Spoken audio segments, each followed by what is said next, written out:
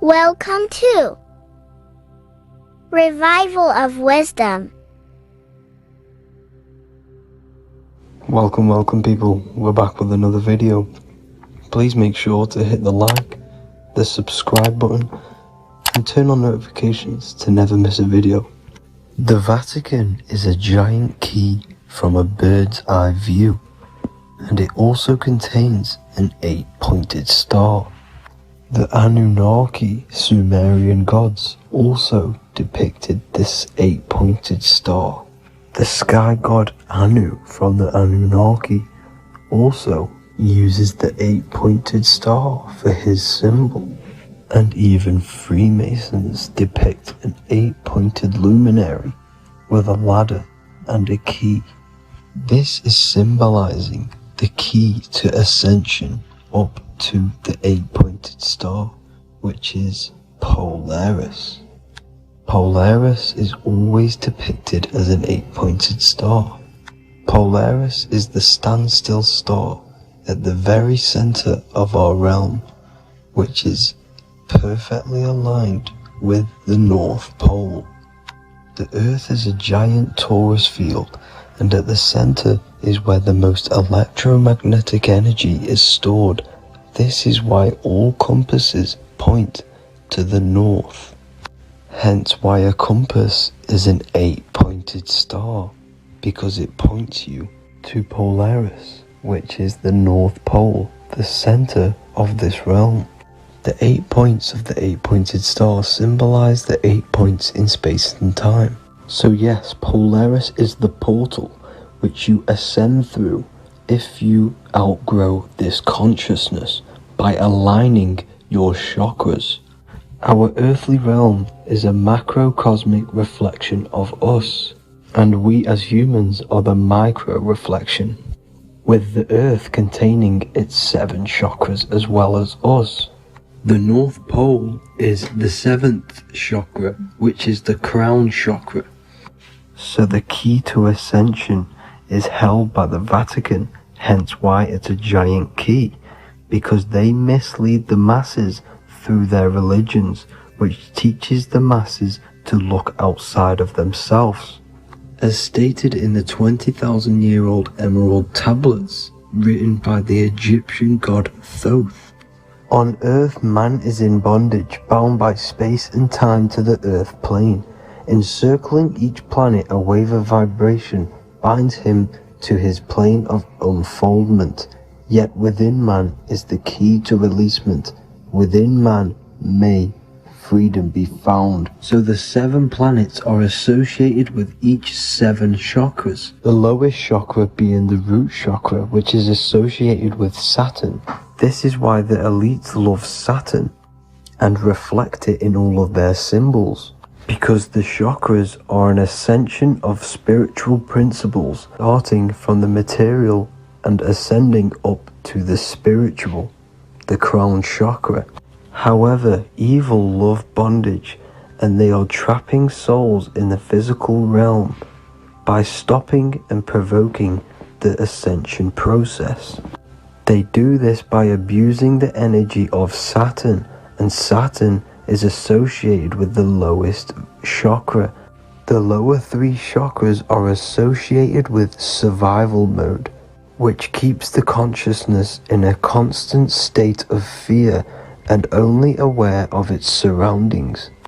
Once you start to ascend up your chakras, you become more consciously aware of spiritual deeds. And this is the process of returning back to your true spiritual form. Going back to Polaris and its connection to ascension, Kanye West symbolizes this on his music video 24.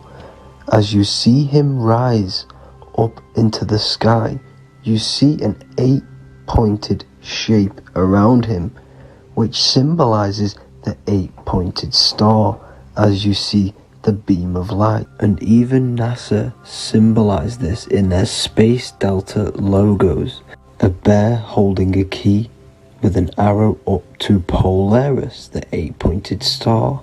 Here's another NASA logo of an arrow From the Earth to Polaris.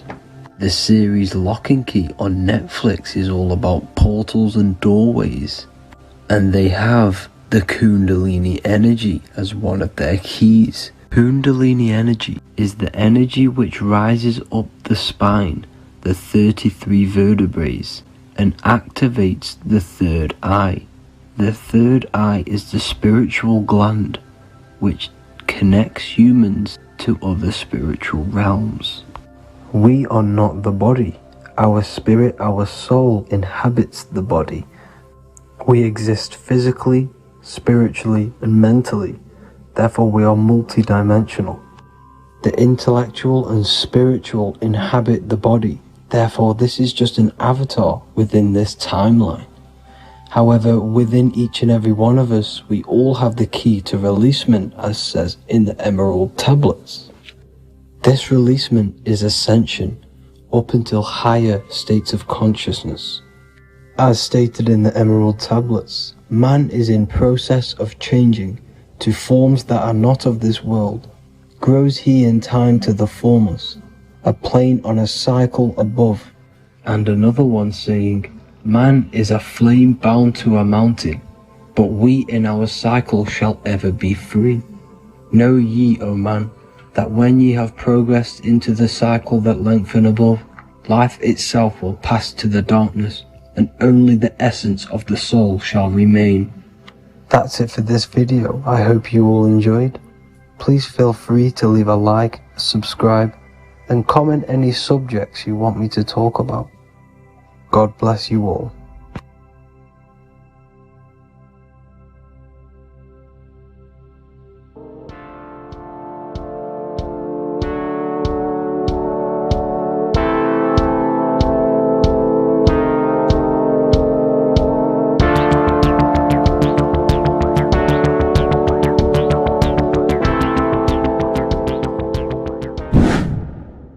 Hello and welcome to another video, people. Before we start, please like, comment and subscribe if you wish to see more content. Today we're going to be talking about the mental universe and how everything is mental. This is the #1 law on the Kabbalion. If you've never read that book, it's called The Kabbalion. A very good book. It's the first law because this is the most important thing you need to understand. Is how everything exists within the mind. Behind every single one of these eyes is the same consciousness expressed in different bodies. The mind is what gives perception to what you're experiencing. Behind every single one of these eyes is the exact same consciousness, but the brain that they inhabit is giving them a different perception, a different being, a different body.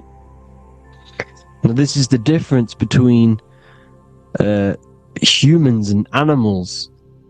Humans possess a advanced consciousness, an advanced mind that gives us the ability to be aware of ourselves mentally, physically, and spiritually. We can reflect on ourselves. When a dog looks in the mirror or an animal looks in the mirror, it doesn't know what it's looking at. It doesn't realize it has a consciousness. It can't reflect on itself. It can't say, I want to improve in this area. It doesn't have that consciousness. We have a divine consciousness. Take away the N for divine, and you get with a D, put it with a D, you get divide, because we have a divided two-way consciousness. An animal only has one. However, it's still the same mind. We're all mind. We're all mental. We all exist within the mental plane. Look at this person walking. The body, the brain, is sending electrical signals through the 12 cranial nerves, which the 12 disciples that spread the gospel of Jesus, right? You have 12 cranial nerves in your brain. There are 12 disciples which spread the gospel of Jesus. Jesus represents the mind, the intelligence, the invisible intelligence that we all are, the same intelligence, the same exact consciousness, which then sends a command into the brain. Then the brain sends these 12 electrical signals through the 12 cranial nerves to control the rest of the body through the nervous system. This person walking is not, the body is not walking. The mind is telling it to walk. And the brain is it's a supercomputer which is decoding these demands given to it by the mind. Because the pineal gland will have something to do with the ether, because the ether is physical and non-physical. The mind is sending the commands through the ether to the pineal gland, which is then getting broken down into electrical codes within the brain and sent throughout the nervous system to control the body. And this is why in the simulation, because the body's the simulation, it's a false reality, it's the fake reality, it's not the real you. You are formless. There is no form, but the third dimension is a dimension within your mind. Matter, mind, light is all a product of your mind. It's all in the mind. Now, this is why the Sims has this green little diamond on top of the head. Because this is you. This is your invisible intelligence controlling the character. Okay, it's controlling the character, and this character is in the world. Your consciousness isn't in the world. The world exists within you, but the body is a vehicle for that realm that you land in. When you have a dream, your mind transcends this body into another body, duplicates your body into another unite. Unite is one. We're all one. It's all one universe, expressed in many different ways, infinitely. And the vehicle that you land in is the body to operate in that realm. This is the all-seeing eye, as you see here. The eye. This is all the intelligence. This is the ball of consciousness, God, expressed in different bodies. We're all this same one in different bodies, as you can see here. And this intelligence is expressing infinitely throughout the universe. An infinite universe. There's no beginning, no end. There was no beginning of the universe. There is no end. It's infinite. Always has and always will. But the mind is what gives you the ability to explore the universe, to make perception of it. We are God in disguise. We are God in disguise. We are God in flesh. But the body can become attached to the mind, can become attached to the body if the mind is not aware of itself. When the mind is that blinded by matter, and we lack knowledge and understanding of what we truly are, a formless, infinite being, a traveler. This is why Freemasons are called Freemasons. Mason means traveler. Free. You're a free traveler because your consciousness is a traveler of the universe.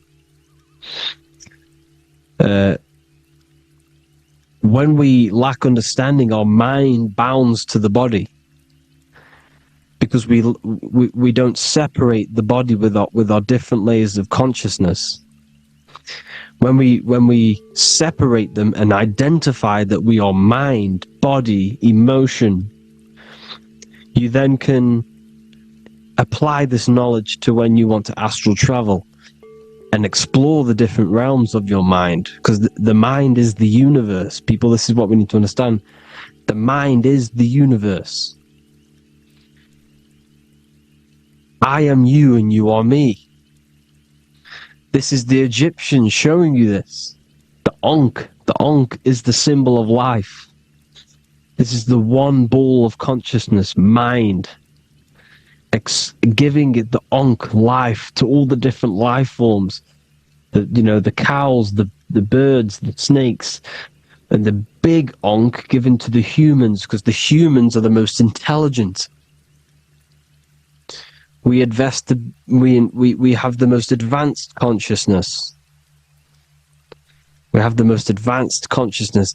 This is why the one is giving a big Ankh to the humans here. Here you see again, this is not the sun. This is also showing Ankh giving out its life to all things infinitely. And this is the Most High.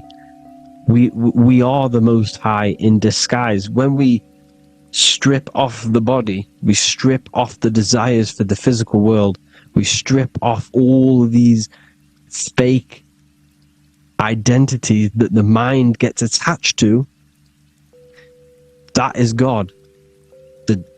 The universe. You are the universe experiencing itself. I and I. The letter I and the number 1 is just one line. The letter I is the number 1. Because your I am, when you refer to yourself as I, every single one of you who's watching this video refers to yourself as I, which is the one. We are all the one. We are all intelligence. We are all invisible. We are all the one. 1 is the only number. 1, 2, 3. Everything goes up in ones because there is only one. Doesn't matter how far you go down the line with numbers, all of their numbers are created by 1 because there is only one.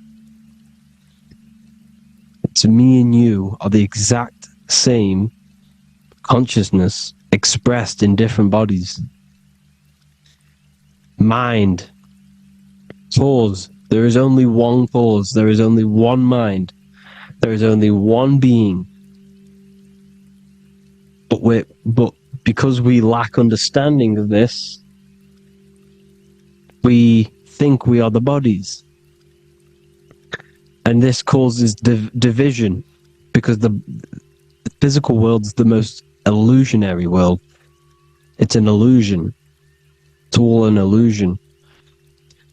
Now you see with the two, you look with the two eyes, but you see with the inner eye, the mind. Okay, the mind is the mental plane is a shared plane, and it gives perception to what you're looking at. The mind. I'm affecting you when I speak, because the mental plane is shared. We all share mind. We all express mind. When I'm speaking to you, I'm affecting you because we are mind. So the words that I'm saying, which are being manifested from my mind, are being manifested through my body into vibration, is affecting you. I'm affecting you with what I'm saying. And these words are having an effect on your mind, because we're all mind. This is why you need to be careful what you're listening to, music and all sorts. Because music can also create thought loops within your mind. Because the chorus, we shouldn't be listening to choruses. Choruses are loops. And what they're saying in the chorus is being looped. And this can create thought loops within your mind. Go and listen to an old song that you used to listen to about 5 years ago, 10 years ago, 20 years ago. Go and listen to an old song, and guess what? You will get nostalgia. Why will you get nostalgia? Because that song will trigger the thoughts that you were thinking in that time of listening to that song. So songs with choruses create thought loops. and they reprogram your subconscious mind. It's important why music is very powerful. Mind and mind, same word. See, language is the truth, people. This is why I use language in all of my presentations, especially the English language. It's riddled with occult truth. I is my me, I, you, and me, or I, one. We are not the name, we are I. Every single one of you is I, because we are all the one. All mind. Now, the only thing that is truly mine is my mind. When you say something is mine, it's an illusion. It's not yours. The only thing that is mine is mind. My mind. Okay? It's my mind. It's the only thing. It's the same word, mind and mind. Like I said before, everything's one. Hot and cold is different degrees of the same thing, of the one substance, of degrees. The 7 colors are different frequencies of the one white light. Everything is one. There is only one. We are all one. Everything is one. Hot, cold, day, night. It's the same degree of one, which is mind. The mind's perception is what's giving it, labeling it hot or cold. The mind's perception of colors is what is giving it red or purple, hot or cold. There is only mind. The mind gives things perception. There is only one, that is mind. The conscious and the subconscious mind. The male and the female, these are married. The subconscious mind is your hidden part of the mind.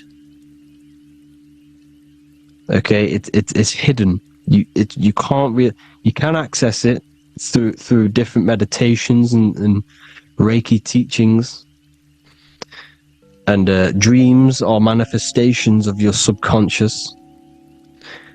This is how you know mind and matter are one, because your mind creates matter in dreams. Your subconscious manifests everything in a dream, in the astral realms. The conscious is what you're conscious of, what you're consciously thinking of. So me, I am conscious that I am speaking into this mic and creating this video.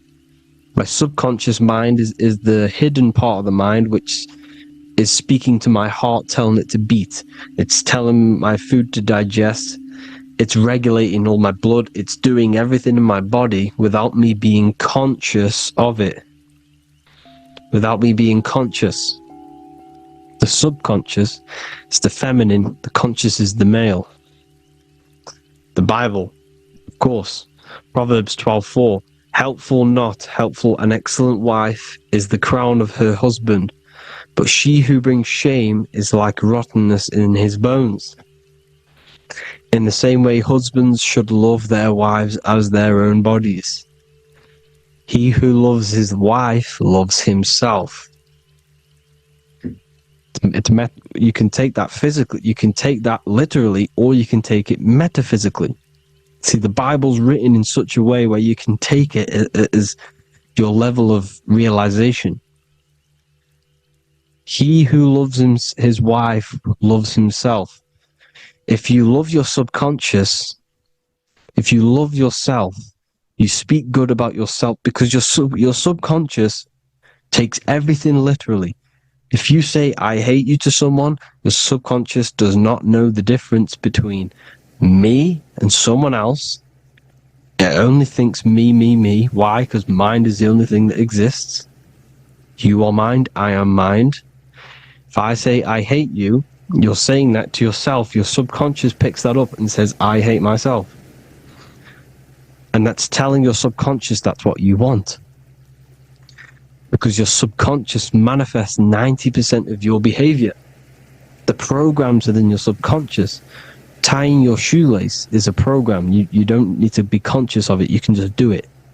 because it's a program. It's deeply interwoven in the subconscious.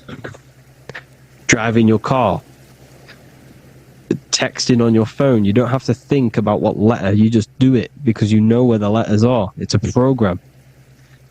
Therefore, if you look after your subconscious, they are a married couple. It's your wife. Your subconscious is your wife, and it manifests 90% of your daily basis thought patterns, actions, behaviors, emotions, all the things that you all the trauma that you've experienced is stored within your subconscious, which is affecting you. So let's say you were in a car crash 10 years ago, and you had a really traumatic event, you really hurt yourself, and you had a very, very, very strong emotion that you felt of pain. That will still affect you today. And why? Because it will manifest into your behavior. How? Well, you'll be cautious of what cars to go in and who. You'll be cautious because of that event that stored within your subconscious, because of that feeling you felt was so painful and so strong. It's still manifesting into your behavior today. For example, you won't go in certain cars, you won't go with certain drivers. The subconscious stores everything, all your memories, the programs and everything. So if you trick the subconscious, that's how you manifest your life. If you trick the subconscious, you already have something. And therefore it will manifest into your life and into your behavior, thoughts and actions. This is why the golden rule is to treat others like you want to be treated. Because I am you and you are me. We are all subconscious. We all have subconscious. Whatever I do to you, I do to me. Because my subconscious picks that up and thinks I'm speaking to me. Mind is very powerful. Whatever I do to you, I do to me. Treat others like you want to be treated. The golden rule. That is the only rule we need in this realm, in the universe. If everyone understood this rule and how the subconscious works and how karma works, we'd live in heaven on earth, the Garden of Eden, the Golden Age. As the man thinketh in his heart, so is he. Proverbs 23:7. Where your heart is, there will be your treasure. Your heart's the emotions. It's the storehouse of emotions. It is where you feel emotions. You have to let your emotions move through you, not become you. You can't let your emotions become you. Or except be like the sky and let them pass through you. Be like the clouds and the stars passing over. Let them pass through you. Do not let them become you. And this is how emotions can take over your mind. We are driven by, when a man is driven by emotions, he has no self to control. You must control the mind, because the mind can be corrupted. Because your thoughts are electrical in the brain. Your thoughts come from the mental plane. So how the mind works is that you place your attentions on something in the mind, and infinite information just flows in. Think about it.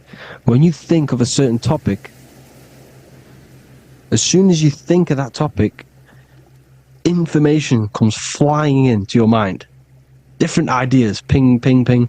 It's all connected. It's why we call it a mindset, because your mind sets itself to frequencies. And when we think of something, we tap into that frequency, and just the universe, the mind, the mental plane just flows in information based on that frequency and that thought. The universe is just information. All of the information out there, nothing is new. It's all there. You just have to tap into it. You can tap into these different thoughts, and it's all there. Everything already exists within the mental plane. You don't think anything. You receive thoughts. We all share the mental plane. We affect each other. I'm affecting you. Speaking, listening to me is affecting your mental plane, your mind. The physical plane is the lowest plane. It's the world of effect. Everything you see in the physical plane is the effect of mind. Like I said, the person walking is the effect of their mind telling the body to walk. The physical plane is the lowest dimension of your mind. Mother Earth, we are in a mother. We're in the womb still. The Earth is feminine. It looks after you. It provides you with food for free. It grows on trees with water. It's Mother Earth. It's the womb. The dome above your head is your mother's belly. Okay? Is your mother's belly. You're in the womb still. You're forever in the womb because your mind's constantly expanding.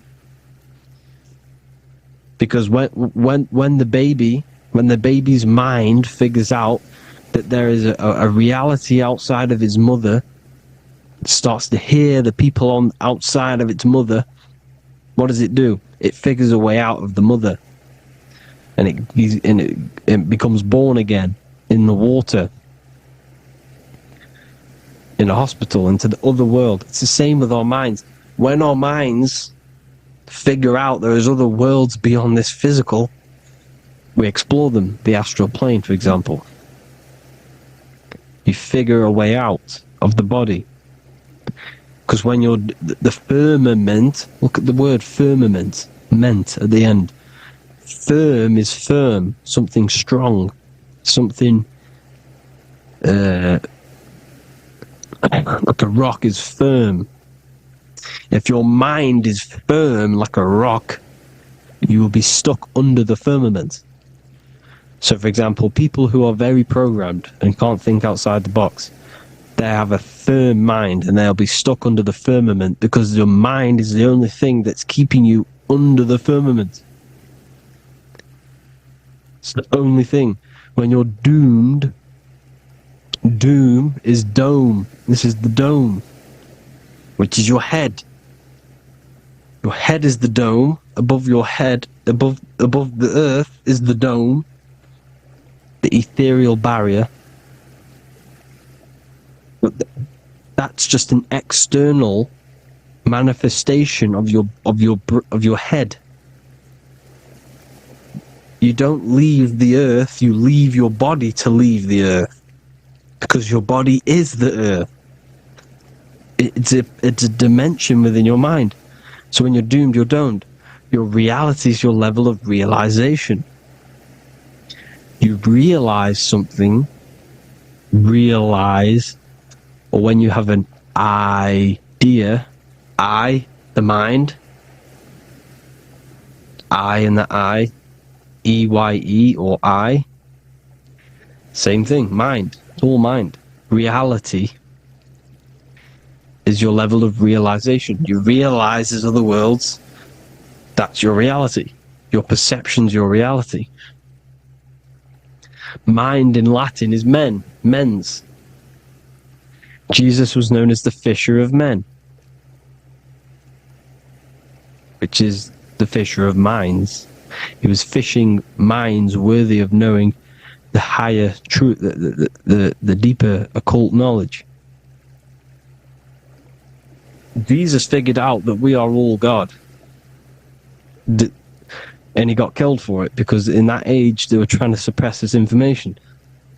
Jesus figured out he was God, because we are all God, every single one of you, and they killed him. Because we're all mind. We are not the body. We're the invisible intelligence, which is God. But you are not God if your mind is attached to this physical world, to the worldly pleasures. If you master your mind and travel the depths of your mind, that is God. Mental and men. Look at the word mental. It has men in it. Men in the Bible means mind. Here you see the Masonic symbol with the eye, the mind. looking over everything, is the one. Everything comes from the one. All the lines coming off it, giving its life to all of the life forms. Down here, on the bottom of duality, black and white. Up here, you have singularity. One and the two. Unification and division. The lower self is divided into the left and the right. So the Bible even says, I forgot what verse it is, but it says, it's better to go through life with one eye than to have two and be cast into the fiery abyss of hell. I'm not sure what verse it is, but you can research it yourself. It's better to go through life with one eye, to be unified. Unified consciousness. Dimension. No-brainer. No-brainer. The language tells you the truth, people. Dimension. The dimensions are in your mind. Entertainment. Entertain the mind. Disappointment. It's all in the mind. Environment. The environment that you are in is a product of your mind. Within, rearranged spells high twin. Within is your mind, and your external world is mirrored from the decisions you make in your mind. Advertisement, commitment, it's all meant, it's all mind, everything is mind. Everything. So, this is important. The collective thoughts and collective beliefs. The collective, because we all share the mental plane. And because of this is why we are in a weakened state of consciousness at the moment.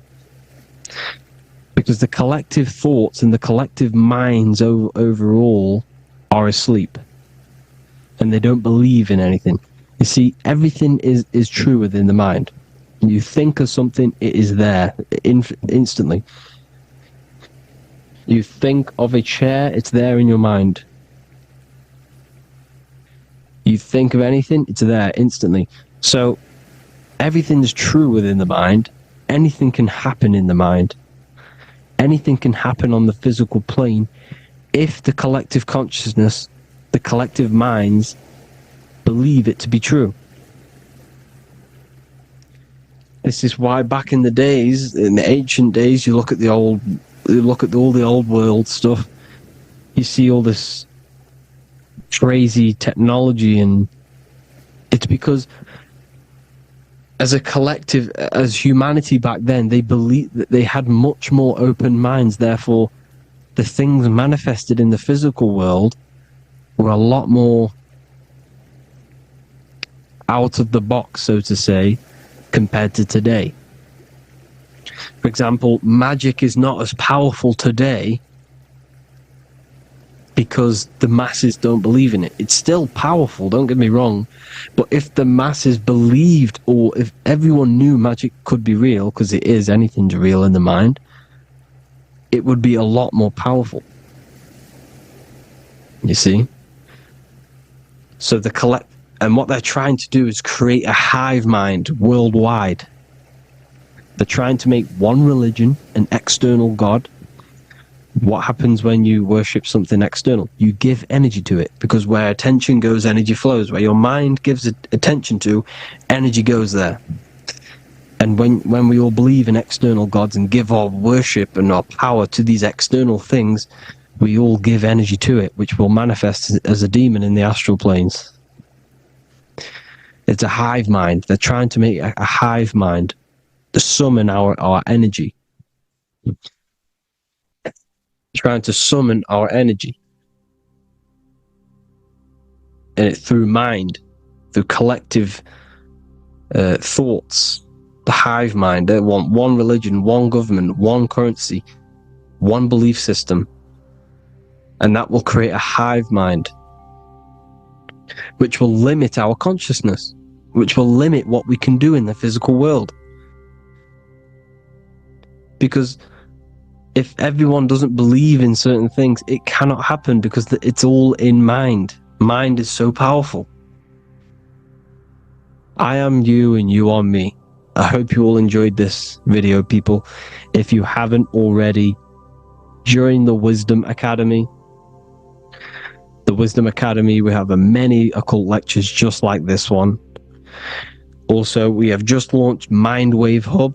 If you want genuine frequencies, genuine binaural beats, because the ones on YouTube, the ones on Spotify, Apple Music, they're all tuned to A440 hertz, which shuts down the right hemisphere of the brain.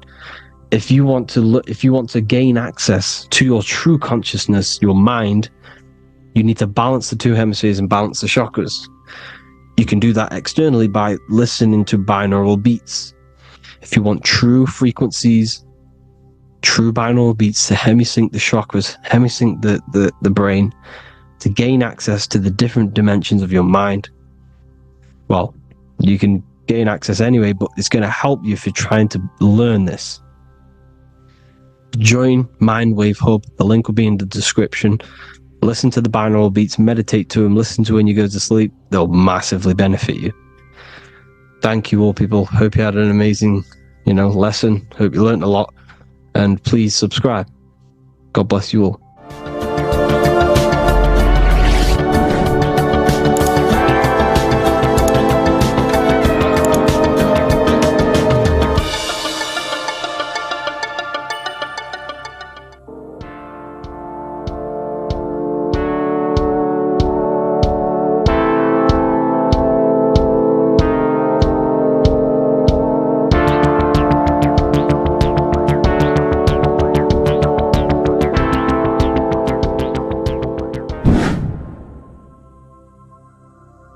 How are we all doing today, people? It's Revival of Wisdom, and today we're going to get real deep. This video is going to get real deep. A lot of people are not going to be ready for this sort of knowledge. Okay, you really have to do is to really deprogram the mind, because everything we've been taught is a complete lie, is to keep us trapped. Okay, this is really advanced knowledge. Now, let's get straight into this. All of the ancients depicted other worlds, and they called this place Midgard. Midgard is the mid-garden, the middle garden. This is why the Masonic symbolism on the floor is always a black and white checkered board, symbolizing the polarity here, the good and bad, because we're in the middle garden, the heart. Earth rearranged spells heart, because we're in the heart of this system, or whatever it is, a super quantum computer, whatever you want to call it, simulation. Now, in the Quran, it talks about the 7 layers of heaven. All of these ancient artworks are depicting these different layers of reality. Okay, and look at the Egyptians here with the boat outside of the firmament. Boats travel on water, and this is exactly what the Masons are doing. So they're still using the same symbols. Why?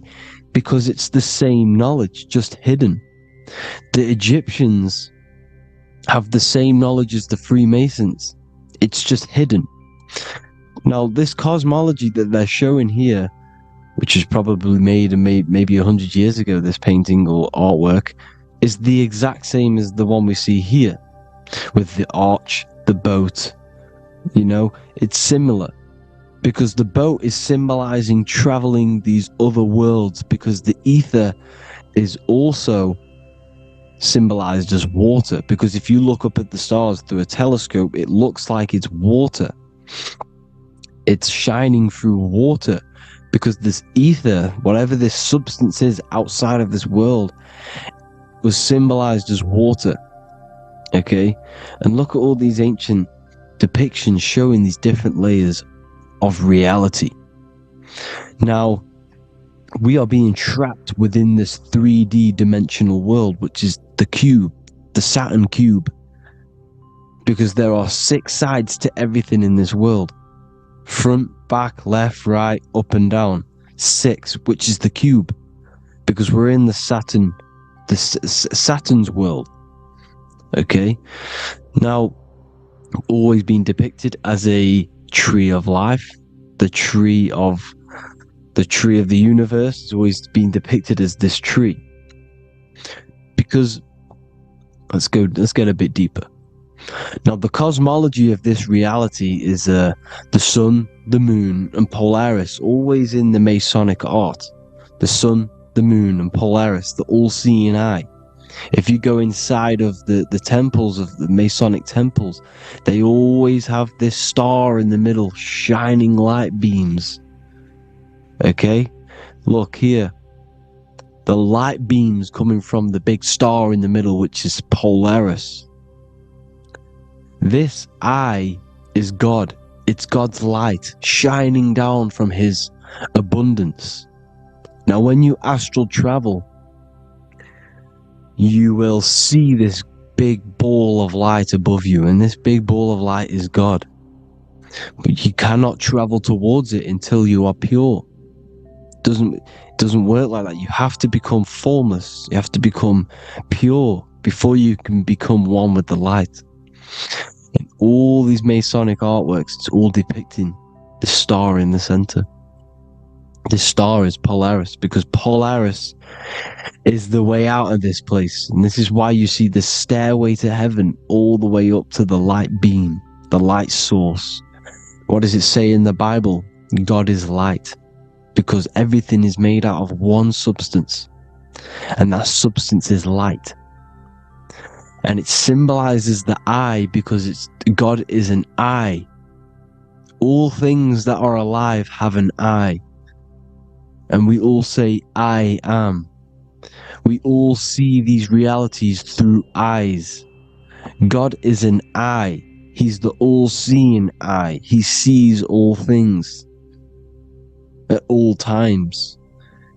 And he is projecting this light. And this light comes down to create all the different levels of the worlds. And this is what the eye, the two pillars symbolize the number 11. 11, the number 1, is just a vertical line. It's the 1. It's a 1 point. 11 symbolizes the mirror nature of reality. Everything's mirrored. As above, so below. Now, the 11 also symbolizes openings, doorways. And as you can see here, an opening to the all-seeing eye. And you see here again, an opening to the stairway all the way up to the light.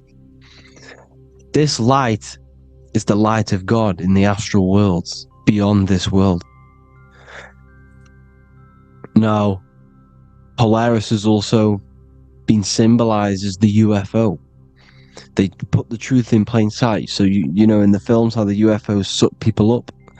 That's what Polaris is doing. If you ascend beyond this world, if you do not ascend beyond this world, you will be reincarnated in this world. The whole thing is to outgrow this consciousness to the plane above. And I'm not just making this up. I'm going to be bringing in scriptures after this. But you can see with the Christmas tree, we always put a high, big star at the center, at the top, which is the star of Polaris, which is exactly what the Masons are doing here. The star at the top. And it's on top of our Christmas trees. And all of these symbolize the other stars, because Polaris is the most high star.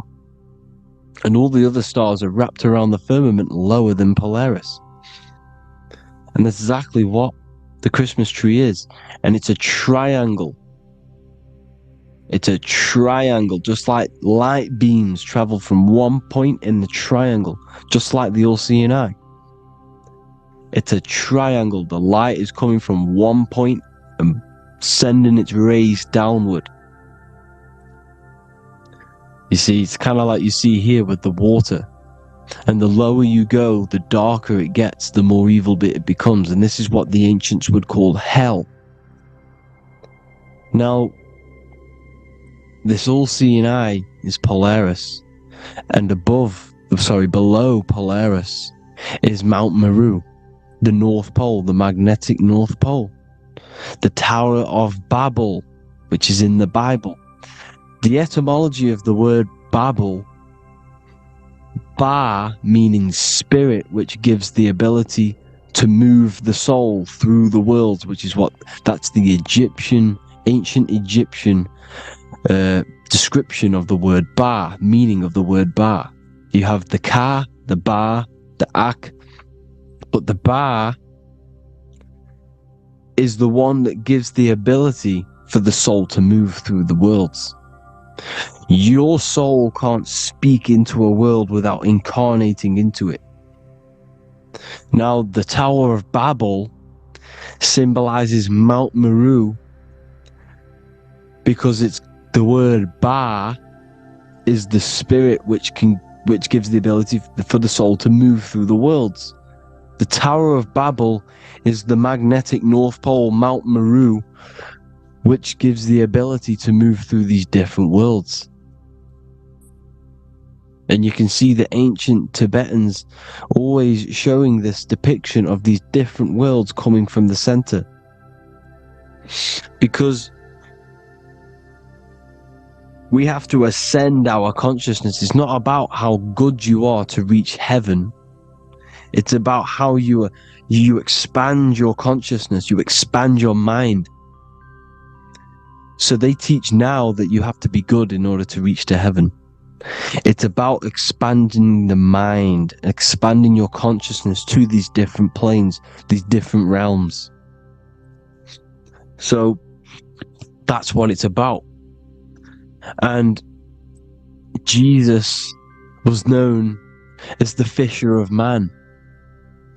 Now, Jesus is a massive part of this. He was known as the fisher of man because he was fishing. He could have been fishing. He could have been one of these deities that had come down from these different higher realities and pull people up. So so they called Jesus the fisher of man. And he says unto them, follow me and I will make you fishers of men. So these deities that we see in the past, like Buddha, Krishna, Hermes, Thoth, Jesus, could all be these entities who were coming down to pick up the minds that were worthy enough to see the higher planes of reality. And this is why they called him the fisher of man. Now, when Jesus walks on water, there is a parable with Paul. And he says, but Jesus immediately said unto them, take courage, it is I, don't be afraid. He's talking about astral travel here. He's talking about leaving the body. Because when you leave the body in astral travel to see these alternative realities, you can't be afraid because fear is a bondage, which is what the Emerald Tablets talks about. Lord, if it's you, Peter replied, tell me to come to you on the water. The water. Come, he said. And Peter got down from the boat, walked on the water, and came towards Jesus. But when he saw the wind, he was afraid and began to sink. When you become afraid in astral travel, you sink back into your body. Lord, save me. So this is talking about Jesus pulling people up into different realities. And you can see the fish is the symbol of Jesus. This is another symbol of Jesus, a fish. Because fish symbolize deep occult knowledge. Because fish travel the depths of the ocean. And they symbolize us because we are fish underneath the ethers. And Jesus was pulling people up. You see, so the Bible is a people today believe the Bible is a book telling you how to reach to heaven, how to become godly and reach heaven. But you've got to become the Jesus Christ to see these alternative realities. Now look at the emerald tablets is a massive part, and it speaks so much about these different realities. Look what it says here. This is in Emerald Tablet 3. Then in my heart grew a great longing to conquer the pathway that led to the stars, which is exactly what the Masons depict in all of their art. Look, the ladder to the stars. And then he goes on to say, years after years I sought after wisdom, seeking new knowledge, following the way, until at last my soul in great travail broke from its bondage and bounded away, broke from the bondage of the body. Free was I from the bondage of earth men, free from the body I flashed through the night. The stars. The stars are a massive part in the astral world. Each star is a different reality. And the true astrology is the star that you came from. You came through a star to reach this, to reach here. There is a reason why you are here. There's a reason why you have the personality traits, because your soul came from a specific star. This is why we call them stargates, because they are gates in and out of this reality. And Polaris is the way out to the higher worlds. Now look, far into space, my soul traveled freely into the infinite circles of light. Beyond knowledge were some planets and great gigantic beyond dreams of men. Then he goes to say, lift up your flame from out of the darkness, fly from the night and ye shall be free. Lift up your flame. Your flame is your soul, because it has to be lifted up out of the darkness. This is the darkness, this world, this body is the darkness. Because it's a bondage. You need to break free. You need to learn how to astral travel, people. You have to learn this. If you want to get out of this world, you have to learn how to astral travel and see the other realities. Traveled I through space-time, knowing my soul at last was set free, knowing that now I must pursue wisdom until at last I pass to a plane hidden from knowledge, known not to wisdom, extension beyond all that we know. So he's talking about he went to a place where we cannot even comprehend here, a place that is not even known to earthmen. He's telling you he's ascended out of this world to the planes that are beyond. And it says here in the Emerald Tablets, man is in process of changing to forms that are not of this world. Grows he in time to the formless, a plane on the cycle above. Know ye must be one, ye must become formless before ye are one with the light. The light, the same light that I was talking about, the Masonic light, with the triangle, God, the one source. Ye must become formless before ye are with the light. Formless, you have to leave the body. You have to leave the body. You have to gain the ability to leave this body and travel to these other worlds. Now, it says here, not as man am I, for free have I become of dimensions and planes. In each I take on a new body. In each I change my form. Know I now that the formless is all there is of form. You see, all things created come from the things that, all things that you see come from the things that you cannot see. All of us have the same spark of consciousness. The same I am. Every dog, every animal, every human has this same I. This same thing which sees through the eye. It's formless. It takes this formless entity is the same entity of us. We are all the same entity in different bodies. And this entity was represented as the flame. The flame, the cosmic flame, which is inside of all of us.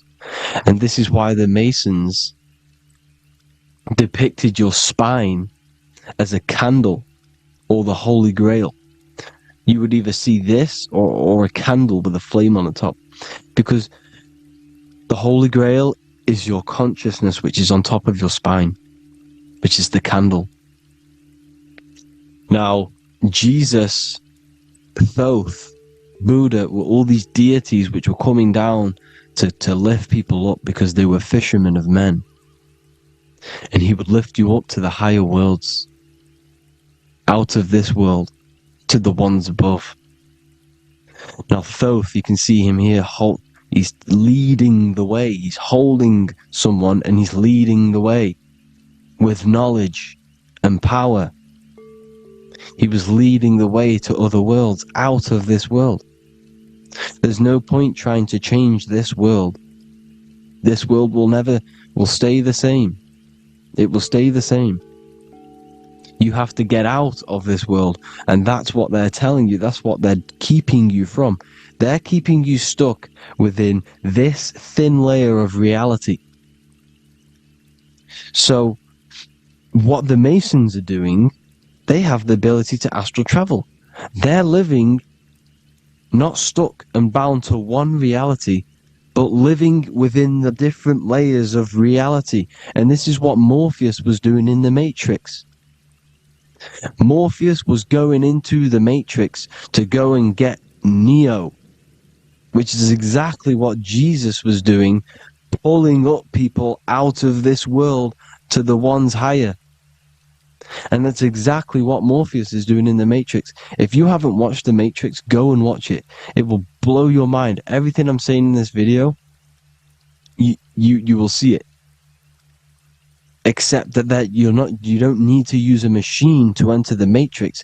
You just use your body. Well, you use your consciousness to leave this body. You see, Neo was also uploading himself into the simulation to pull people out of the simulation. And this is exactly what all of these gods were doing. The fisher of man. Look, he was pulling people up out of this reality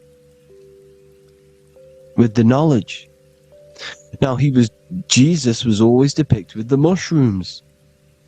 Look at all this mushroom art. Mushrooms were literally the origin of Christianity. You can see it everywhere. There's mushrooms in all of the ancient art. Every single one of these paintings you see here, there's mushrooms on them. Mushrooms have the ability to see alternative states of consciousness. Now, if you go and do them, and you go to sleep, if you pop mushrooms, you go to sleep, and you will wake up in another reality. You will wake up in another reality. Don't try it if you don't want to do it. But if you've got the heart to do it, do it. Eat them, and go to sleep. You'll wake up in another reality. And Jesus was handing out mushrooms to the bright minds, to the minds that he wanted to fish out and pull up to the higher realities. He was giving them mushrooms to see themselves in an alternative state, in an alternative reality. This is why there was so much mushroom art. And it's not just ancient Christians, it's Sumerians, it's the Mayans, the Celtics, the Egyptians, all used mushrooms. All of them. Look at all this art. It's on stones. It's everywhere. Because mushrooms, see, everything in nature is a macro. Look at the form of a mushroom. It's literally your spine and brain. Because they alter your consciousness. Your body is just a radio receiver. Everything that you're experiencing is a program being ran by the central nervous system, and your consciousness is experiencing this program, these electrical impulses of the nervous system, because it's all feeding back to one point, which is the pineal gland. And this is the candle with the light on it. Type in Masonic candle and you'll see it. It's your spine with your spark of consciousness on top of the spine. And it's a mushroom because this sends you to alternative states of consciousness, alternative realities. Now, they were all doing this, the Egyptians, the Mayans. Now, there's more symbolism which goes into this. Look at the Christmas trees we use. The Christmas tree with the presents underneath them. Magic mushrooms grow under trees. And these are the presents under the trees that we symbolize today with Christmas. Santa's red and yellow for the red and yellow mushrooms. The same mushrooms Mario has to collect. And when he gets enough mushrooms, he levels up. And then what does he do when he go past the world? When you win that world in Mario, you go to another reality. You go inside of another world. It's truth in plain sight. And it's using mushrooms. It's using mushrooms. Everything, all of the characters in Mario, well, a lot of them are mushrooms. Look at this one. The presents, black, yellow, and red and white. Red and white mushrooms. And the bow on the top is the mushroom head. That's a bit of a reach, but, you know, the symbolism never lies. This is what you need to understand. And it's as above, so below. Now look at the Sumerians. The Sumerians were also multi-dimensional beings. Okay, look at how they have the double faces. They had 1 foot in this reality and 1 foot in another reality. And look at this one, a double-headed god inside of like a portal. You see? Because it's, and look at these with the wings, the astral travel. Birds, ancient birds symbolize the soul. Because the soul is a bird, it flies to different worlds. It flies around the cosmos. And mushrooms gave you the ability to see these alternative states of consciousness, these alternate realities. Because you exist in infinite realities. You exist in infinite realities.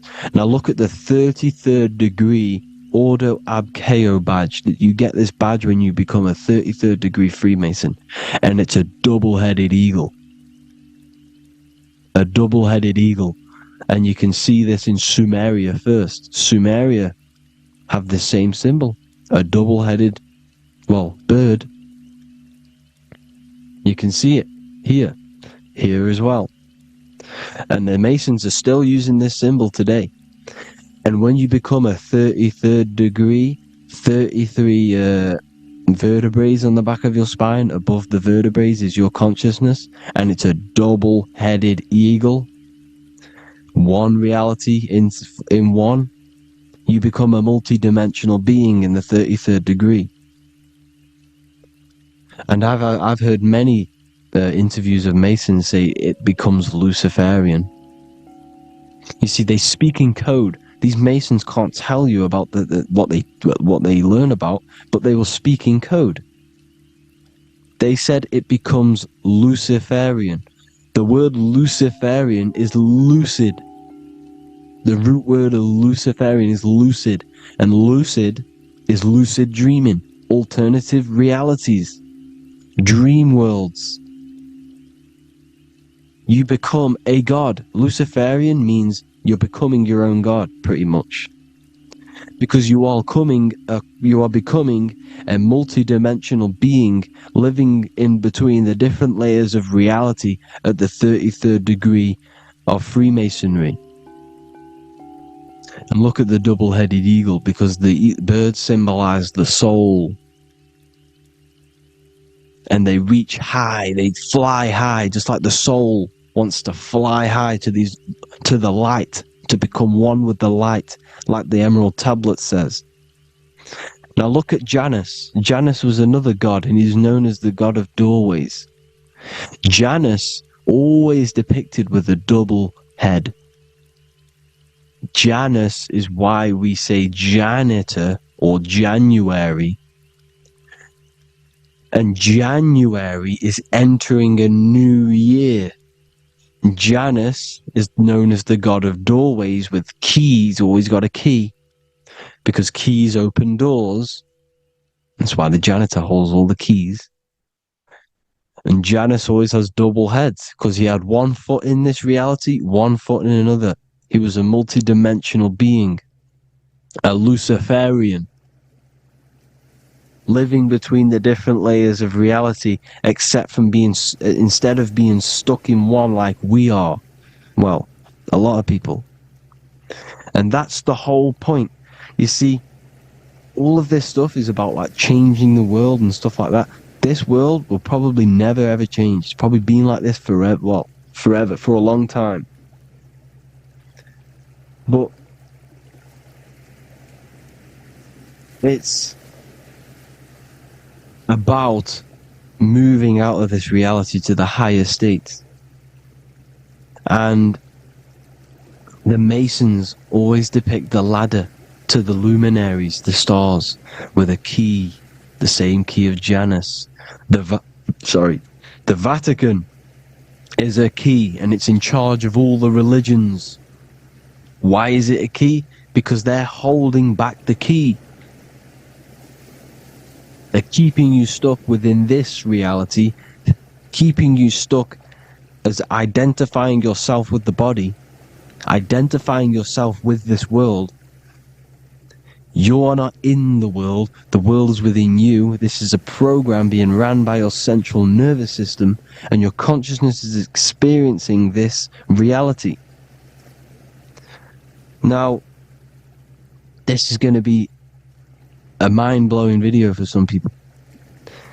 You have to have an open mind. You have to let go of all the programs. I'm repeating what the ancients are talking about and the ancient symbolism. Look at Janus with the double-headed god. He was just another god coming down, giving keys to people who had the worthy mind to be pulled up out of this reality, to be pulled up to heaven, just like Jesus was teaching how to reach heaven. But really, it's an encoded scripture. But anyways, hope you all gained some insight on this video. Have an amazing day. Please like, share, comment. All the links are in the bio for the PDF, for the Manifestation Mastery course, and all the other amazing stuff. And if you want to support the channel, I'd greatly appreciate if you became a Patreon member. Hope you'll have an amazing day, people. God bless.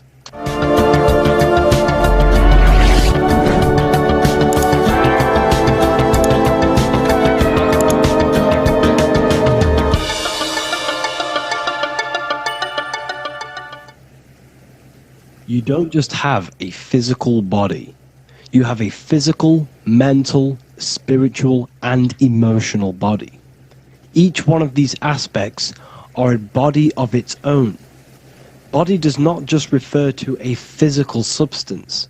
You have a mental body for thinking, an emotional body for your emotions, a spiritual body for your energy in your astral form, and a physical body to encapsulate all of these.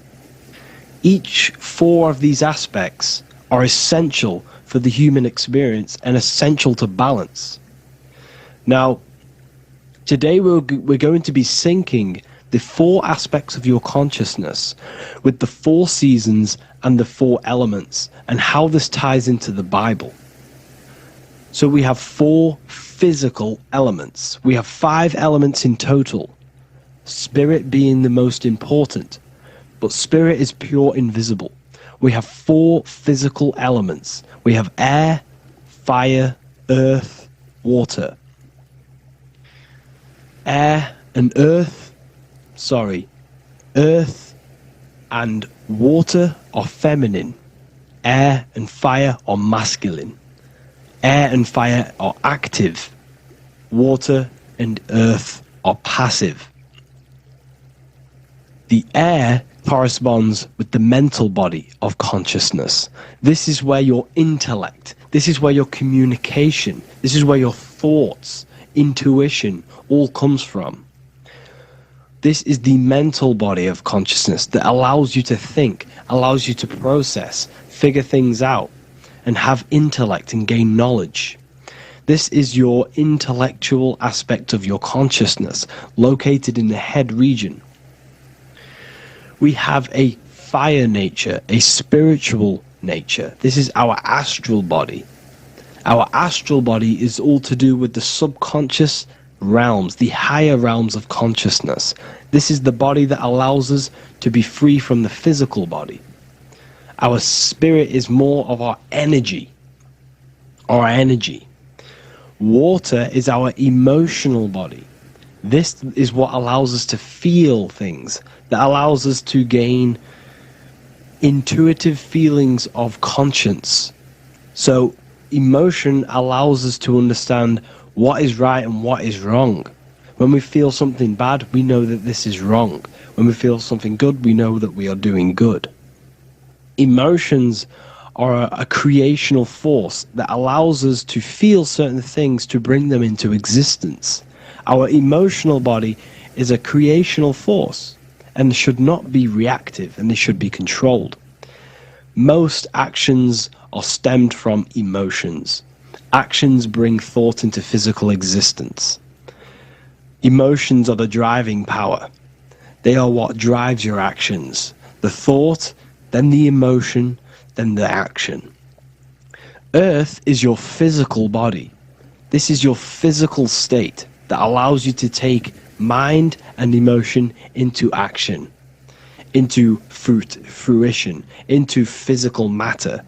This is what your physical body allows your consciousness, your soul, to interact with the physical world and bring things into physical existence. The physical body, the physical world, is an outcome and an effect of the thinking mind.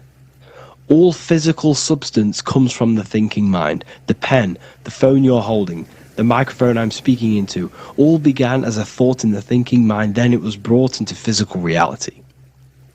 Earth is the most dense. So it goes in this order: body, emotions, spirit, mind. The higher you go up, the more lucid and fluidic it becomes. The lower you go down, the more dense and dull it becomes. Air is the mind, fire is the spirit, water is the emotion, earth is the physical body. So this is why you are a microcosm. You have these four things within you. You contain of these four elements, which correspond to the four bodies of your consciousness, the four bodies of the soul. You are the soul. You are the spirit. So this is why in Theologians 4:17 it says, "Caught up together with them in the clouds to meet the Lord in the air." You don't meet God or the Lord in the physical air, in the clouds. This is clearly a parable. A human being cannot go up to the clouds and meet a mystical man in the clouds.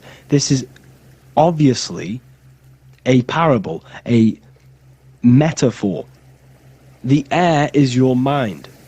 You must raise your consciousness beyond the body, beyond the emotions, beyond the spirit, and enter in the mind during meditation, turning the mind inward to connect with the Lord. The Lord is the highest aspect of your consciousness, the one that exists beyond the physical body, beyond your emotions, beyond the thought.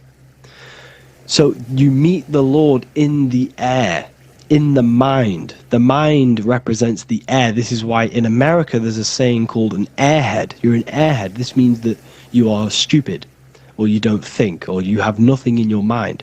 You have nothing in your head. When someone's very stupid, you call them an airhead, because air represents the mind. The air is elevated. The air is invisible. The mind is totally invisible to the human eyes. It is a metaphysical substance. In fact, it's not a substance at all. It's so fluidic. It's everywhere. The mind can be everywhere at all times. It can be anything. Nothing is impossible within the mind. Now, this is synced with the 4 seasons. The 4 seasons represent the 4 aspects of human consciousness, the 4 bodies of your consciousness, the 4 bodies of your soul. The sun is your soul. Okay? And the sun travels around 4 seasons. Summer, when the sun is the most hottest point. Autumn, when the sun starts to move away from the hottest point. Things start to die. Then it goes to winter. This is when everything dies. This is when things enter in within itself. This is when darkness occurs. Then spring. This is the reignition of the sun. This is when the sun starts to bring back the warmth back to the summer. You have 4 seasons which correspond to the 4 bodies of consciousness. Fire is the spirit. This is when you are passionate. This is when you are taking action. This is when you are fiery. The sun is blazing. You're taking action. You're very passionate. You're very spirit. You're in the spirit. Autumn is water, emotion. This is when you start to become very reflecting. This is when you start to feel emotional. Because in autumn there's lots of water. This represents the emotional body of consciousness. Winter is the mind. This is air. Winter, what happens in winter? Everything enters within itself. The leaves die. The trees die. Everything dies and goes within. This is the mind. The mind is the darkness, remember. You close your eyes to enter within the mind. The winter represents meditation. In the winter, what do people do? They stay inside of their house. They research more. They read more books. They become more intellectual. They think more in the winter because we are so we're stuck inside. So we're more reflective. We're thinking more. We're more communicative. We're more intellectual.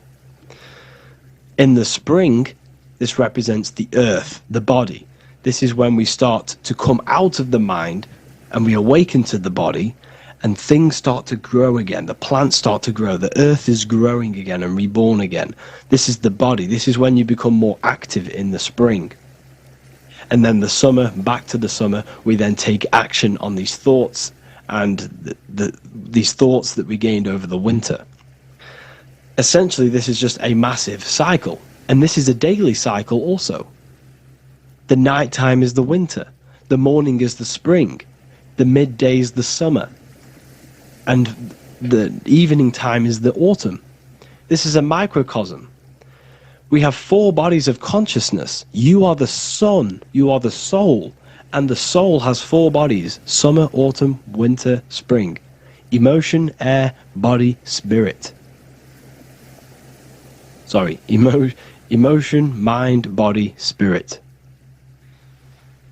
So you are the soul. You are the pure essence of consciousness. The sun is your soul in the heart. And the seasons are inside of you because you are a microcosm. Okay? You are a microcosm. The word sun is son. The Latin word for sun is sol, which is soul or solo, because the sun is solo. It's on its own.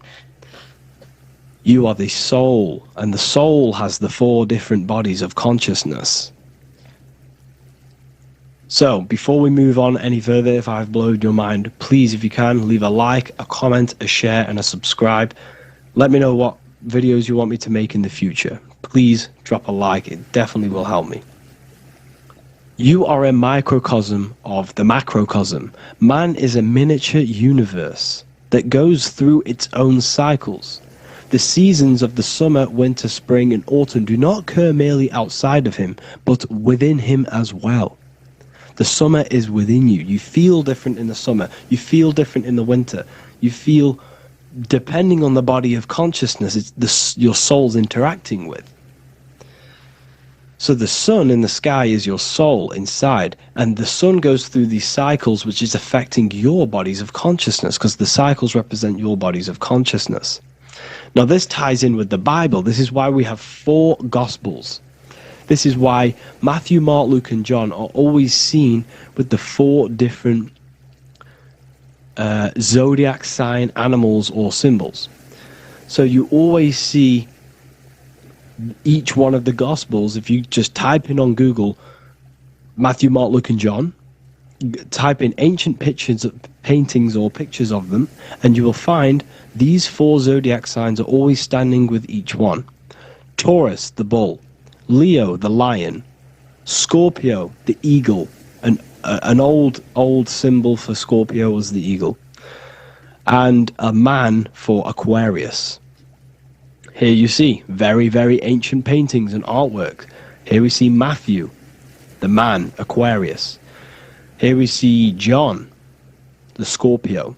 The same here. We also see it on the tarot cards, on the world card. We see the 4 fixed zodiac signs. Here we see it as well. These are called the 4 fixed zodiac signs. Now, when we look at the zodiac, we're no longer looking at the sky. Because what you must understand is, as above, so below. What is above you is inside of you. What is above is what is below. What is outside of you is within you. The zodiac is inside of you. The zodiac revolves around the sun. The sun is your soul. These are different energies of your soul. Like I said earlier, the 4 seasons are the 4 bodies of your consciousness. And in each body of consciousness, you have these different energetic energies that you can work with. Okay, so this is the true astrology. This is the true astrology, the internal esoteric astrology. You can't find much information on this at all.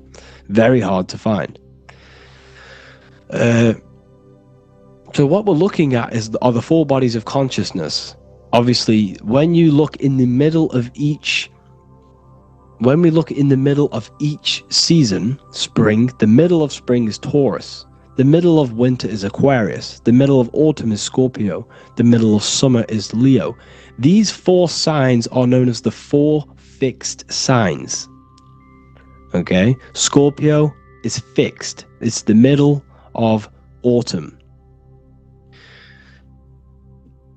Scorpio is a water sign, emotion. Aquarius is the air sign, the mind. Taurus is an earth sign, the body. Leo is a fire sign, the spirit. This is why we see Matthew, Mark, Luke, and John with the 4 fixed signs of the zodiac, which represent the 4 bodies of consciousness. Leo, the spirit, fire. Luke, Taurus, earth, body. Matthew, Aquarius, air, mind. John, Scorpio, water, emotion. Each gospel is depicting Jesus and showing Jesus in each gospel. Each one of these gospels is showing and depicting Jesus according to the different body of consciousness. In John, this is when Jesus starts to turn water into wine. Water is emotion. Wine is transmuted emotion. This is when he does miracles with his emotions. Water into wine. Aquarius, which is Matthew, air, the mind. Inside of the Gospel of Matthew, this depicts Jesus as an intellectual person. A person who's communicating and using his mind, his mental body a lot inside of the Gospel of Matthew. Go and read it, and you will see this. Luke, Taurus, earth, the body. Luke shows and depicts Jesus according to the body of consciousness, the physical body. He shows Jesus as a human, being a human being, helping people physically and helping people's physical needs, like giving away food and doing all sorts of good things for other people. Leo, Mark, inside of the Gospel of Mark, this shows Jesus as a spiritual teacher, a passionate person who is taking action. Each gospel is showing Jesus according to the different body of consciousness, and Jesus represents you, the sun. That's why it's called the Son of God, the light of the world. Jesus represents your soul, and your soul has these 4 gospels, the 4 bodies of consciousness, the 4 fixed signs, the four elements, and the 4 seasons. These things all correspond to your consciousness. So this is Leonardo da Vinci showing you the exact same thing. Jesus is the I am, the sun, the soul, in the middle, on his own. Luke, spring, earth, body. There are 3 people in each group. There are 4 groups and there are 3 people in each group. 1, 2, 3. 1, 2, 3, 1, 2, 3, 1, 2, 3. Fall, winter, summer, spring. These are according to the 4 bodies of consciousness. Here we see Aries, which rules the head region. He's on the head of the table. Gemini, he's holding up the 2 hands because Gemini rules the 2 hands, the 2 arms. Gemini is the 2 twins, which is the 2 arms and 2 hands, and the 2 lungs. Here we see the beginning of summer, which is Cancer. You see the big knife here? Cancer, him here, this grey-haired guy, holding a knife for the crab. Cancer, they pinch. You have a knife, symbolizing the crab. Leo, the middle of summer, showing dominance. The sun is very dominant. He's got his elbow on the table, showing dominance. Virgo has no Adam's apple. Cancer here is pointing at this woman's neck, saying there's no Adam's apple. This is Virgo, the virgin, the only woman. Jesus, the sun. This is Libra, the balancing. He's holding his arms out balanced, showing the balancing of the sun, because when the sun enters Libra, the sun is balanced between winter and summer. So it's balanced. This is all astrology, but this is internal. Okay? This is Ezekiel's vision. Ezekiel had a vision in the Bible, and he saw the face of a man, the face of a lion, the face of an ox, and the face of an eagle.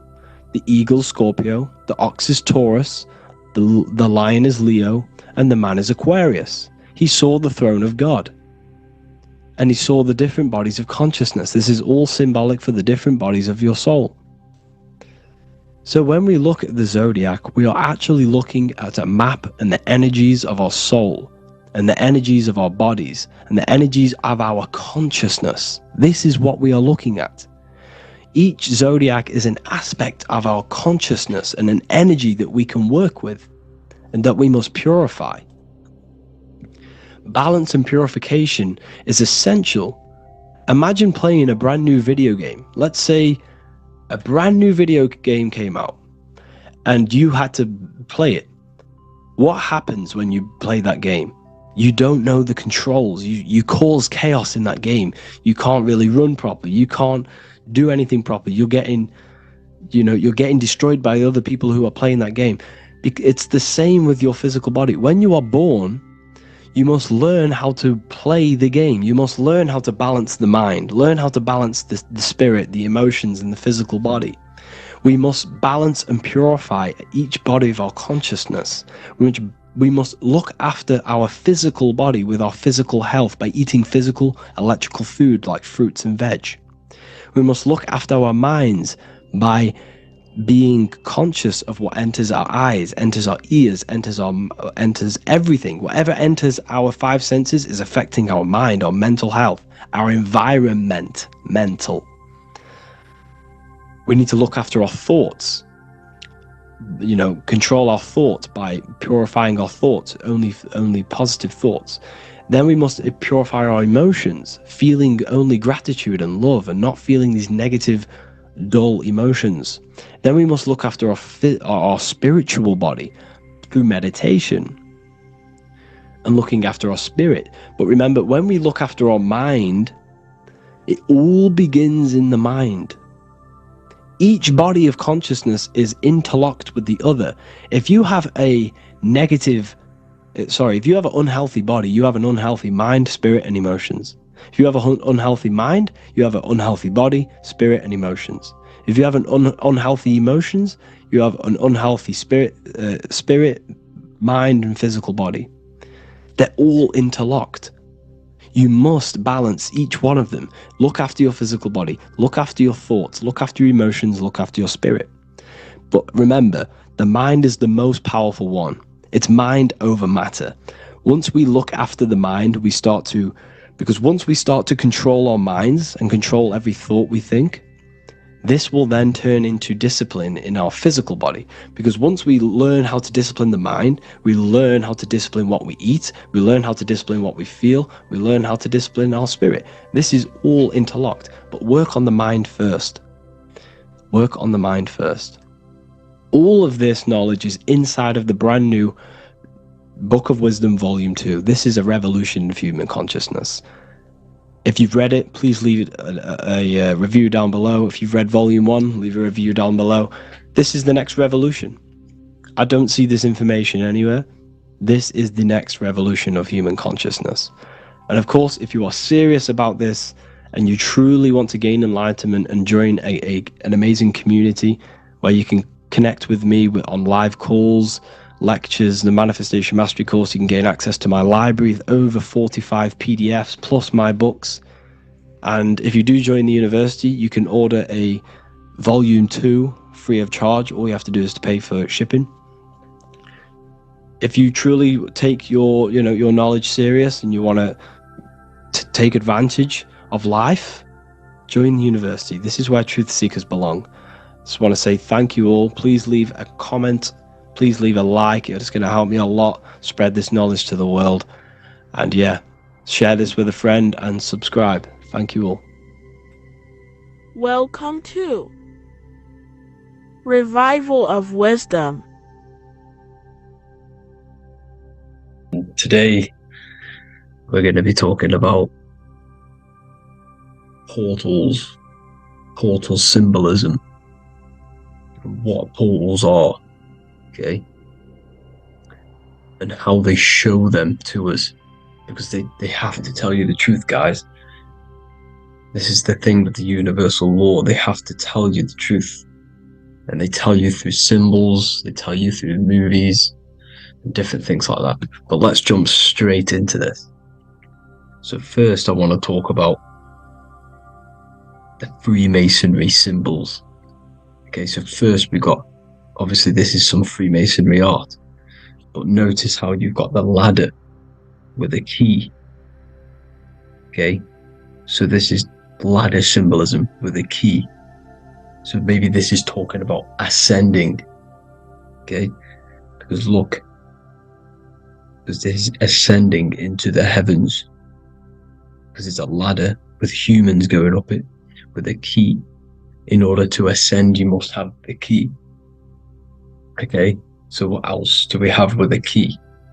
Well, the Netflix show Lock and Key, which is all about portals and keys, because what the keys do, they open doors, gateways. Okay, so what's interesting about this is that they've got this key here, which represents the Kundalini energy rising up the spine. Okay, but we'll come back to this. But it's that same portal key symbolism. We've also got the Vatican. The Vatican is in the shape of a key. Okay, so you can see the start of it here and the end. So this is key symbolisms. Keys open doors. And notice how it's got the 8-pointed star. Okay, what is the 8-pointed star? Okay, we'll come back to this. This all ties in, guys. I'll break it all down for you. But then you've also got the god Janus. Janus, okay, is known as the god of the doorways. He's an ancient god of Rome, and they worshipped him. However, he's not a god, he's more like a high-level ranked demon. Because he is the god of the doorways. And notice how he's got two faces. Because doorways always have two sides. You're going into somewhere, there's always two sides of a door. And he's always depicted with two sides of a face and a key. Because he holds the key to the doorways, to the portals, to other worlds and realms. Okay, as you can see, he's always got two faces and a key. Okay, so now we have the Sumerians, the Anunnaki, and they are always depicted with the two faces. Why do they have the two faces? Because they're symbolizing doorways, and the Anunnaki come to Earth through doorways and portals. So these are what these gods are symbolizing in their artwork. But they always have the 8-pointed star. Okay, what is the 8-pointed star? You see how they always have, look, let me try to find another one. It's the 8-pointed star. This 8-pointed star is Polaris. Okay, Polaris, just like the Vatican has the 8-pointed star with the key. Polaris is the center star. Polaris is a fixed star, it doesn't move. Okay, so the Anunnaki's symbol is also the 8-pointed star. So this is symbolizing the portals and doorways that they come through in order to get to the earth. But Polaris is that center star which does not move. It's always symbolized with the 8-pointed star, just like a compass. Why is a compass the 8-pointed star? Because at the center of our realm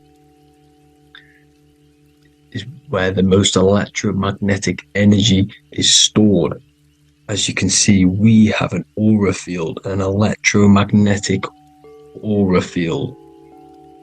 So does the earth. And in the center, so like our heart, for example, is where the most energy is stored. And like the center of the earth, this is why all compasses point to the center, because this is where the most electromagnetic energy is stored. It's at the center of our realm. Okay. So like I was saying with the lock and key series, see this here? The Kundalini energy rising up the spine, just like your Kundalini energy rising up the spine. Let me try. I can't zoom in, but you know what I'm trying to say here. Let's go back to Polaris, because at the center is where hold. Can you see the pole of electromagnetic energy? Polaris, the North Pole. It's symbolized. The truth is in the words. It's like a pole of electromagnetic energy. And this is where the aurora borealis comes from. Notice how it's got the word aura in it, because it's the Earth's aura, electromagnetic field. Just like you have an aura, also known as the Northern Lights, because it's coming out of this center hole in the center of our realm, where the black sun is. And this is where the electromagnetic energy is coming up from. And this is what the aurora borealis is, or the Northern Lights. It's just electromagnetic energy. And it's symbolized through our symbols, the original O.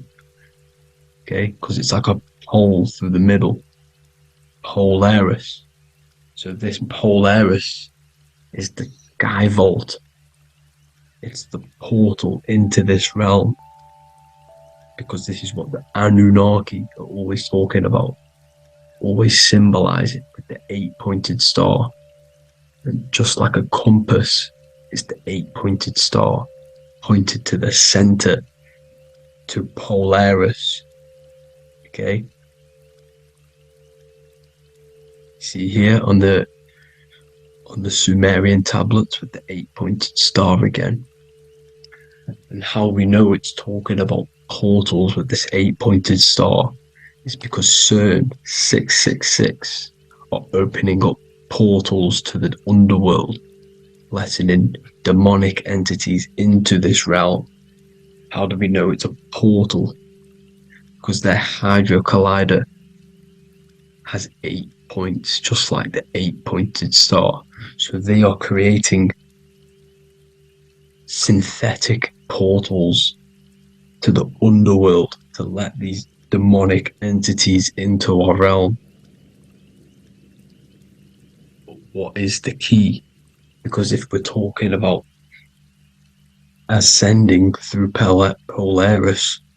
Notice how here on the masonry art, this luminary here, so this is the sun, that's the moon. This is Polaris because it's a luminary with what? 1, 2, 3, 4, 5, 6, 7, 8 beams coming off the luminary, just like the 8-pointed star. So you see the ladder with the key going up to Polaris. It's symbolizing ascending out of Earth. So what is this key that they're keeping from us? Because it's a human holding a key going up the ladder to Polaris. Well, chakras. We have 7 chakras. Okay, so this is what they are telling us in the lock and key symbolism. The Kundalini energy rising up the spine. Okay, just like they have 33 vertebrae on the back of your spine. Okay, this represents the Kundalini energy going up your 33 vertebrae, just like in Masonry has 33rd degrees. Okay, so what is the key? Your chakras. Your chakras have to be unlocked. Okay, you have to unlock your chakras, and you can't unlock this one without going through this one. You have to go through them all. It's like a ladder, just like Jacob's ladder. You can't go from the bottom to the top. You have to unlock each one. Okay, just like you have 7 chakras, you have 7 layers of your aura. Okay, you have to unlock your chakras to the highest point in order to reach Christ consciousness. And this is the key that they're talking about. They're symbolizing the organic portal within each and every one of us to ascend out of this realm. Okay, so this is the key that they're talking about, and they're holding back this knowledge to keep us trapped in this 3D realm. Okay, so like I was saying with the 33 vertebrae and the Kundalini energy coming up the spine, 33 vertebrae, you can see this sort of symbolism going up to the light, because it's the light. You see here, your crown chakra turns on and becomes enlightened, just like the Illuminati symbol. Can you see it? But also Jesus also died at 33. So this is symbolizing, okay, they're symbolizing the death of the ego, the body. So once you open up your chakras and reach Christ consciousness, which is your 33rd vertebrae, once your Kundalini energy goes up your 33rd vertebrae, your body technically, not physically, but spiritually dies, because you then become formless. You reach Christ consciousness.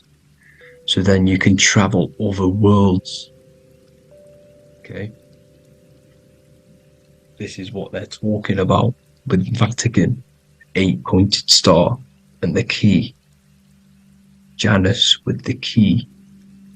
The Sumerians with the 8-pointed star. Anunnaki, the 8-pointed star. Polaris, 8-pointed star. So Polaris is the way out of this realm, which is at the center. Pole, North Pole. Okay, so the key is that they're hiding from us is the knowledge to unlock our chakras. Okay, and without this knowledge that they keep from us is trapping our souls in this reality to keep reincarnating. Okay, well, thank you all for tuning in. I'm going to leave you all there. Make sure to leave a like and a comment in the comment section. let me know some topics to talk about so I can break it down for you.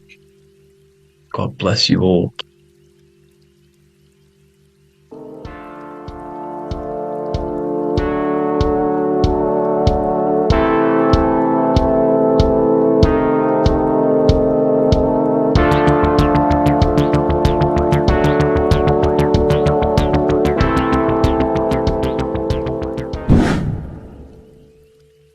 What is good, people? It's Revival of Wisdom. Today we're going to be talking about Saturn. I've done this video in the past. However, this video is going to contain a lot more in-depth explanation of Saturn. So the 33rd degree Mason Manly P. Hall said, Saturn is the key to crystallization, physical matter. Light is matter, matter is light. They are interchangeable. Low vibrating light turns into matter, high vibrating matter turns into light. And Saturn is the god of this world, this physical world. He crystallizes light into matter. This is symbolized as the Masonic checkerboard, matter and spirit, matter and light, light and matter. He's also the god of time, destruction, justice. He creates and destroys, because all things in time die. He creates and destroys you. So, because we live in this physical world, which is the electric world, this is why we say electricity, because it comes from the root word of El, Saturn. They used to call Saturn El, E-L. This is why we used to say Elohim is God. The real god of this world is Saturn, but it's being hid. This is being hid. Jesus is Saturn. All of this is Saturn. It's all Saturn worship. It's the real god of this world, So, physical matter is a result of two opposing forces equalized on the plane of inertia, because everything is created out of electromagnetic toroidal fields. And these two poles equalize on the plane of inertia, which gives you planet Earth, plane of inertia. The plane of inertia is what Saturn is. It's the ring around the center of the plane of inertia. Thank you to Walter Russell saying, physical matter is a result of two opposing forces on the plane of inertia. This is what Walter Russell says, so please check out his work. He's got many books, many books on light and electromagnetism and stuff like that, so I advise you to check him out. So the torus field gives you the binary code 0 and 1, the female vagina and the male phallus. This is the code for this world. Saturn crystallizes physical matter. Now Saturn is the most outermost layer of the 7 layers of heaven, where it says in the Quran, it says, Allah, it is He who created the 7 layers of heaven. Saturn is the outermost layer. He's the top. He's the most high. So when we say the most high, we're referring to Saturn. He's the most high before the firmament, before the stars. So Saturn is the god of this world. He's the Lord of the Rings. He wears the crown. The crown is the rings. Crown, Kronos. So, the planets are luminaries, they are lights, they are beings, they are energy, conscious energy. And we're in the heart of the solar system. Saturn is the outermost layer. He is the one of this world. He's the god of this world. Now, on the North Pole of Saturn, you have the hexagon. Add up all the sides. It creates the 6-pointed star. Or it can be created as a cube. The cube is very important. The 6-pointed star is very important. 6 points, 6 triangles, 6 side, 6, 6, 6. Black cube adds up to 6 in gematria. Now, what did I say in the beginning? Saturn crystallizes the physical world. He creates physical things out of light. You are a light being. This is why we say human. Hue means the light spectrum. Hue, man, we are light manifested into physical forms. human, and we are incarnated through Saturn. Satan, same thing. The number of the beast is 666, and the 666 comes from the 6.6 triangle, 6 sides of Saturn, 666. We are all known as carbon-based life forms. Carbon, the atomic structure of carbon, is 666, 6 protons, 6 electrons, 6 neutrons. We are materialized into our physical bodies through Saturn, through the number of the beast. These bodies are the beast, it's the animal. The divine, the Christ, is the consciousness within, because you are a physical, spiritual being combined into one, hexed into one. Hexagram. This is a hexagram. You're hexed into physical matter, spirit and matter, light and dark, combined into one. Now you contain of the mark of the beast, the mark of your body. Your body's the beast. It says in the Bible, Satan, who is the god of this world. This world. There are many different worlds, but this world is run by Saturn, and it says that in the Bible. Saturn is Satan. It's the same thing. And look at the crown of thorns are wrapped around the heart. The soul is in the heart. The mind is in the brain. The soul is wrapped around the rings of Saturn. You're wrapped in physical matter. This is what it's showing you. This is symbolizing the rings of Saturn wrapping you. And the cross on top is the cross of the cube. The cube, the black cube of Saturn, unfolds into a cross.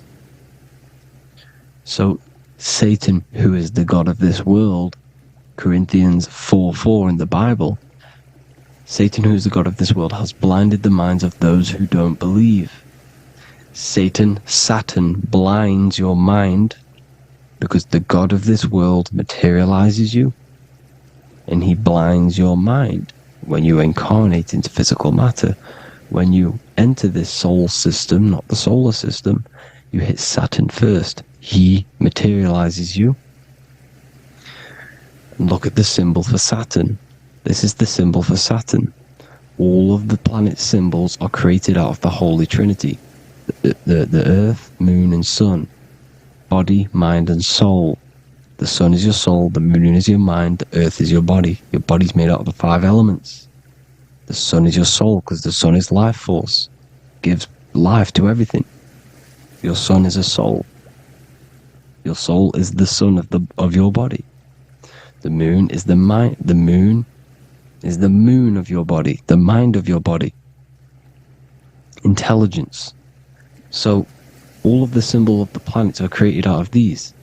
The Saturn symbol is created out of the Earth cross, matter, and the moon crescent, moon, mind. Matter over mind. This is why Satan, who is the god of this world, has blinded the minds of those who don't believe. He blinds your mind. Look at the symbol, it's showing you. The Saturn symbol is matter over mind, when it should be mind over matter. So we descend into a soul system, into our 666 Saturn carbon suit bodies, and we are matter over mind. Then we have to move up the spine to go back up to spirit, to mind over matter, where you manipulate your own reality. Now look at this. It creates the number 5. 5 is the number of change. You're moving from this side of the number sequence over to the right side. You're moving from the spiritual into the physical world. You're incarnating into the 5 elements, the 5 senses. So the cube, the black cube of Saturn, is another major symbol. Very important symbol. Here you see the cube, and the color black is associated with Saturn, because Saturn's associated with death. He creates and destroys. Light and dark. Death is associated with black, spirit, because you can't see spirit, which is blackness. So the black cube is black because Saturn rules the nighttime, which is dark, blackness, and he rules the winter, which is death, blackness. So Saturn is the black cube. Cubes have 6 sides. up, down, right, left, back and forward. Cubes are six-sided. Everything is six-sided inside of this creation because you're incarnating, you're materializing, crystallizing into the cube, the world of the cube. Everything's a cube. Everything's got six sides. Here's Leonardo da Vinci showing you that you're in the cube. Leonardo da Vinci did this famous painting. You're in the cube, you're hexed into physical matter, where you're incarnated into the third dimension, the three-dimensional world, which is a cube, 3D. And black cube adds up to six sides of the black cube. The Kabbalah means cube god in Arabic. And look at what they do. They worship the cube, the black cube, and they stand in rings like the rings of Saturn. Australia, Denmark, Manhattan, Santana all have these black cubes. You go to New York, you will see the black cube there as well. These black cubes are everywhere because it is the real God of this world. So look at the cross. The cross unfolds into the cube. Xbox, Nintendo GameCube, Sega Saturn, anything to do with a simulated gaming reality, they put Saturn in it because we're in the simulation of Saturn. This is a simulation. And this is why they reflect this through the Xbox, GameCube, Sega Saturn, anything to do with gaming, simulations, is all Saturn. Because we're in the cube of Saturn, the black cube. We're in the GameCube, the Xbox, the Sega Saturn. As above, so below. So they reflect it through the simulations that they create inside of this simulation. Cubes have 8 points for the 8 points of time and space. 8 is the number of time. Everything's cycling, infinity. So, look at the cube. The cube is symbolized as in Judaism. The Judays have the black cube. They wrap themselves in a black band and they cover their eyes into blackness. The black cube, for the black cube of Saturn, they use the star of Saturn and they worship their god on Saturn Day because it's all Saturn worship. And look how the Saturn god is wrapped around with these thorns or leaves, just like Jesus is wrapped around his heart. And Jesus on the cross is us on the cross. We are in the cross. We are in the cube. The cross is the cube. And the cross is even in the Saturn symbol. This is another symbol for Saturn. There's two symbols. You got this one, the one I've just broke down. And there's this one. This is the cross of Saturn, the cube god, the simulation, the game cube. Now, Chronos is another word for Saturn. Chronos means time. When you clock into work, you go to the Chronos machine. Well, I did anyway. And I'd tap my card on the Chronos, because Chronos is time. Anything to do with time is Saturn. He creates and destroys. Look at the artwork of Saturn with the sand, the time. Look at this, how he's cutting off the baby's wings. He's crystallizing the spirit into matter. He's cutting off your wings. Satan, in the Bible, he falls from heaven into earth, and he loses his wings. He becomes a serpent. See, it's all symbolic for us. We are the fallen angels, fallen angles of light. We're fallen angles of light. We are light beings. Now we're fallen into physical matter. Saturn's chopped off our wings. He's chopped off our spirit wings, because when you astral project, you can fly. You will fly around. He's got the Reaper staff here, always depicted with the Reaper staff. Now look at the clock. Saturn Day is the 6th day, the number of the beast, 666. Look at the clock. 6 take away 12. 12 take away 6 equals 6. 7 take away 1 equals 6. 8 take away 2 equals 6. 60 seconds in a minute, 60 minutes in an hour, 24 hours in a day, 2 plus 4 equals 6. That's 666. Everything's 666 because it's time. Saturn. All goes to Saturn. He's the god of time. We're in time now. We're in time. We're in the time, which is God. The god of this world. The god of time. Now look at this. The Reaper is also depicted as the Reaper. With the staff. The black cloak. Black symbolizing death. Spirit. Judges wear black because Saturn is the law. He's the god of this world. He's the law. This is why they wear black cloaks. When you graduate from university, you wear a black cloak and a black cube on your head. You've been hexed. Funerals, you wear black because it's all to do with Saturn, Father Time, Father Crystallization. Now Saturn, here's another one of him cutting off the wings of a child. Because he cuts off the wings. He creates and destroys your body. We're in the electrical world. Everything that is electrical vibrates. All vibrations have to come back to a standstill point, which is death. This is why your body dies. Your atoms stop vibrating. Corona. Look at the crown. The crown is the corona. Corona means crown. And look at this is an alcohol brand for beer. You can see the staff of Saturn in the symbol with the moon crescent. Corona, which is the crown. Saturn, the crown on Saturn, the rings. And then you've got the staff. It's all Saturn worship.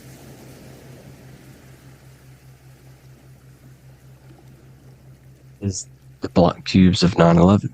2 black cubes. This was a ritual for Saturn. It's all ritualistic. And look at the Star of David, the Star of Saturn. It's not the Star of David. Creates IXXI, the sigil of Saturn. IXXI means 9/11 in Roman numerals. 9/11.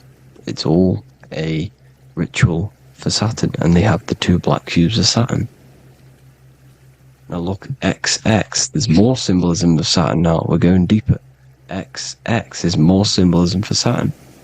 The sigil of Saturn is XX, as above, so below. Same with the Star of David. You split it in the middle, as above, so below, as above, so below. XX, this is a Knights Templar Cross of Lorraine. XX, Knights Templar, High Order of Masonry. They all worship Saturn. Well, Saturn's the real god of this world. X Eon with the XX. XXL magazines, which is all to do with famous rappers and stuff like that. When you die, you put XX on the eyes because it's Saturn. He's the Reaper. Is Jesus with the XX crown with the thorns around his heart, around his soul, with the cube on the top, the cross cube. The Lucifer with the XX Cross of Lorraine. Jay-Z with his alcohol brand, XX Cross of Lorraine. The X Factor with the rings of Saturn. All Saturn worship. The seal of Melchizedek is also Saturn. This is the cube. This symbolizes the cube with the 8 points for the 8 points of space and time. And this is the cube.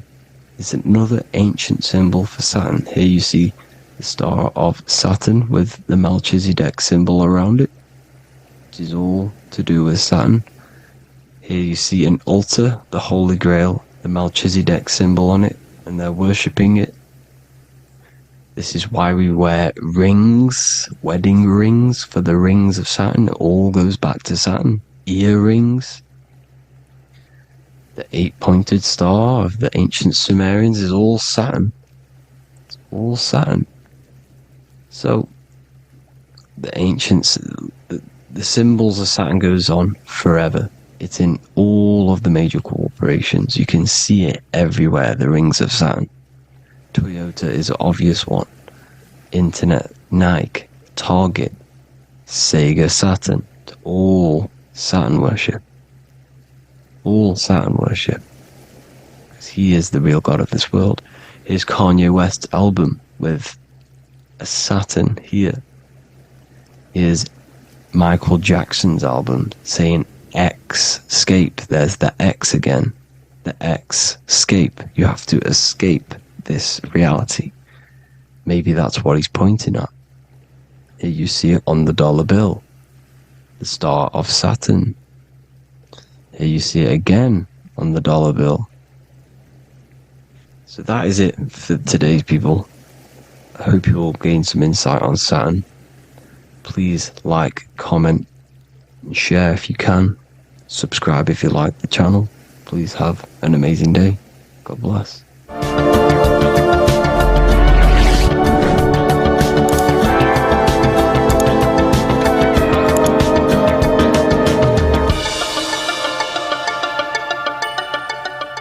Welcome to Revival of Wisdom. What is good, people? Is Revival of Wisdom. We're back with another video. Today we're going to be talking about the importance of Saturn and the occult. Let's jump straight into this. So Saturn is the god of the earth, right? It's the time of God, change, destruction, physical matter. He creates and destroys, because the energy of Saturn is the key to crystallization. It wraps things in physical matter, right? He creates everything, all life forms, and he takes things back, because the day that you're born, that's the day that your expiry date is coming. The time is ticking until Saturn takes your life. This is why he's known as the Reaper. Okay? As he's personified as eating his child here in this ancient Roman painting. As you can see, he's eating the child. We are all children of Saturn, right? He creates physical matter, our physical bodies, right? He's the god of time because he's the slowest moving celestial body. He's the Lord of the Rings, as you can see here. He's the last one on the ring. He's the slowest one moving, okay? So, he is the Lord of time, destruction and creation, okay? This is why his name is Saturn, Satan. He's the devil, okay? But I'm not saying Saturn's evil, guys. It's a part of life. Everything lives and dies, right? He's the key to crystallization. Now, as we have the clock here, our god Saturn, or Chronos in Greek, just means time. He's also the god of time, as I've already said. 60 seconds in a minute, 60 minutes in an hour, 24 hours in a day. Add 2 plus 4 equals 6. 60 seconds, 60 minutes, 2 plus 4 equals 6. That's 666, okay? And as you see on the clock, 6 take away 12 equals 6. 7 take away 1 equals 6. 9 take away 3 equals 6. 6 is the number of Saturn. It's associated with Saturn, right? He's the god of time, of justice. Everything goes back to the Reaper in the end. Everything lives and dies. Now, the artwork of him, he's always got the Reaper staff. You see, it's personifying death. Now, when you see this, the Romans were not saying Saturn was a real person, a real god in human form. No, this is personification. This is what the ancients always did. They personified, just like the Bible. It's all personification. So the personifying Saturn eating its children because it eats, it's the Reaper. No one can escape the Reaper. No one can escape death. Now, Saturn is 666, which is in the Bible, the number of the beast, right? the number of the beast, Satan, 666, right? So on the North Pole of Saturn, you have a hexagon which makes a cube, right? Now this hexagon, when you join up all the corners, creates the six-pointed star known as the Star of David, right? In the Jewish religion. Now, as you can see, the six-pointed star has 6 points, 6 mini triangles, and a 6-sided hexagon. That makes 666. And also, you have Saturday is named after Saturn, the 6th planet, the 6th day of the week, and has a 6-sided polygon in its north pole. That's also 666. Now, this Star of David, this symbol goes back thousands of years, and it originates from Saturn. It's not the Star of David, right? It originates from Saturn. It symbolizes the physical and spiritual aspect combined into one, which makes us humans, right? Also symbolizes the male and female combined into one. These two sacred energies create the human. We consist of both male and female energy, also known as the Seal of Solomon. And we all know, if Solomon was a real person, he talks about communicating with 72 demons. He could apparently, in the text, he could communicate with 72 demons, and this is sorcery. This is black magic. Now, this symbol is associated with hexing people. When you place a hex on someone, that is a form of witchcraft, which a hex is just a curse. When you're cursing someone, this is black magic. Now, the black magician would stand in the middle of the symbol and cast his spells onto other people. Now, this symbol is obviously on the $1 bill, twice on the $1 bill. And it's very, very ancient symbol, and it originates from Saturn. And let's keep going. So the cube. So I've just said how you see the cube on the North Pole of Saturn, right? The cube is limited. It's a 3D shape. It symbolizes limitations to the physical 3D dimension, the third dimension, the physical realm which we are in. Now, as you can see, the color associated with Saturn is black, right? Black is infinite potential. Black is the creation of all things. Before there was light. Light is born out of blackness, darkness, okay? Now, black is physical matter. And as you can see, the black cube, black symbolizing physical matter, the cube being limited, as the physical realm that we are in is limited. It's not like the fourth dimension where everything can exist in a thought. The third dimension is limited, right? And this is what Saturn is. It limits you to the 3D 666. Your body limits you to your physical body. Now, these black cubes are placed everywhere. As you can see, Australia, Denmark, Manhattan. There's one in New York. As you can see, the Apple have a cube. The Nintendo GameCube. Trump Tower is a black cube. This is worshipping the energy of Saturn, the god Saturn. Okay, it's not a god, it's a celestial energy. However, it rules over Earth because it pretty much created the physical realm. Now, as you see, when you go to a funeral, you wear black, a black suit symbolizing Saturn, which is the color associated, black. And as you see in Mecca, they walk around the black cube in rings. As you can see here, they're stood around in rings, like the rings of Saturn. The Mercedes symbol, You probably wouldn't notice that, but yes, it's Saturn.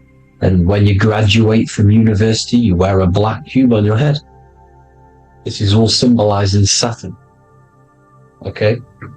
Now, as you can see, the Jews here have a black cube on their third eye whilst they pray. Notice how he's shutting his eyes into blackness, darkness, and he's wrapped around a black strap around his arm. This is symbolizing the wrapping of physical matter, of how physical matter wraps things into existence. And as we all know, the Star of David is a Jewish symbol. So he has the black cube and the Star of David, right? So all of these religions are secretly worshipping Saturn. Okay, this is all Saturn worship, Kronos, the god of time and destruction, the physical reality. Now, as you can see, it's symbolized everywhere in all major corporations. Pepsi, internet, that's obvious. NASA, of course, NASA. NASA means to deceive in Hebrew. Universal, Walkers, that one's so obvious. Nike, Toyota. So many different ways they symbolize it. You either see the rings of Saturn or the black cube, as I just showed you here, the Nintendo and the Mercedes, right? It's absolutely everywhere. Now, they also use 666 to symbolize it, as I've just broken it down to you. 666, the World Economic Forum. We all know how they're trying to enslave us into this new world agenda. Google Chrome, CERN, Disney, Coca-Cola, Cadbury's, all of these have 666. Now every UPS barcode has 666, and even www. is Hebrew for 666, as you can see here. Monster. It's the same Hebrew letter that means 666. Drake, 6 god. That's his god, Saturn. Why? Because they love physical realm. They love the physical dimension, the third dimension. Because they can rule here through riches. They can build an empire here. It's not like the fourth dimension. They don't want to ascend. They want to stay down here in the physical realm. Okay? Now this is why they're cloning. They can move their consciousness into other clones to live forever. This technology exists. This is why they love the third dimension. As you can see, all of these sellouts here, Drake, Leonardo DiCaprio, you know, all of these people doing 666 because this is their god. This is their god. They love the physical realm. They sold their souls for wealth and fame in this physical realm. So why would they leave? You see? Now, this isn't all just evil, okay? So you have 7 chakras, right? You have 7 days of the week, 7 solfeggio scale notes. These are frequencies, the solfeggio scale. Now, it's called the Saturn Moon Matrix because the moon symbolizes your mind, because you're created out of the Holy Trinity, which is body, mind, and spirit, right? That's the triangle, the equal triangle, body, mind, and spirit. Now, the 3 main celestial bodies are Earth, Moon, and Sun. The Earth being your physical body, the Moon being your mind, and the Sun is your soul, hence why it's called solar. It's a solar soul. Now, these symbols are alchemical symbols, so when you're doing alchemy, you use these symbols to obviously symbolize what we're talking about. Now, as you can see, these are all the symbols of the planets. Saturn is created out of the moon on top, the moon on the bottom and the earth on top, as you can see here. You see? And this creates the number 5. Now, with the moon being your mind and the earth being your physical body, This is mind over matter, because the earth is your body's matter. This is a matter over mind.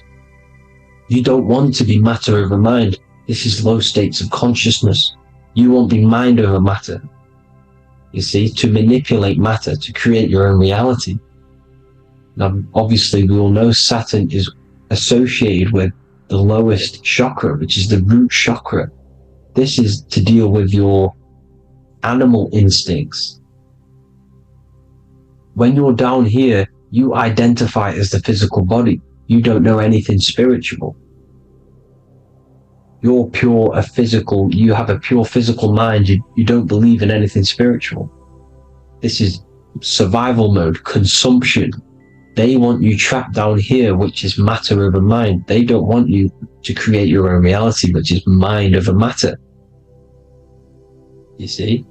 Now, that's what Jupiter is. Saturn is the moon on the bottom and the earth on top. But Jupiter is the moon on top with the earth on the bottom. That's mind over matter, you see? So, these chakras are an ascension process from spiritual, from matter, physical matter to spiritual. This is the ascension. This is the stairway to heaven. This is Jacob's ladder. You see? Now, the number 5, which is obviously associated with Saturn as well, which create the symbol for Saturn, created the number 5. You have 5 senses, 5 elements, 5 physical elements. As we all know, Saturn crystallizes everything into physical matter out of the 4 elements. 5 fingers and toes, 5 points of man. Okay, the number 5 is the number of justice. Saturn holds things back. He restrains things from you, makes you learn the lesson. Now, 666 is not all evil. 666 is the atomic structure of the carbon atom. 6 protons, 6 electrons, 6 neutrons, right? We are carbon-based life forms. All life forms are based on the bonding properties of the element carbon. Because Saturn crystallizes everything into physical matter. Now, the Masons symbolize this with the checkered boards. They have the black square, which is obviously matter, as I just said, the black cube, and spirit is the white square, because white is eternal light. White and light, you see. Black is physical matter. Now, this is what we are. The point of our soul is to transmute from matter to spirit, but these are interchangeable. This is the constant cycle between spirit and matter, spirit and matter. High vibrational matter turns into spirit. Low vibrational spirit turns into physical matter. You see? Now, we are carbon-based life forms. This is what 666 is, the number of the beast. Well, when I say we, the physical body is the beast. It's the animal. It's the carbon suit to operate in this physical dimension, in this physical realm. See? It's the vehicle used to operate in this physical realm. But your mind isn't from this physical realm, you see? The brain is the physical manifestation of the soul. Okay? So, as you can see here, the spine is an extension of the brain. Everything goes back to the brain. This is literally what your physical body is. You see, this is the nervous system, and everything reports back to the brain, and everything's controlled from this control center. And this spinal column, at the top of the spinal column, is your third eye, which is known as the pineal gland. And this is the seat of consciousness. It's the center of consciousness. That is your true self, pure consciousness. This body is just a physical body. This body is mortal. This body runs out, but your consciousness lives forever. They don't want you knowing this. This is why they keep you down here in your lower chakra. They want you to believe everything is just physical. They don't want you to believe in the spiritual side of reality. Because this way they can manipulate you, right? They want you matter over mind because they know your mind creates reality. They know your mind is the root cause of reality. You manifest your own reality from the inside out. So this is why they control your perception of reality. They control your information in order to manifest their new world order. You, who are ignorant to knowledge and wisdom, you who are ignorant are manifesting their agenda because you accept their information and their perception of this reality. Now, this is why they tell you the globe model, the heliocentric model, to trap you into physical matter. Now, if you understood about this true form of this realm, you'd understand that there's a spiritual side behind everything. The spiritual side, something has to exist. The root cause of reality is higher planes of existence. It happens in the mind before it happens on the physical plane. You see? They don't want you knowing this. They want you matter over mind, which is the symbol for Saturn. Moon over Earth. The Holy Trinity.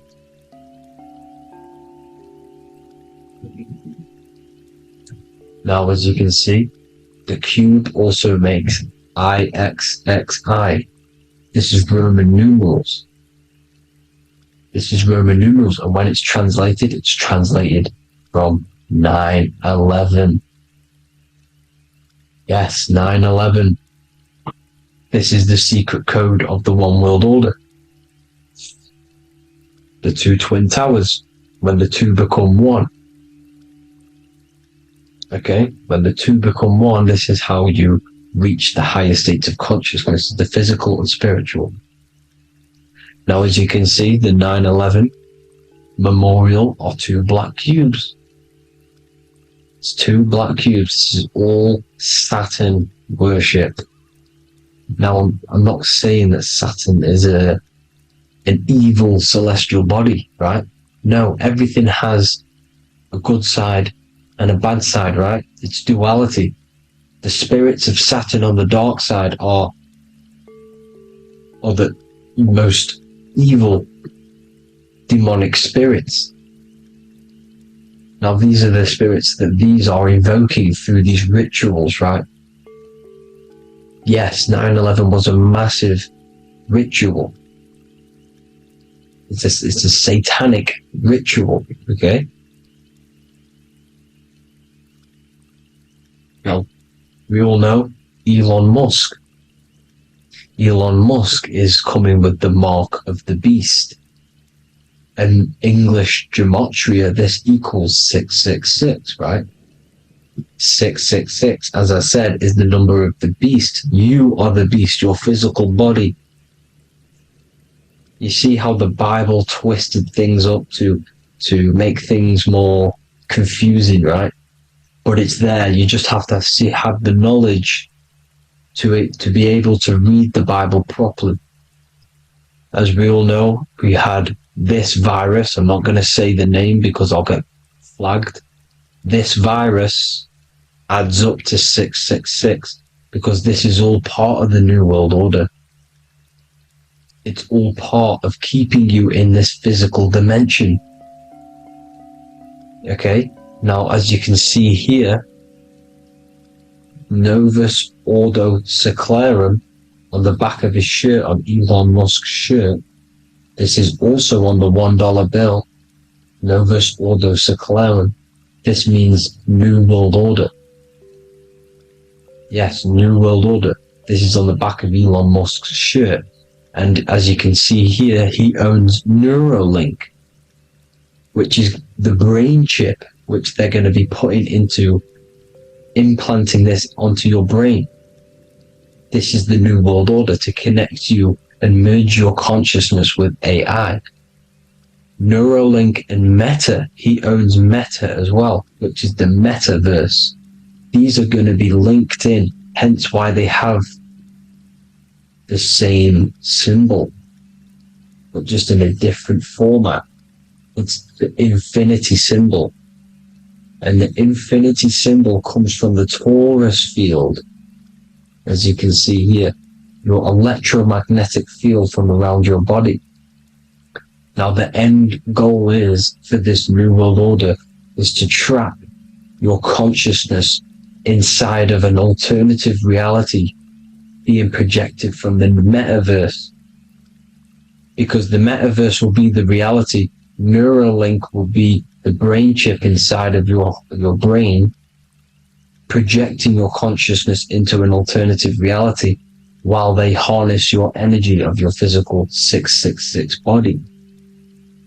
Now, this stuff gets real deep, people. Now, this is the end goal of the New World Order, is to connect you with AI. This is why they're trapping you and keeping you in these lower states of consciousness in a Saturn-associated root chakra, so you don't find out about the spiritual side of reality. Because if you knew the truth of this reality, you wouldn't connect to AI. You see, you have the power within you to travel to other worlds, the astral plane, for example. You travel to different worlds when you are sleeping. Okay? They want you to know it's just a dream. However, their end goal is to trap your consciousness and feed off your energy, spiritually and physically. Okay? I don't know why these people are just pure evil. As I said, evil love bondage. They love the physical dimension. They don't want to ascend to other realms. These evil love the third dimension. This is why evil spirits will inhabit bodies, exorcisms, because they miss being in the physical realm. They miss it. Evil love bondage.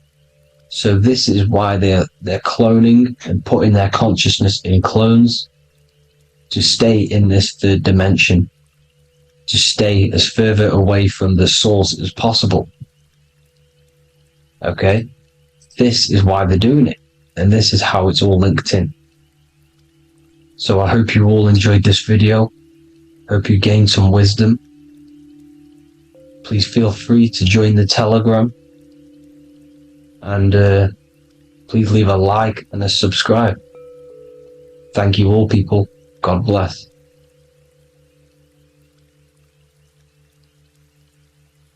Welcome to Revival of Wisdom. Today we're going to be breaking down Saturn worship and how the occult are linked in with Saturn. Okay, so first of all, let's start with the celebrities. All these celebrities are doing 666. Okay, covering the one eye, which also symbolizes the all-seeing eye, which is another occult symbol. But we're focusing on the 666, the 6 with the 3 fingers. Also, we have CERN with the 666 within their logo. Also Disney, okay, as you can see here, 666 within their logo. Pepsi, Coca-Cola, and even Cadbury's. Monster Energy with the 666 in Hebrew numerals. Unleash the beast. So what is 666 to do with Saturn? Because on Saturn, there is on their north pole of Saturn, there is a 6-sided hexagon. Okay, so Saturday is named after Saturn Day, the 6th planet. It is also the 6th day of the week, and has a 6-sided polygon on its north pole, 666. Not only that, when you create a star out of the hexagon, you will create a 6-pointed star.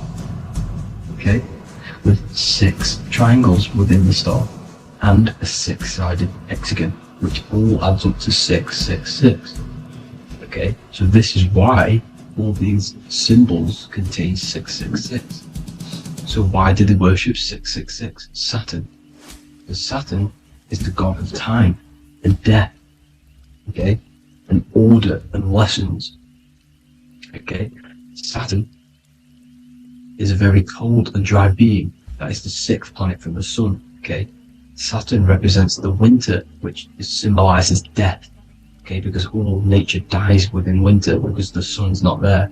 So it represents darkness and death. It rules the zodiac sign of Capricorn. Okay, so in the celestial cycle, Saturn is always opposite the sun.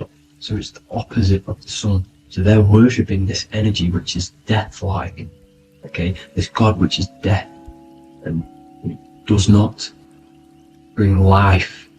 Okay, also is the god of time. Okay, also in the Roman and in Greek it's called Chronos. Okay, which is just a translation for time. It's also known as the Father Time, aka the Grim Reaper. Okay, the Grim Reaper. Keep that in mind. We'll come back to this. Here are some more logos with Saturn. Okay, NAG, Internet, Wi-Fi.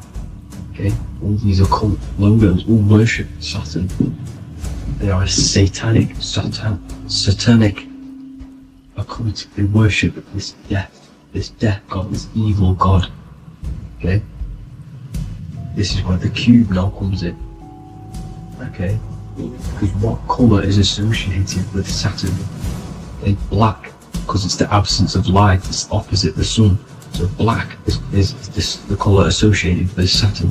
Each planet has its own colour associated with it. Okay, so when you make the cube, okay, as you can see here, the cube out of the polygon, it creates what? A black cube. Okay, and the Kabbalah, okay, Kabbalah means cube, Allah means the god, the cube god. These religions are secretly worshipping this cube god, the god of death, Saturn, Satan. It's the same entity behind it all. Okay, so also we have these black cubes in Australia, Denmark, all around the world, these black cubes, because this occult is worldwide. Okay? Saturn, Satan taking over this realm. Okay, also with this black cube, they walk around it like the rings of Saturn. Around the black cube of Saturn with the rings, they walk around in circles. What are circles? Cycles. What is a cycle? Time. The time god. This is why it has a ring around it, because it represents time, cycles. Okay, and this is another depiction. Saturn, always depicted with this Reaper staff. Okay, keep in mind this staff, just like we associated with aka the Grim Reaper. The Grim Reaper also wears a black robe, representing Saturn with the same staff. Can you see it? This is where it comes in. Okay, the same thing, look, the same staff with the black robe, black representing Saturn, the god of death. Okay, the Grim Reaper, Satan. Okay, also when you graduate from university, what do? You wear a cube on your head, a black cube with a black robe. This is Saturn worship. See, this is how Saturn, Satan, has tricked the world into worshipping him, not God, the sun, which represents God. So what is a corona? Because a corona is a crown, a circle, okay?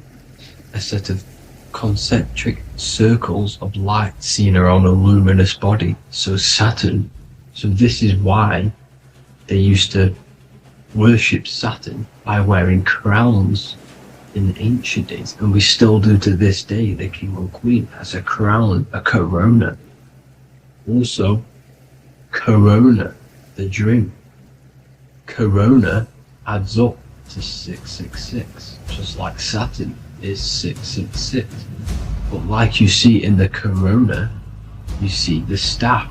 You see this staff, just like the staff of Saturn, the Saturn god, like the Grim Reaper, with the black robe and the staff, just like the Saturn god. What is the Grim Reaper? It's a killer. It represents death, just like Saturn, the god of death and time. So all these occults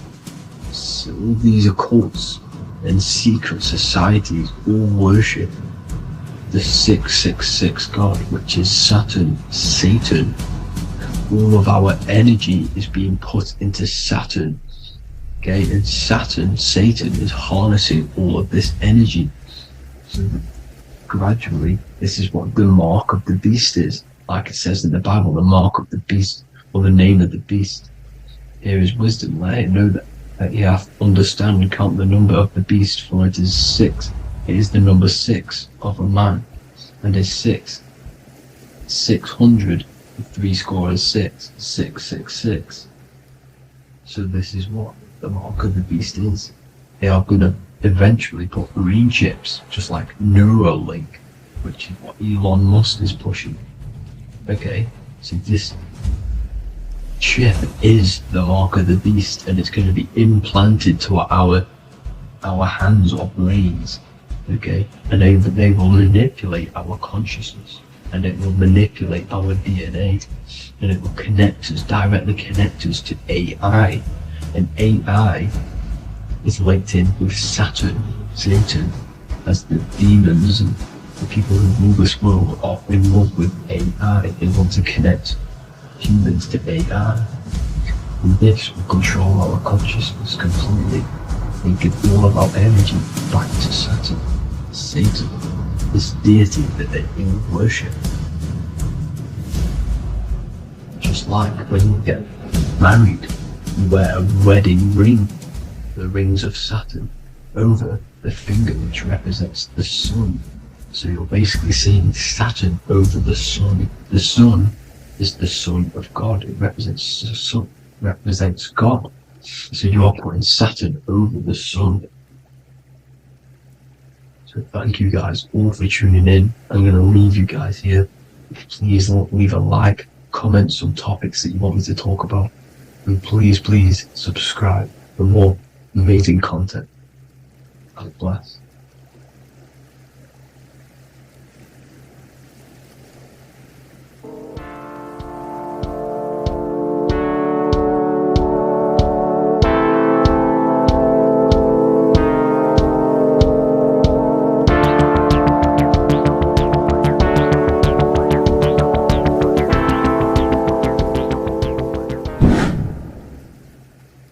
Left and right hemisphere, and what are they doing? How does it contribute towards your perception in this world? And this is what we're going to be talking about in today's video. We're going to be breaking down the two hemispheres of the brain and how they function in your life. So first we have the left hemisphere.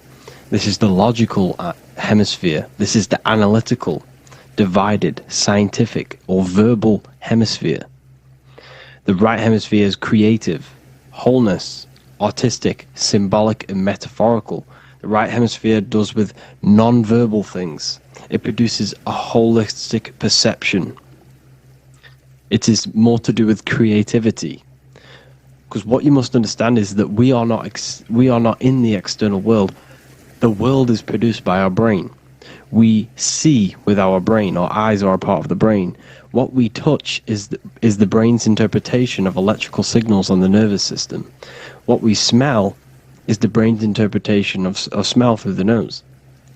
What you taste is your brain's interpretation of chemical reactions on your taste buds. So what you are experiencing is the brain. The brain is a computer creating a simulation. And you have two hemispheres which breaks down this reality. So essentially the brain is the perception creator. It creates perception. So if the brain is creating this, who is the one experiencing the brain? Well, that is you, the consciousness, the mind, the all-seeing eye. You are the all-seeing eye experiencing the brain. the observer behind the brain, behind reality, behind the emotions.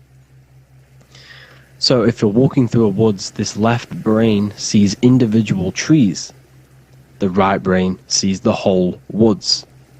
It sees the biome. It sees the bigger picture. So when you are walking through this woods, the right brain picks up a holistic perception of reality.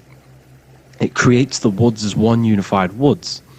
The left brain's job is to break this down and analyze it so that we can see individual things.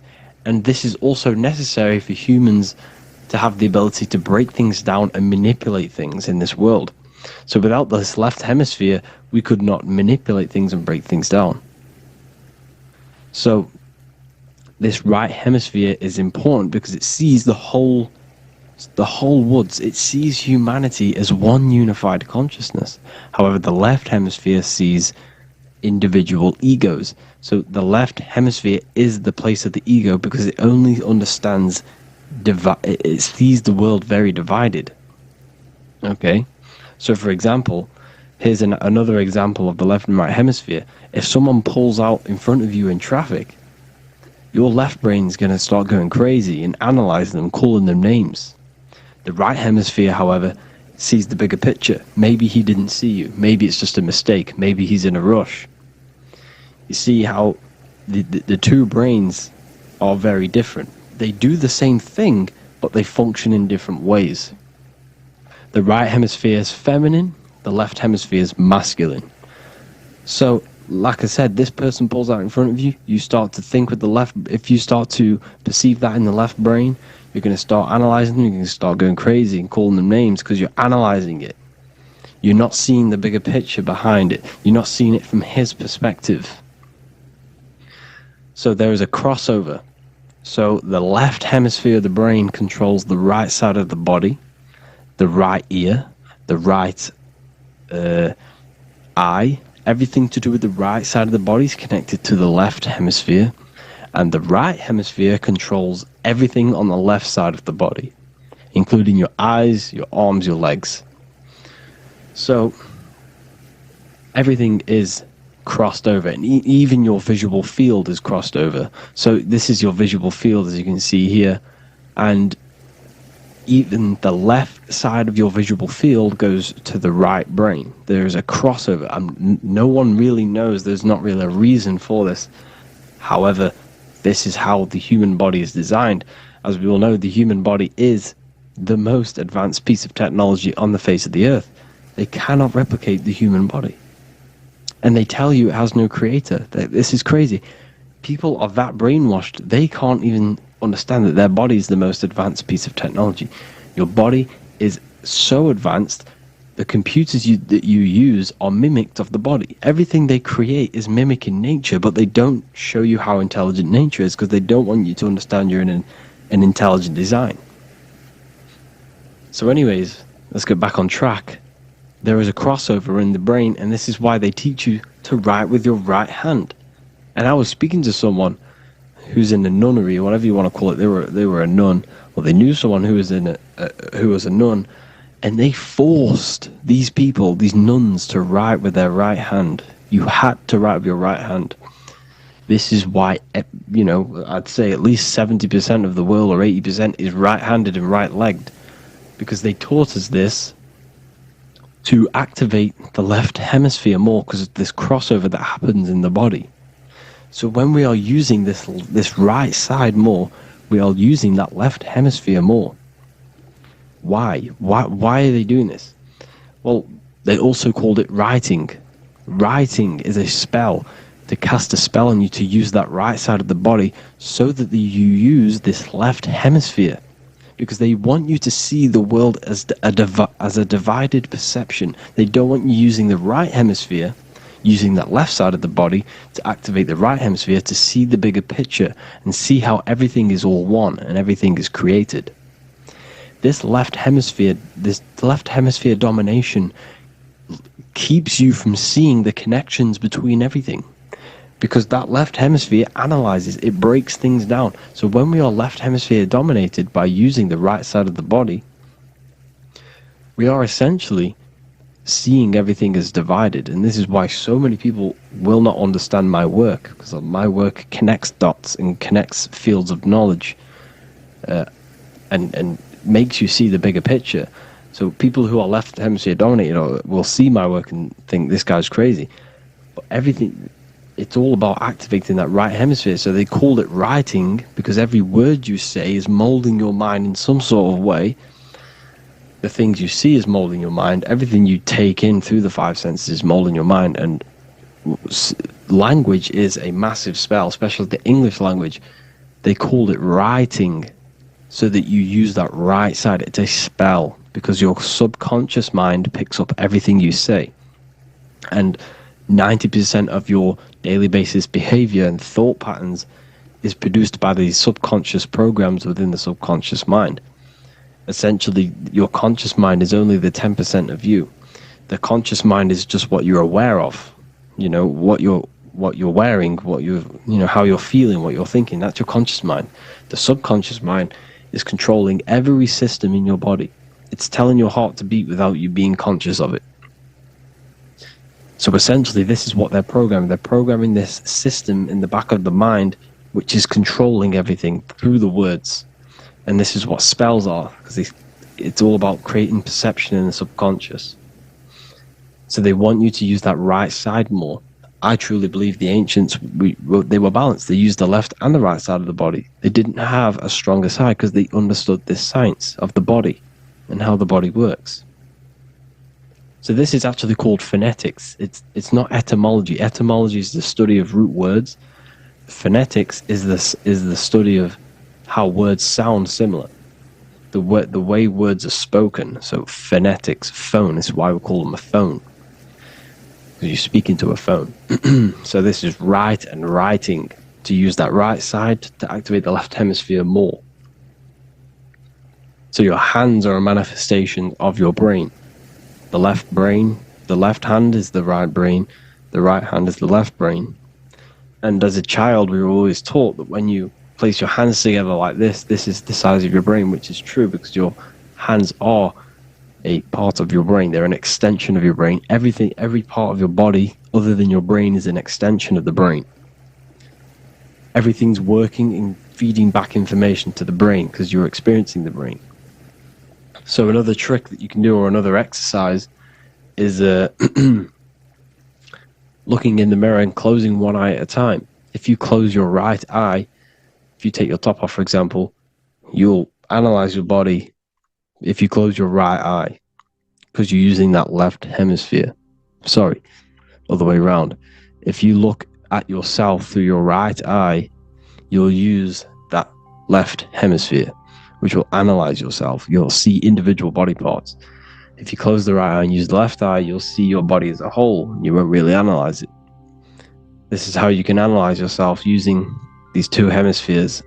So this whole system is created to keep you thinking logically and to restrict you from creating and restrict you from understanding symbolism, allegories, metaphors, and teamwork. They want you stuck in a logical way of thinking and a logical way of seeing the world. This is why when you go to school, you are told exactly what to do. You're told to think this way and no other way. You're told to do orders, do this. It's a very left-brained system. Because if we all started to open up this right hemisphere, we'd all see, wow, everything is all one. Everything's all connected. And this is what my work is doing. I'm showing you everything is one. The physical world is an illusion of duality, but everything comes from the one source, the one mind. The universe is a giant mind. I am mind, you express mind. We all possess mind. Behind the physical body is the same mind consciousness. And we are all expressions and fractals of this infinite consciousness called mind. And this is what they don't want us to figure out, is that we are all just one consciousness expressed. It's an infinite consciousness. It's even in the squirrel, it's in the dog. All of these different animals, they're just different bodies, but behind the bodies is the same consciousness, which is mind. That's what the pineal gland is. The pineal gland is not the mind, and it's not the third eye. The third eye is your mind. If you have a closed third eye, it just means you have a closed mind. If you have an open third eye, it just means your mind has expanded from beyond physical things through astral projection and mystical experiences. This is how you gain an open third eye. It's just an open mind. A mind that has astral travel, that has explored the realities within the mind. So everything they do is to keep us in a divided state. Divide and conquer, right? That's their motto. All to keep you thinking how everything is divided. Everything they've done is division. Postcodes, countries, everything is divided. Like football teams and all this stuff. It's also a natural process when you grow up, because as you grow up, your brain is constantly analyzing the world. So this is sort of a natural process of how you become more left hemisphere dominated, because your brain is always analyzing. And unless something awakens you, you can awaken that right hemisphere where you can start to see the bigger picture. Even the music, it's all tuned to 440 hertz, shuts down the right hemisphere of the brain. 440 hertz, Spotify, Apple Music, the radio, every time you turn on the radio, it's tuned to 440 hertz. This was specifically tuned. It never used to be tuned to this. It was in the 1950s. It was changed. The standard music tuning was changed to 440 hertz because it shuts down that right hemisphere of the brain. They don't want you thinking, seeing the world in this way and perceiving things as one. And I'm going to show you. It tells you this in the Bible. Cast the net onto the right hand side of the boat and you will find the fish. What was Jesus saying? This is, you see, people read the Bible and they don't understand it. If the Bible is not talking about you, then it has no meaning. The Bible, everything you read in the Bible is about you and how it can better your life. It occurs to you. So if Jesus says, cast the net onto the right hand side of the boat, this is an allegory. The boat is your body. Cast the net, it's the awareness, the perception, onto the right hemisphere of the brain, and you will find the fish. What's fish? What do fish do? They swim deep in the ocean. It represents the knowledge. Deep knowledge. Cast the net onto the right hand side of the boat and you will find fish. You will find the wisdom. You will gain understanding when you cast that your awareness into that right hemisphere. You will see that I am you and you are me. We are all one consciousness. You will see everything. You'll see that the trees are the same patterns as the nerves in your body. You'll see everything is connected. Everything is a fractal of the one infinite consciousness.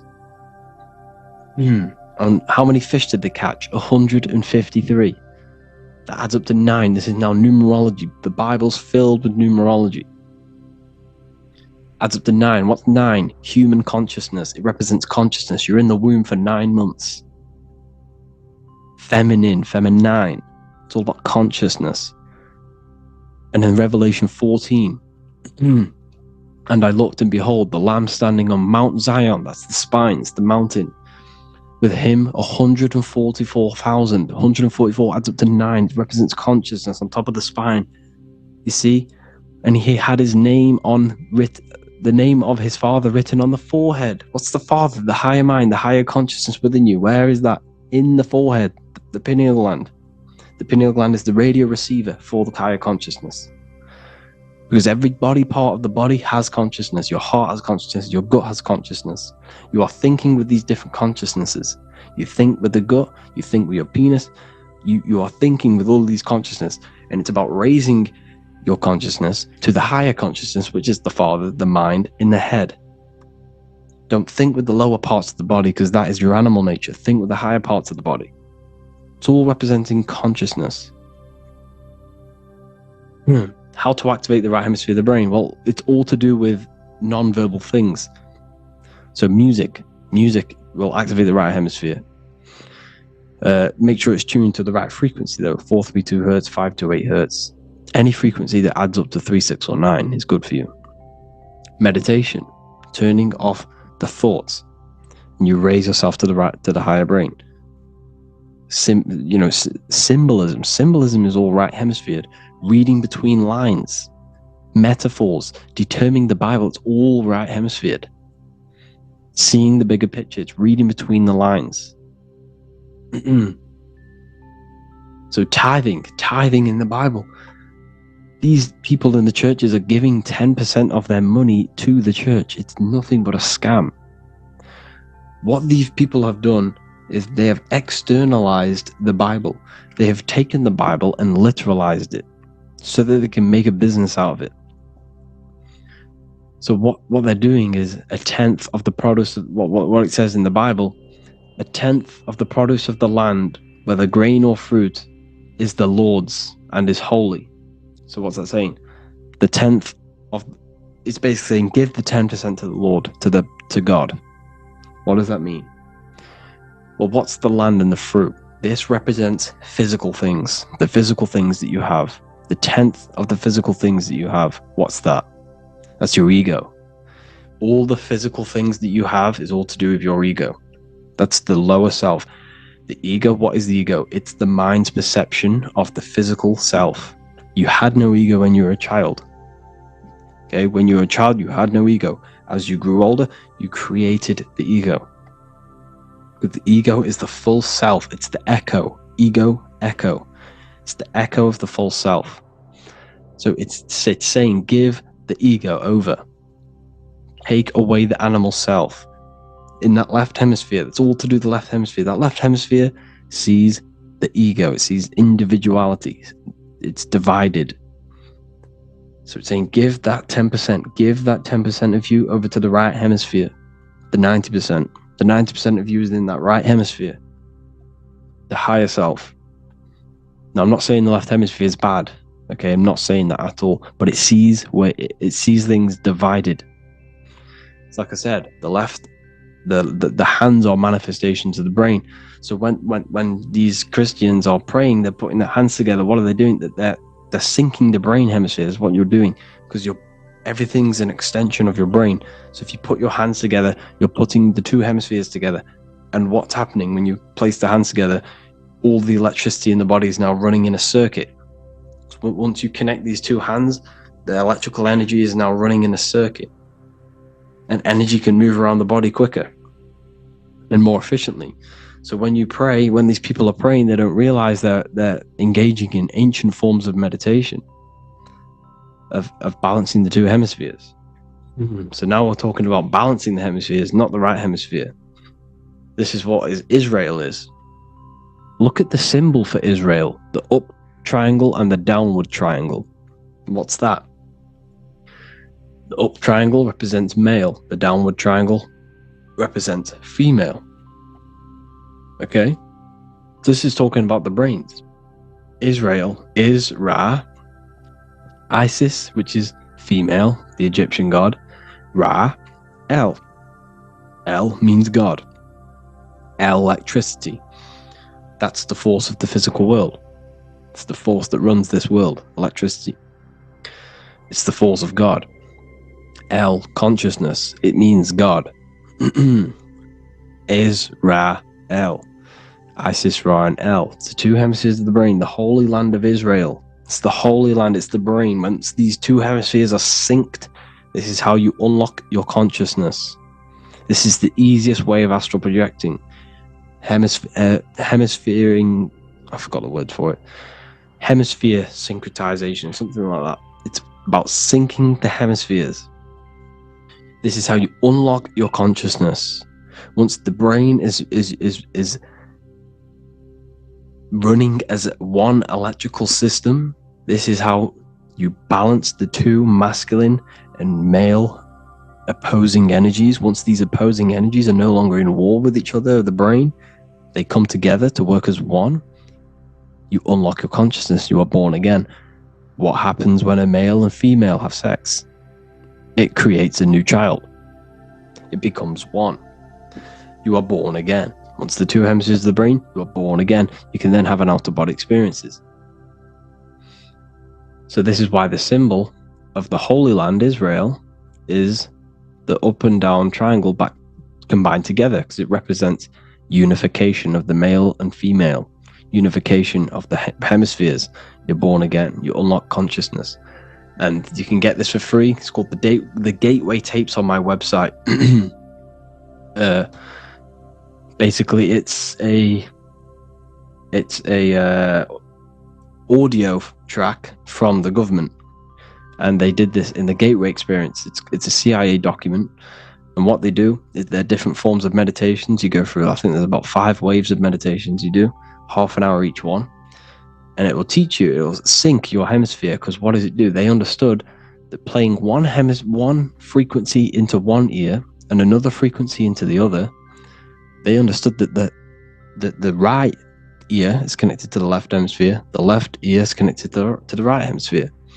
So when you play 2 different frequencies into both ears, what happens? The brain picks this up, the 2 hemispheres of the brain picks this up, and it syncs it.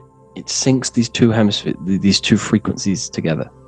So now the brain is working as one to sync this frequency. So this is how you can sync your hemispheres, through listening to these frequencies. Okay, you can get them for free and do the meditations yourself. This will definitely help you. This is an easy way to astral project. So it's all about syncing the hemisphere and seeing reality from a unified perception. We should all aim to get out of that left hemisphere. I'm not saying don't use it, but we should now start to we should now start to read between the lines of the Bible, read between the lines of the symbolism they're showing. Study symbolism, study allegories and myths. What are they trying to tell us through these allegories? And, this is how we start seeing things in a better way. Once we understand that we are all microcosms of an infinite consciousness, we can all come to one, because love is the unifying force of this infinite consciousness. We are all divided. We are all disconnected from our hearts. Once we all connect with our hearts and see that everything is one, we can all start to love and come together as one. Because love is the unifying force of consciousness. So, if you haven't already seen, I now have launched the Ethereal University. I will be doing lectures like this one, but even better, deeper, and even releasing knowledge that I can't talk about online, as they are censored. I'll be doing lectures every single week. I'll be doing live calls every single week. You also gain access to my library, which is filled with over 45 occult books, filled with knowledge. Okay, I'll show you now. Plus, you get my book, The Book of Wisdom, PDF form, and the Human Health Guide, PDF form. You also get all of this stuff, the health section, Q&As, ethereal meditations. We've got some celestial studies, cosmology, numerology coming soon. You also get the brand new Manifestation Mastery course, plus the library. And there'll be new books, new lectures, new live calls every single week. Or you can get the Book of Wisdom, use the code WISDOM in all capital letters to gain 40% off. This sale will be ending very, very soon. So if you're watching this, be very quick to get yourself a physical version or a PDF of my book. You can get it in all these languages. Hope you enjoyed this video, people. I'll see you inside the Ethereal University, the real university. Have an amazing day.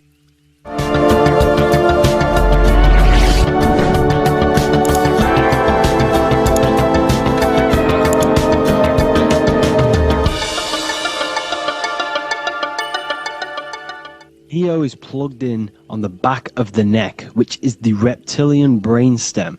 The reptilian brain is all to do with survival mode, survival state. It's always scanning the environment for safety, whether that's physically, emotionally, or mentally. It does not think. It is instant. For example, do I smack the guy or run off? If something happens to you, like a car's coming really quick to you, you do not think about this. The reptilian brain is the animal instinct that will instantly move your body on the instant reactions. Hence why it's the closest brain to the rest of the body. It has instant access to the electrical nervous system to control the body at instant reactions. Now, Neo is plugged in on the back of the neck, which is the reptilian brain. Therefore, the matrix is the body itself. It is the lowest state of consciousness. This is what it represents. The word matrix means womb. It translates to womb because your body is a womb. Your body is a vessel for universal consciousness, for God consciousness. And the body is also a womb where you can be born again outside of this body by raising your consciousness, by awakening the neocortex. This is why Neo is called Neo, because it represents the neocortex. This is the higher aspect of our brain. This is all to do with new things, higher reasoning, higher thinking, new learning. You see, the brain is a receiver for universal consciousness. Now, what do I mean? It is a radio receiver. Think of it like this. You have a radio tower which emits frequencies. And each little frequency, 00.1, 00.2, 00.3, each 00 point is a different person. We are all the same universal consciousness, encapsulated inside of a different vessel. This is why our body is the temple of God inside of the Bible.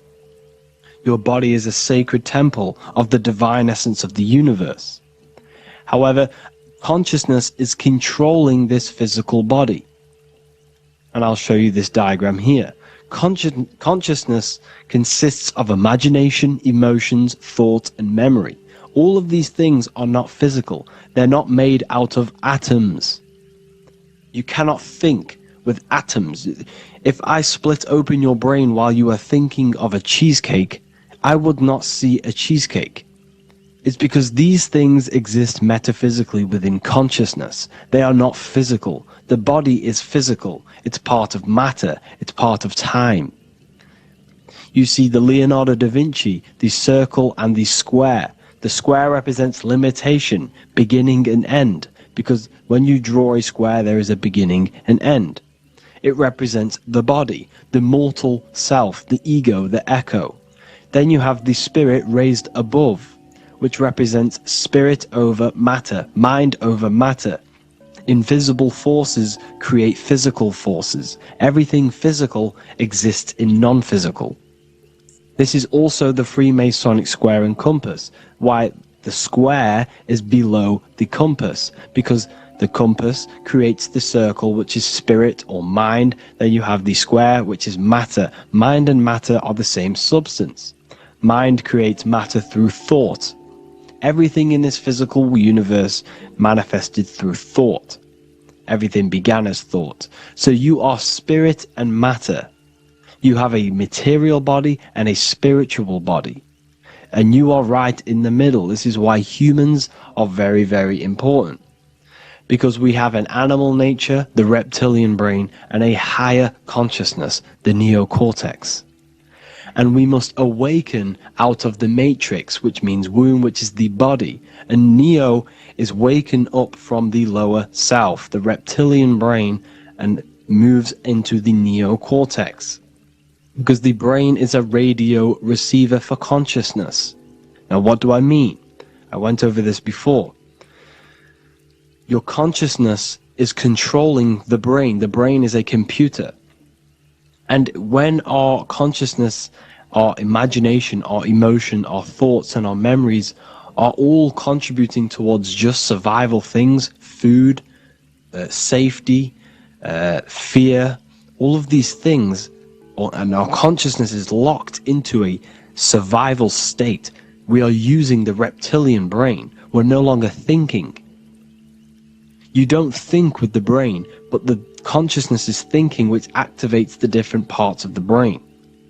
When we think for higher reasoning, we use the neocortex. It stimulates the neocortex. When we think about survival, we're using the reptilian brain. So therefore, when Neo wakes up, he wakes up to the higher aspects of consciousness, which is only utilized by the neocortex, by learning new things, and expansion of the mind and expansions of consciousness. Okay? So The whole matrix is to keep you designed. Well, the whole matrix is designed to keep you in a survival state, in the three-dimensional awareness. They want you constantly scanning for safety, scanning for food, scanning for emotional safety in relationships in other people.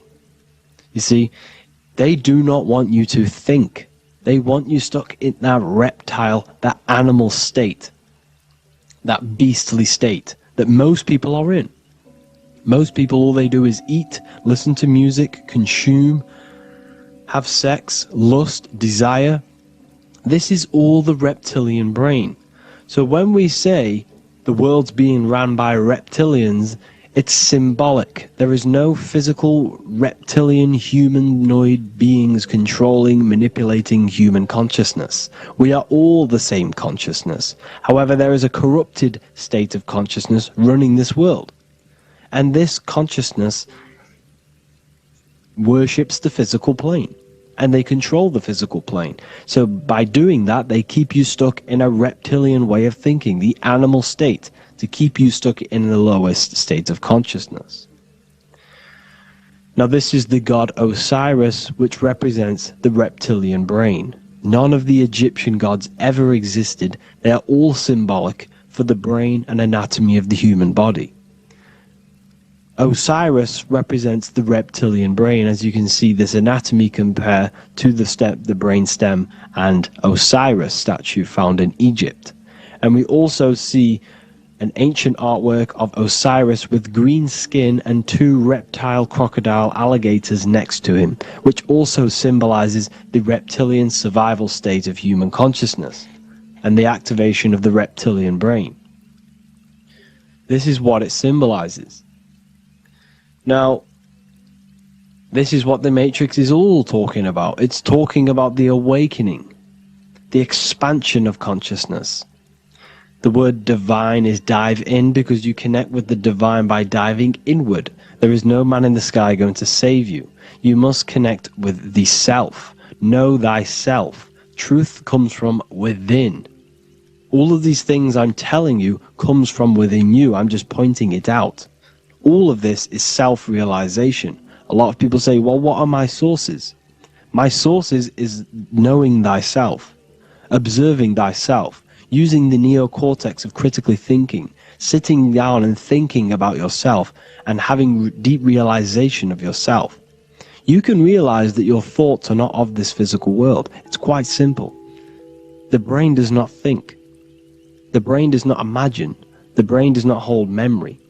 All of these things exist in consciousness, the one consciousness, but we are all fractal, infinite parts of. This is the eye on the triangle, consciousness being given down to the rest. This is separate. Consciousness is separate from the rest of the pyramid. The pyramid is your body. Neo is the one consciousness. This is the Egyptians symbolizing the one consciousness giving Ankh, which is life, to all the different life forms.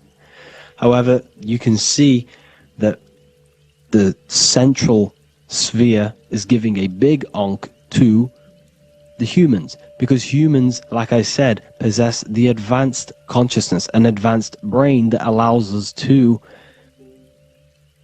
turn above our reptilian animal self. For example, we can go against our reptilian lower animal nature and turn to our godly nature. Animals cannot do that. They are stuck in instinct. They are stuck in a reptilian animal way of thinking and operating. Everything they create is to survive. We can turn against our lower nature and create for amazing things like buildings, architecture, technology. We can use our creative consciousness for anything we wish, not just survival needs. And it's the same with your spiritual journey. You can raise your consciousness beyond this animal state that they try to keep you in through fear, consumption, food, and the reptilian brain. We must awaken, start to think critically, and awaken to our divinity. Because the mind, the consciousness within you has infinite potential to expand. There are infinite fields of knowledge that you can explore. The mind can never be filled. It can never ever be full of knowledge. It always expands, and that's why you are alive. That's why you are part of this universe. That's why the science always says the universe is always expanding, because the universe exists in your mind, and the mind is always expanding into new fields of thought, new fields of knowledge and information. And that is your whole sole purpose, of expansion of mind and expansion of consciousness, and the exploration of the mind of God. We are living in the mind of God. You are a thought in the mind of God. You must awaken out of this body. This is why Jesus says you must be born again to see the kingdom of God. You must be born again. You must raise your consciousness beyond physical limitation and awaken to your divinity. And this is pretty much it for this video. I hope you all understand this, that this is all symbolic for consciousness.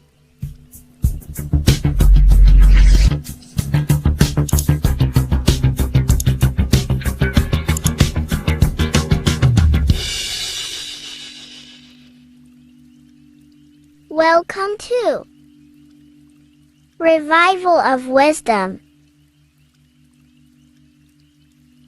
Welcome people, we're back with another video, and this video is about Freemasonry and their connection to the Illuminati. Please, as always, to make sure to hit that like and the subscribe button and turn on the notifications to never miss a video. On May the 1st, 1776, the founder of the Illuminati, Adam Weishaupt, founded this secret organization, and this date can be found in Roman numerals underneath the all-seeing eye pyramid on the $1 bill.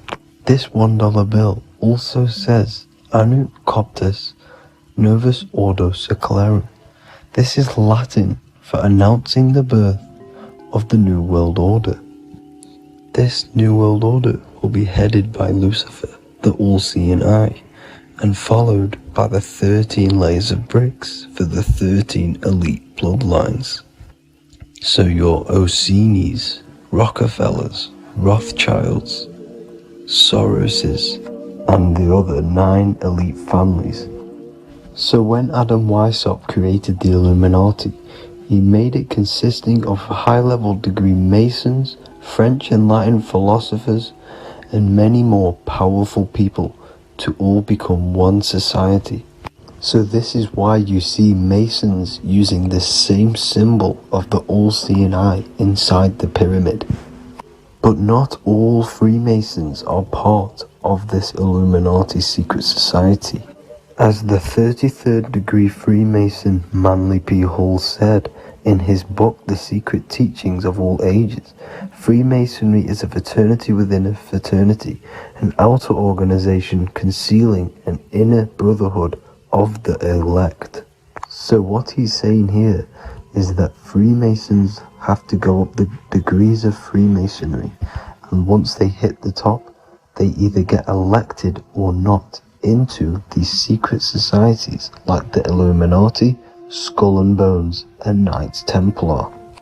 So when you see celebrities doing this one-eye symbolism, either covering one eye, doing the triangle, or doing 666 over one eye, this is showing and reflecting the symbolism of Freemasonry.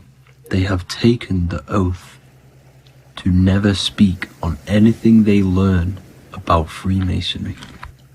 Duncan's Ritual of Freemasonry book states the oath they have to take. Quote, I ... of my own free will and accord, that I will hail, ever conceal, and never reveal any of the secrets, arts, points of Master Mason's degree to any person whomsoever. All this most solemnly, sincerely promise and swear.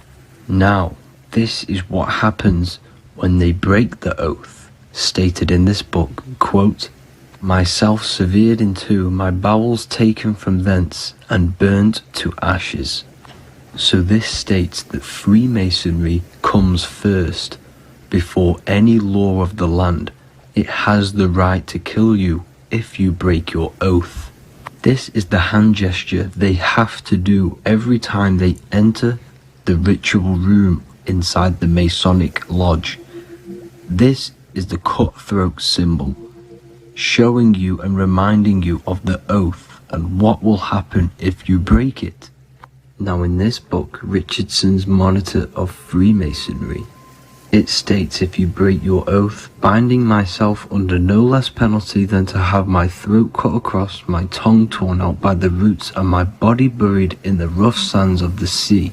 If they do not decide to kill you, this book states this by pointing him out to the world as an unworthy vagabond, by opposing his interest, by dearranging his business. In other words, they have the power to frame you and destroy your reputation to the world, and destroy your business if you break this oath.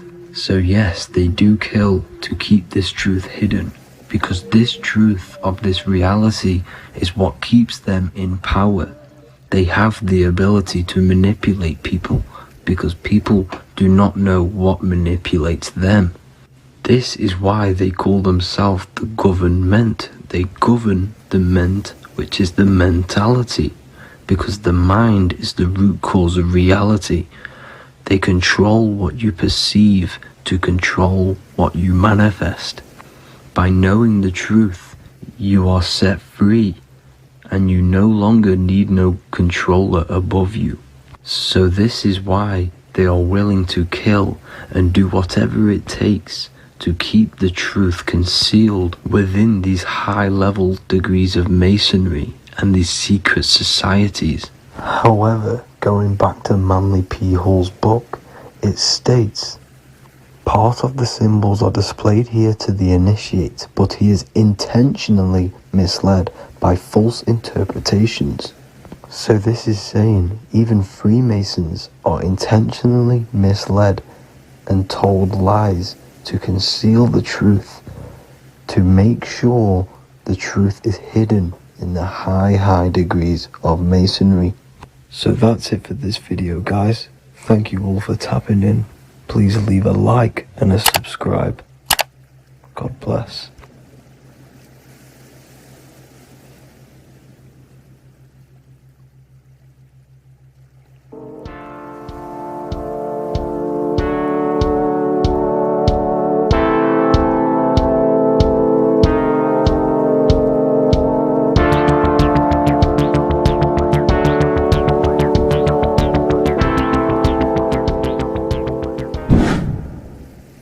Welcome back, people, to another occult lecture by Revival of Wisdom. Today we're going to be talking about magic and how it's being used on us for the New World Order. Magic has the word mag within it, which is magnetism. Magnetism is the force. Magic is influencing forces, natural or supernatural forces, and using it for a certain agenda to gain something out of it. Now, magic is not what everyone's being thought. It's not some sort of fantasy thing. It's actually very common, and we all do it, whether you believe it or not. Magic is all to do with the mind. As I said, always say in my lectures, your mind is what creates matter. Your mind is what creates your external world. So it's all about manipulating and planting seeds within the mind, because your mind is a garden, and thoughts and words are seeds which are being planted in that garden. Your life, your physical life, the people you have in your life, your friends, your car you own, the job you have, is all a reflection of the thoughts that you've been thinking in the past. You are where you are in life because of the thoughts that you've been thinking. Therefore, your life is a direct reflection and manifestation of your mind. The Garden of Eden. Okay? The mind is what they are targeting. What you see, say, and hear has a direct effect on your mind. Me talking to you is influencing you. The words I'm saying is planting seeds within your mind. Now it's up to you to consciously act on these thoughts or these words, or to maintain these words. As above, so below. As within, so without. What's inside of me is outside of me. What comes into the storehouse comes out of the storehouse. You have the left, you have the right, you have the up and you have the down. As above, so below. Whatever is in your mind will be expressed in some sort of way, consciously or subconsciously, spiritually or physically. The mind is what manifests everything. And this is what we need to understand. We need to understand is that the mind is not physical. All things spiritual manifest physical. All things seen come from the unseen. The words you're thinking, that everything you have is coming from the unseen. The actions that you do come from the unseen mind. Another expression for as above, so below is you are the universe itself. You are a universe, a mini universe. But just because you are mini does not mean you are the whole thing. If I take a little piece of infinite, let's say there's an infinite light source. Let's say I take a little chunk of that infinite light source. That little chunk I took is still infinite because it's been taken from infinite. You are the universe. Your awareness, your mind is the universe. It's information. You are the universe experiencing itself. This is why we say we are all God. As above, so below. What is in me is outside of me. The sun, the physical manifestation of the sun, is your soul. The 12 constellations are manifested in the physical body. The 5 elements are manifested in the physical body. They're manifested in the 5 fingers you have. As above, so below. This is manifested, this is a symbolized in Freemasonry and secret societies as the 2 pillars. The mirroring reflection, the reflection of reality, the mirror. As above, so below. What happens in the mind, what happens in the astral, happens in the physical. This is Aleister Crowley. This is all symbolism. This is the 2 pillars with the all-seeing eye and the triangle at the top. Aleister Crowley was a master magician, very powerful dark magician, black magician. There's 2 types of magic. You have white and black, just like the checkered board, the Masonic checkerboard. You have white and black. You have good and evil. White magic is influencing natural forces to gain something that will help the collective consciousness, help the collective, help the earth, help other people. Black magic is something you manipulate something so you can get something personal out of it. Doesn't matter if it's good or bad. It's still considered as black magic because you're being selfish. Everything you do should be contributing towards the collective consciousness and helping others. And this is why the ancients lived in a system where everything was in unity. We understood that I am you and you are me. What I do to you happens to me because I am you and you are me. We are the same mind substance on the inside. We're all the same mind substance being expressed in different bodies.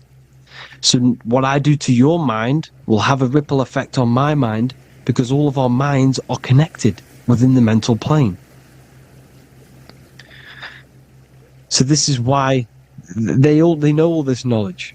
They know all this knowledge. So yeah, this is the mirroring effect of reality, the 2 pillars, or symbolizes the number 11. The number 11. We'll go deeper into that.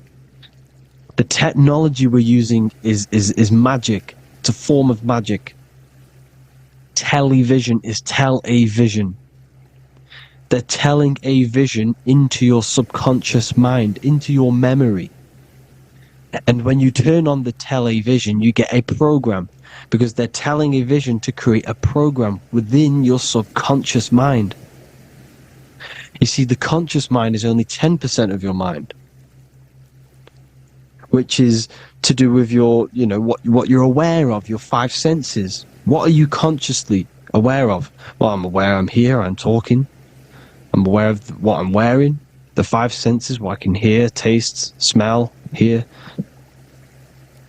What I'm wearing, I'm aware of what I think of. But the subconscious mind is the 90% of your mind. It's the hidden part of the mind, which is telling your heart to beat, telling your body to breathe. It's storing all of your emotions. It's storing everything you see, storing all the belief systems that you have. It has everything. It stores all of the habits you have, the values. It stores everyone's name that you know. All the words that I'm speaking right now is all coming out of the subconscious. Everything is subconscious. And it literally manipulates 90% of your daily basis behavior. Most people don't know this. What you did yesterday is what you will do today because of these beliefs and mental programs within the subconscious, stored within the subconscious. So the subconscious is what they're aiming at.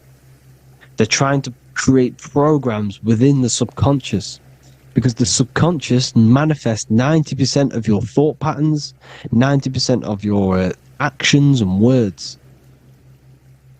They know all this stuff. So the subconscious mind is the most powerful part of the mind. Another way the subconscious manifests and influences your life is, let's say you were in a car crash years and years ago, 10 years ago. Let's say you're in this car crash, right? And you really hurt yourself.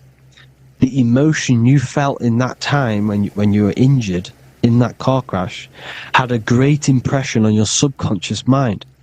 You see, the stronger you feel something emotionally, the stronger impact it has on the subconscious.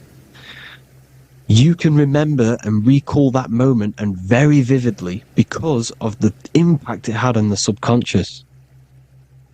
Another, for example, you become that terrified of cars that it manifests into your life today, that you are wary to go in certain cars. You don't want to go in cars at all, maybe, because of that moment that's stored within the subconscious. And it will manifest into anxiety. It will manifest into not going into cars. It will manifest into depression, maybe. These things, these emotional, very emotional, traumatic events have a great impression on our subconscious, and they control your life. This is why you need to meditate and let go go deep within yourself and let go of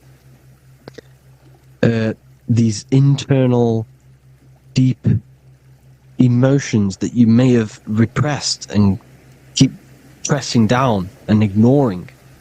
But you need to address it and let go of these subconscious impressions you have, which are controlling your life, like anxiety, depression. All of these things are stemming from things that are stored within your subconscious years and years ago, more than likely.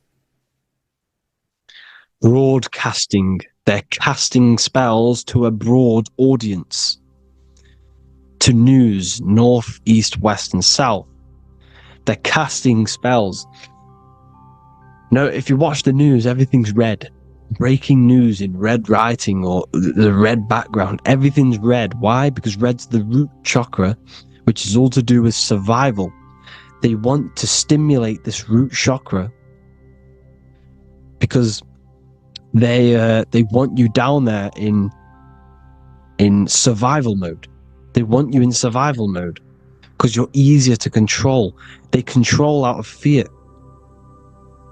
And not only they're casting these spells as if, because most of the things they cast in the news hasn't already happened. They're constantly bombarding you with, there might be a war breaking out, war this, war that, kill here, kill there, murders. It's impressing, it's casting spells on your subconscious mind. So when the event does turn up in real reality, in physical reality, you're less emotional, you're less surprised. You're not as surprised because you've already heard it before. Your subconscious has already heard it all before. If you never heard of a war and then a war broke out, you'd be going crazy. So they subtly program your subconscious mind through the words, because the words they say is impressing your mind. It has an effect on your mind, which will have an effect on your behavior, your words, your conversations you have with people. They're casting spells to north, east, west, and south on the telling a vision by broadcasting, by saying spells. This is why we call it spelling. Even the words we say cast spells. Bless. Bless you. That's be less. The subconscious mind only picks up literal things. You see, when I say bless you, your conscious mind picks that up as, oh, thank you, you're blessing me. But your subconscious picks up as be less. You see? Because the subconscious it has no filter. It's just, it is what it is. Everything is factual in the subconscious. Therefore, if I call you an idiot, your subconscious, my subconscious will think I'm talking to myself and calling myself an idiot, and it will take that as true. That is truth. Everything is truth within the subconscious. And the subconscious manifests your behavior. The devices this is the biggest one. Black scrying mirrors. Device, the devil's vice. The device. Okay? Black scrying mirrors, black screen is scrying. Black scrying mirrors were used to communicate with spirits within the astral plane in the medieval times. They're still being used now by black obsidian mirrors. And look at your phone, it's a black mirror. And there's some sort of, I'm not saying this is fact, but personally I believe these are portals for spirits and ethereal entities to come into your life, to come into your surroundings. So this is the next big thing. The TVs, your iPhone, your iPod, all black mirrors. And mirrors are very, very powerful. Even just a normal mirror. Mirrors have an effect. Whatever you say into a mirror, what you say is energy. And when you say something into a mirror, you're saying it into yourself. It's an infinite cycle of words, of energy. Because it's being reflected infinite times. When you say something into a mirror, it has a massive effect. You're saying it directly into your eyes, into your mind. So what you say in a mirror should be said with precaution. Never say anything negative into a mirror. Because mirrors are very, very powerful ways for you to reprogram your subconscious mind for the good. You can say very positive things into mirrors and it will reprogram your subconscious mind. Okay? Manifesting is all magic. It's all magic. Everything is magic. But consciously doing it is what they're doing. They hid this knowledge. Your phone is magic. It manipulates your mind. The iPhone. Okay? See, magic isn't all of this with wands. See, Harry Potter, okay, that was created to give you this perception of a mystical and amazing form of magic with magic wands and all sorts of stuff like that. Yes, that stuff was true when the collective conscious minds were on a higher level and our belief systems believed in these things, because the universal mind, all of our minds contribute to reality. If the masses don't believe in magic, if the masses don't believe in a certain thing, it's going to have an effect on physical reality. So when the collective minds are higher and have more open minds, things like Harry Potter can come true. See, it's all in the mind. The iPhone, the eye is the symbol for the mind, the invisible intelligence. The triangle is the ethereal plane. Okay? So the eye in the triangle is the eye that sees into beyond the ethereal planes. The square is the physical plane. So the iPhone, your phone, is a black box, just like the Saturn black cube. It's a black mirror. It's taking photos of you every 2 seconds. And it's your mind. Your mind is in that phone. Everything you like, everything you text, everything you type in Google, everything you say to someone, every conversation is all recorded on the phone. Therefore, it is a direct reflection of your mind. Your mind is imprinted into your phone, because your mind, everything you think in your mind, you're manifesting into typing, saying, taking pictures into the phone, and it's collecting it and storing it. And what they're doing, and this is for all forms of magic, it's manipulating the mind. It's all manipulating the mind. Reels, Instagram, TikTok, this is all dopamine. It's all controlling the mind. Every like you get, every follow you get, every share that you get is dopamine within your brain. They're literally targeting your brain and mind. It's all manipulating, because what they're pushing through the phones, through the media, through the news, through the televisions, is visions and programs. You are the one manifesting the New World Order. They're not manifesting the New World Order. They're giving you the information so you can manifest the New World Order. Everything they say is contributing to your mind. For example, digital money and all the information they put out for you to see is contributing to your enslavement. Your mind is manifesting the New World Order. They know this. They don't manifest it. There's billions of us. We could easily run over them physically. But on a mental level, these people have the knowledge and they hide it from us, and they let us manifest reality because we are the collective. They give us the information which manifests their agenda.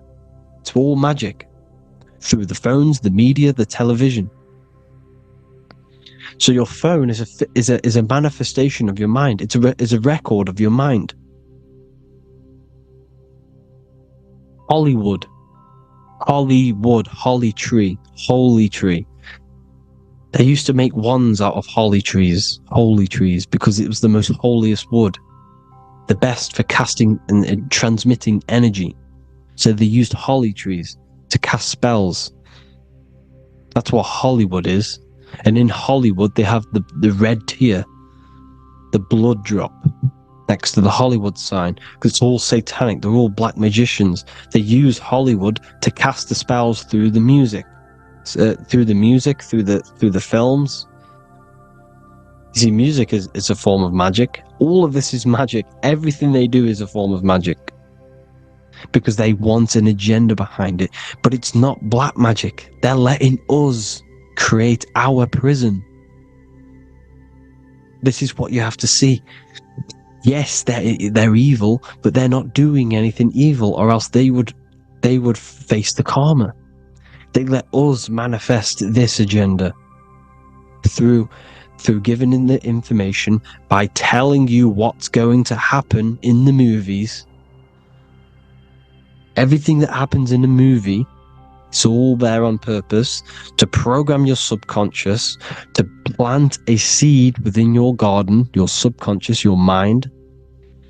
Because when the mind has already seen something, when it comes up and turns up in physical reality, you will be less shocked and you won't rebel. So they lure you slowly. They make you aware of these things over time. They make you gradually think it's okay. Like the technology, we never used to use these phones. How did we become so addicted and reliant on them? Well, because first they gave you a little flick phone. Well, no, sorry, they gave you a phone in your house. And then once you got used to that, they say, oh, here's the newest version of a little flick phone. You started texting your friends.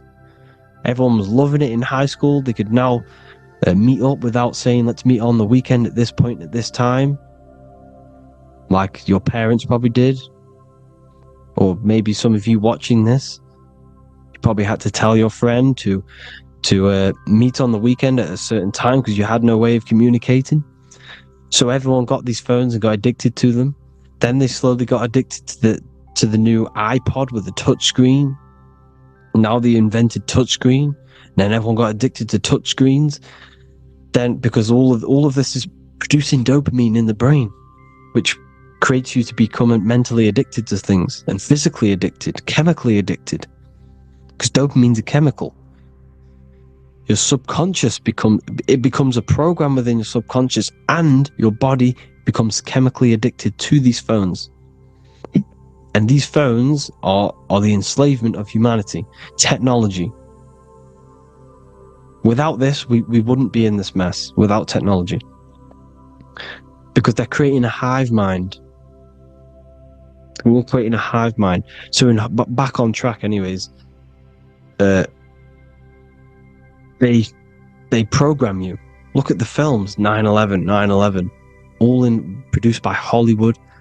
Here's the 11, like I said at the beginning, the two pillars which reflect reality. What happens in the mind happens in the physical. What happens in the astral happens in the physical. Okay, what happens in the physical happens in the mind. It's the two pillars, the mirrors. 9/11. 9 + 1 + 1 is 11. Flight 11 was hijacked. New York is the 11th state. New York adds up to 111. This is not a coincidence. It's all a form of magic. It's a ritual, energy harvesting ritual, because your mind produces energy. Your mental attention produces energy, and they're feeding off this energy in the astral plane, these demons. Music is the most powerful. Personally, I think the music is one of the most powerful forms of magic they're using. Okay? Music is hypnosis. It puts your brain in a hypnotic state. It influences your electromagnetic field through vibrational energy. It reprograms your subconscious mind. Why do you think you remember the lyrics? You see, your subconscious stores all of the memories. Remember, the subconscious manifests 90% of your behavior. So therefore, the music you're listening to is manifesting your behavior. You wondered why some people wonder why they have drug addictions and they can't get out of violence and they can't get out of all this negative mind space. It's because the music they're listening to is creating a negative mind space. The words you listen to have plant seeds within your mind. So the reason you remember the lyrics is because that song created a program within your subconscious. Yes, that is what happens. You can use magic to reprogram your mind, but you can use music to reprogram your mind because it's all forms of magic. It's using natural mental energy forces to manipulate the physical reality. You manipulate your mind, you manipulate reality, physical reality. Okay? So the music, another very, very big one. When you turn on the radio, it's just all talks about alcohol, drugs, and sex, because they want you down in the lower three chakras. They want your mind attached to matter when it's mind over matter. Your mind's not physical. You see, the word spirituality is the new trend. It's not about your spirit. It's not about your spirit. It's about your mind. It's not about, spirituality and looking after your spirit. And they've got you focused on your spirit. Why? Because they hide your mind from you. You see, a lot of people think their mind is their brain, but the mind is everything. There is no physical reality without mind. You can have a brain. Imagine if you had no mind but a brain. It wouldn't work. The mind is everything. The mind controls your avatar. It begins in the mind before it happens in the brain. Then the brain manifests through the body. The brain's just an electrical computer. So that, they've got people scared, or do I have a soul or not, and all this stuff. Listen, if you have a mind, you have a soul, because you are not the mind. This is why everything is sort of an illusion, because beyond the mind is your soul. But what is the soul without a mind? You can't have a soul without the mind. But if the mind didn't exist, the soul doesn't exist. You are the person listening to your mind. I shouldn't say person, because you're not the body. You're the entity behind the mind. But if you didn't have that mind, you couldn't understand what you even were. You would just be an observer who couldn't think. So yes, we all have a soul. If you have a mind, you have a soul. Everything is mind. Everything has mind. Mind creates everything. God is mind. And they're manipulating your mind through TV, your phone, every little thing. The school. It's all about the mind, people. Control your mind, you control your reality. Just the last thing, here you go.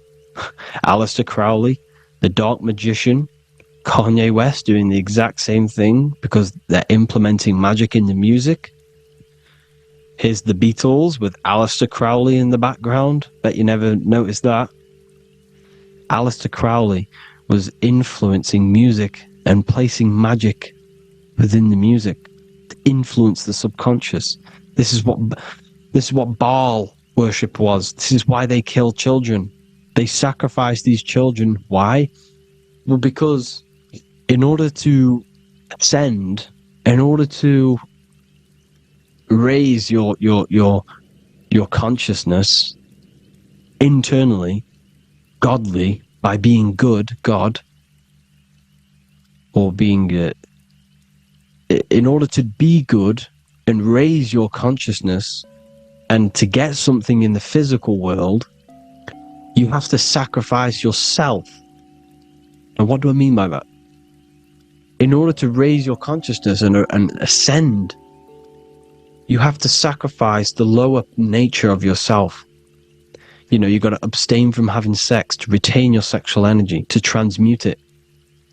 Or staying away from negative, poisonous foods like meat. So, staying away from blood. We shouldn't be consuming other animals' blood. We should be keeping our blood pure. We are humans. We shouldn't consume chicken blood, chicken germs. We are the most divine creatures on this creation. We are the most intellectual creatures in this creation. Therefore, we should keep our temples pure. We are not animals. If you want to associate yourself with an animal, go out in the wild, go and find a wild boar, and go and try rip its guts out with your bare teeth, because you can't do it. You're not a carnivore. Okay, So in order to ascend, you have to kill and sacrifice your lower part of yourself to ascend up to your spirit self, your mind self, the highest version. And the elites don't want to do this. So they sacrifice other things like babies to kill them, to exchange their life over to the astral plane, so these demigods in the astral plane can give them something in return in physical. They don't want to sacrifice their lower self, so they sacrifice other things for exchange, for physical pleasure. But the godly person sacrifices their lower self for their higher self to do good and ascend. So this is what all the Baal worship is, people, and this is why they're doing it. Hope you all had an amazing lecture. If you haven't already, go and get the Book of Wisdom for more information.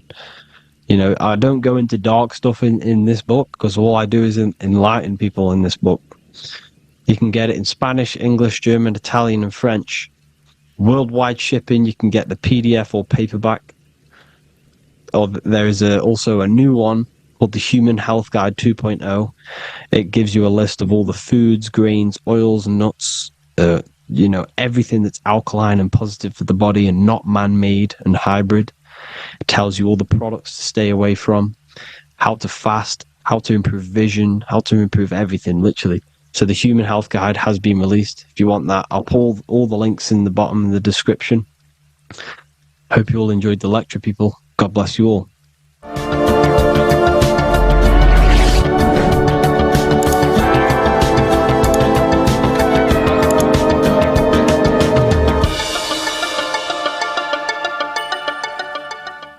In this video, we're going to be talking about the evolution of consciousness. You are born human, however you possess consciousness, which is the awareness behind your being, the awareness behind your thoughts, the experiencer behind your five senses, the experiencer, the observer behind your thought, emotions, and senses. You are an eye, an invisible consciousness looking through a lens, which is your body. Your body produces this physical world that you experience. Your brain produces this world. Your brain and body is a technological computer. However, you are an infinite, ever-expanding consciousness behind this physical body. And there is an evolution of consciousness, a cosmic journey of expansion. And this is why we see so much pyramid symbolism in the occult and esoteric world, and especially within Freemasonry. Because the pyramid represents climbing, an evolution, a raising state of consciousness, a journey. Steps symbolize a journey upwards. This is the raising and the evolution of consciousness, our inner world. The transmutation of our inner selves, of our souls and consciousness and our minds. So when we see this pyramid, we're seeing a evolution, a way up to source consciousness. And the eye in the pyramid represents your source consciousness. It represents illumination. It represents divine guidance through this evolution of consciousness. This is why we see the ladder. Consciousness is ever expanding on an infinite journey of evolution. Each individual is a part of this cosmic process, contributing towards the ongoing expansion of both mind and awareness. As we evolve, we collectively explore deeper levels of existence, expanding the boundaries of thought and consciousness. The mind has the ability to expand infinitely into new realms of thought, into new dimensions of mind. The mind cannot be filled up. It is not a physical substance. The body can be filled up because it is a physical thing, but you cannot fill the mind. Therefore, the mind is constantly expanding, ever expanding into new fields of thought.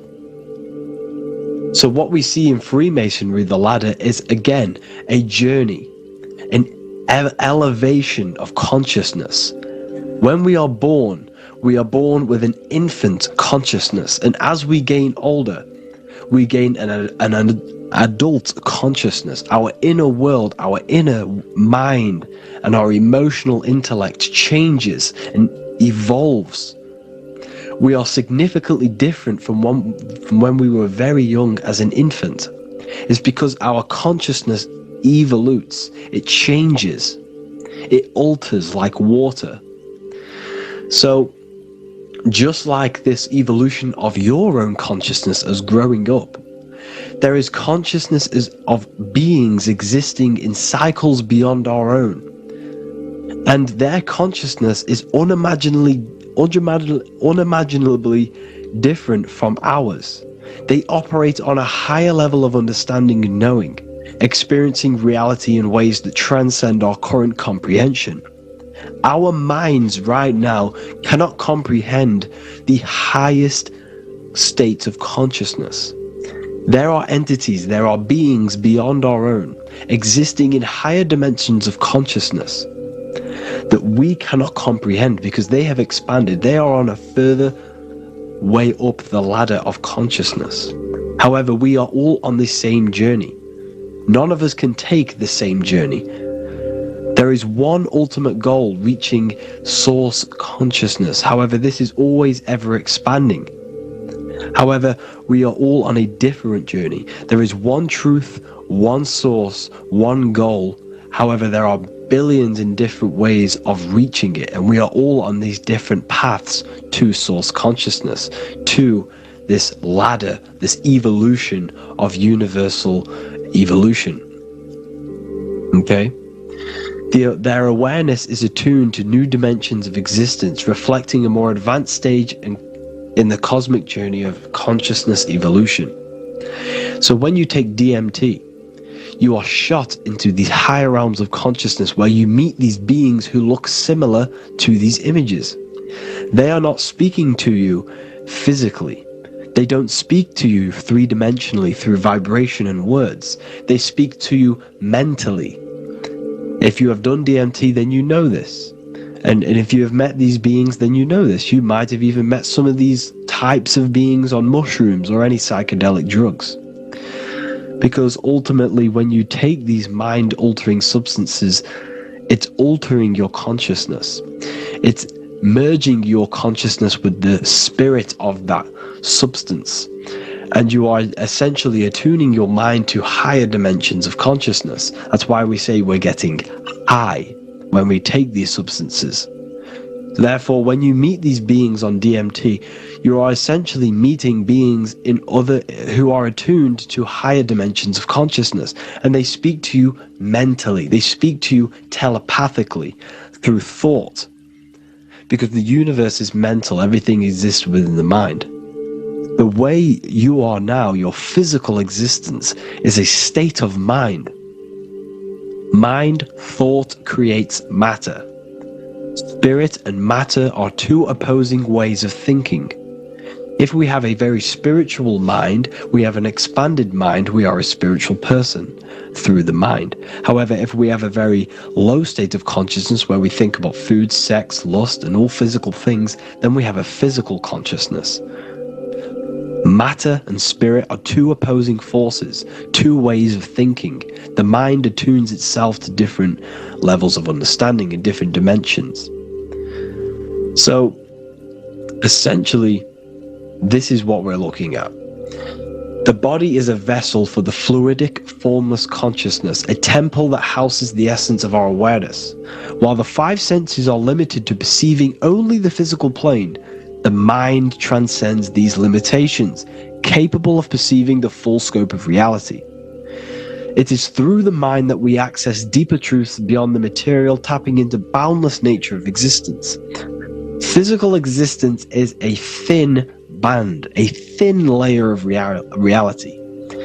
It's like 0.001% of reality. And your five senses are only tuned into this layer of reality. But the five senses are, by design, only allowed to perceive physicality. But the mind has the power to expand beyond this physical five sense state. The mind has the power to expand and evolute. It is a conscious decision whether you want to take this path or not. You can stay in a three-dimensional way of thinking, or you can expand your consciousness from within. It's not an external journey. There is no God going to save you. You must save yourself. Therefore, behind every single one of these eyes is the same source consciousness. However, we are all different cells in a different journey. The organs in your body, the cells in your body are all alive. They all possess same consciousness, universal consciousness. However, we are all on a different journey of evolution. As above, so below. As the baby is in the mother's womb, when the baby becomes conscious, there is a world outside of its mother. What does it do? It presses and seeks a way out to be born in the other world outside of its mother. It is the same with your consciousness, your mind. When your mind becomes aware that there is realities beyond the immediate surroundings, it seeks a way out. And this is exactly what I'm doing to you now. I am now expanding your mind and telling you there is other ways of reality. There is other dimensions of consciousness which you can access through inner transmutation, through different ways of thinking, spiritualism and meditating and connecting with yourself and detaching from external things. We can upgrade our consciousness. Your body is a womb. Why Jesus says you must be born again to see the kingdom of God, because you are born physically and then you must be born again spiritually, awakening your inner consciousness. So like I said, as the baby is in the womb, it's the same principle. As above, so below. You were a baby, you were in your mother's womb, and you figured out there is a world outside of your mother, so you seek to weigh out your mother to be born in another world. It's the same now. You must do this now. This is your spiritual evolution. This is the evolution of consciousness. It's ever expanding. When you die, this is a transition. You must learn to not fear death. This is another part of your spiritual journey. You must master death. Therefore, like I said before, the mind has limitless capacity to expand into new realms of thought, continuously exploring uncharted ideas and concepts without boundaries. The mind can ever expand, it can never be filled, it can never ever know everything. There is infinite fields of knowledge, infinite fields of thought. Your current state is just one stage on an infinite pathway. You won't remain human forever. The human experience is a crucial phase where we learn to balance polarities, master the fundamental laws of the cosmos. It is a period of growth and transformation, preparing us for the next stages in our cosmic evolution. The goal is to strive for perfection, yet the true perfection is unattainable. It's like a tunnel, and there is a light at the end of the tunnel. And as you walk through this tunnel, the light is ever moving backwards. You should forever seek to meet that light, but you will never meet that light because consciousness is ever expanding. You should strive for perfection, yet knowing that perfection is forever unattainable. The journey is endless, with each step revealing deeper layers of understanding and experience. The pursuit of growth and expansion is itself the essence of our evolution.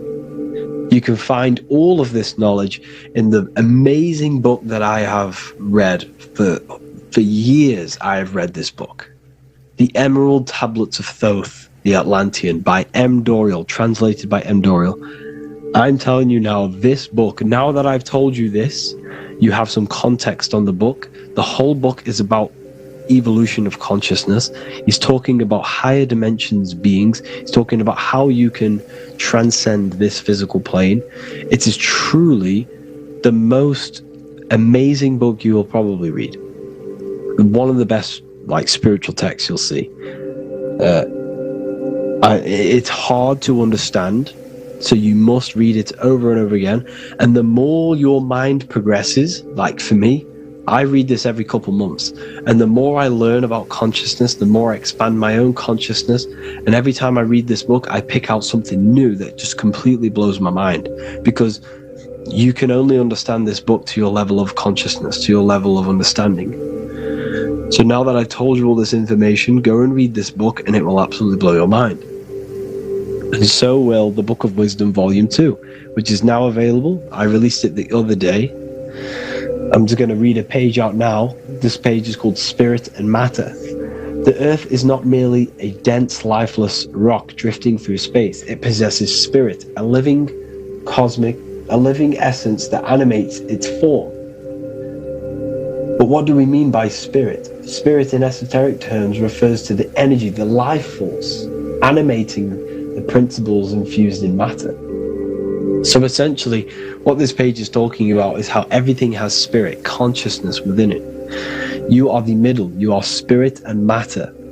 You have the ability to expand your mind to the God self and raise above our animal instinct, our material self, and know the divine and expand. Animals cannot do this.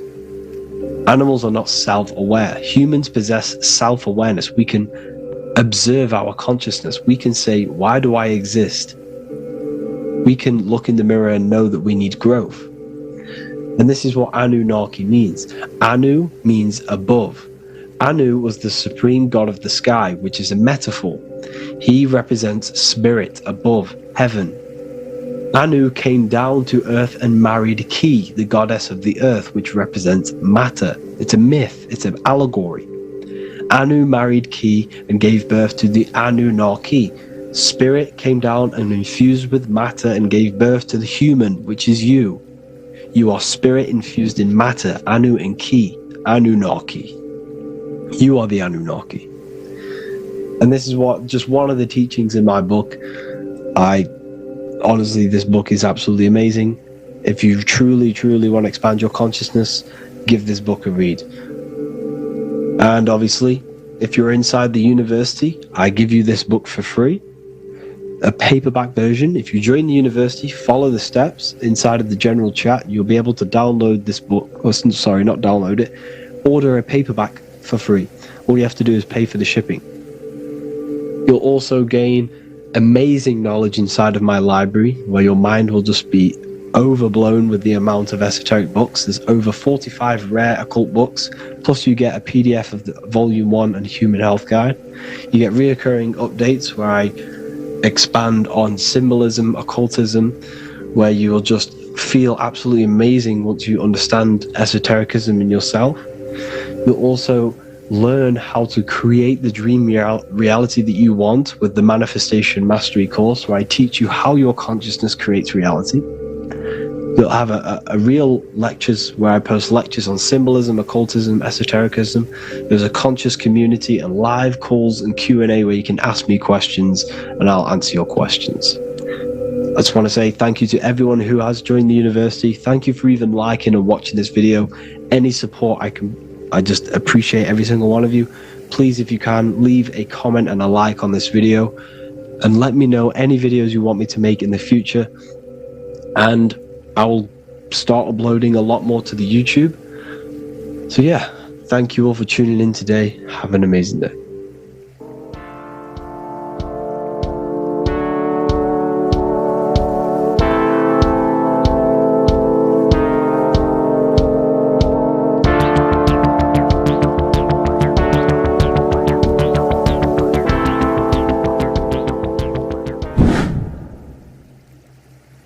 People, how are you all doing? It's Revival of Wisdom, and today we're going to be talking about your birth certificates and how we are slaves to a system and how they have trapped us into this system.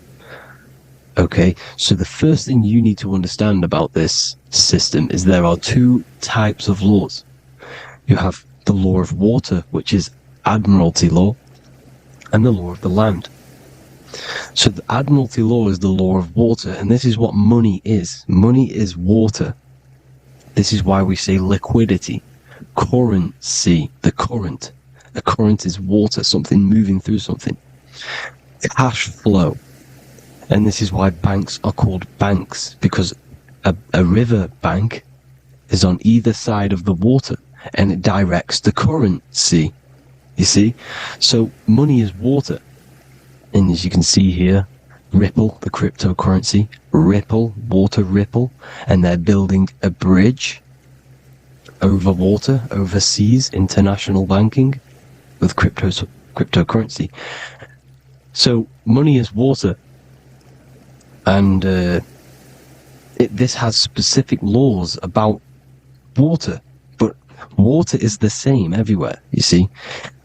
What the difference is with the law of the land is that you can have different laws in different lands. I can't do certain things in the UK that people can do in America, for example. You see, that's the law of the land, but the law of water is the same, because water is everywhere. Now, this is very important to understand when it comes to, you know, these birth certificates. So, Pope Gregory, this is where we're going to start off. Pope Gregory in 1582 took the Orthodox Eastern sunrise calendar and changed it to his own Gregorian timeline, not a calendar, a timeline. This timeline was copyrighted by Pope Gregory under the name of the Vatican. So the Vatican owns the timeline that we are using today, 2023. They own it. They own the title of this Gregorian calendar. Okay? Therefore, anyone who is born under this copyrighted timeline, not calendar, they are subjected to Rome, because Rome owns the timeline. They have a patent, a copyright for that timeline. What is on our birth certificates? That timeline. We are born underneath, we are subjected to the Vatican. This is why all birth certificates go to the Vatican. They own every single birth certificate. Okay? So when we use this timeline, we are subjecting ourselves to this timeline. Okay? Which the Vatican has a claim over. This calendar or timeline is set to sunset, not the sunrise, which is associated with death, darkness, and the moon, lunatics. You see, so this is a sunset calendar timeline. Okay, this is now, they've changed a couple things, right? They say that the new year is January the 1st. Okay, when we know this is in winter. January is winter, which is associated with darkness, death, the death of nature. So this is a death cult, people. These people are evil. They're so evil. The Vatican. And this is why we use April Fool's Day, because April is in Aries, and Aries is always the start of the Zodiac. This is why Aries rules the head region. 12 Zodiacs, 12 systems of the body. Each Zodiac is associated with each part of the body, and this is why Aries is the head, cerebrum. But we're not going to talk about it in this video. But yes, that is what April Fool's Day is. They're putting it in your face. April Fool's Day is the real start of the year, when the sun starts to rise again, when the risen Saviour is resurrected, when it's born again. This is when the Jews celebrate the Passover. This is when the Christians celebrate the resurrection of Jesus, and they eat lamb. The Jews eat lamb because we're in Aries, the new year. The sun is now born again, our risen Saviour, the light of the world. So yes, this is what April Fool's Day is. It's the first day of the year, which they changed. Pope Gregory changed. So you need to understand is that you are in the womb. You are inside of a ship, because every ship, literally a ship, every ship is female. This is why they say she delivers the product, because she does deliver the product, you, the baby. Same thing with a ship, they deliver products.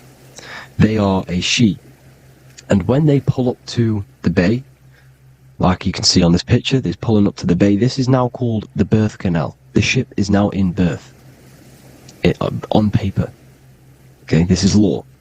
And when they pull up, they tie up to the bay, And now they get a certificate of manifest certifying all of the products which are on the ship and what they are bringing into that nation. Okay, so you're bringing in this many of that, you know, everything's on the certificate of manifest. And this certificate as manifest is also your birth certificate, because you are traveling through water when you are in the birth canal of your mother, because you are in water when you are in the womb. And you travel through the birth canal, and when you arrive, you get a certificate of manifest with the name, how many, the quantity, you know what, that's your birth certificate. Okay? And this is what it is. We are a well, we're not a corporation, but we represent a corporation, which is your name in full capital letters. That is your corporation. You cannot physically tax a body, but you can tax a corporation. This is why we get charged. This is why we get taxed, because it all goes down to the corporation which our name represents, which we are subjecting ourselves to. We are my name, I am subjecting myself to this name, and that name has a corporation which I represent, which I subject myself to. You see, this is how we are attached to this straw man, this character that they have built on paper. So it's a character which is on paper.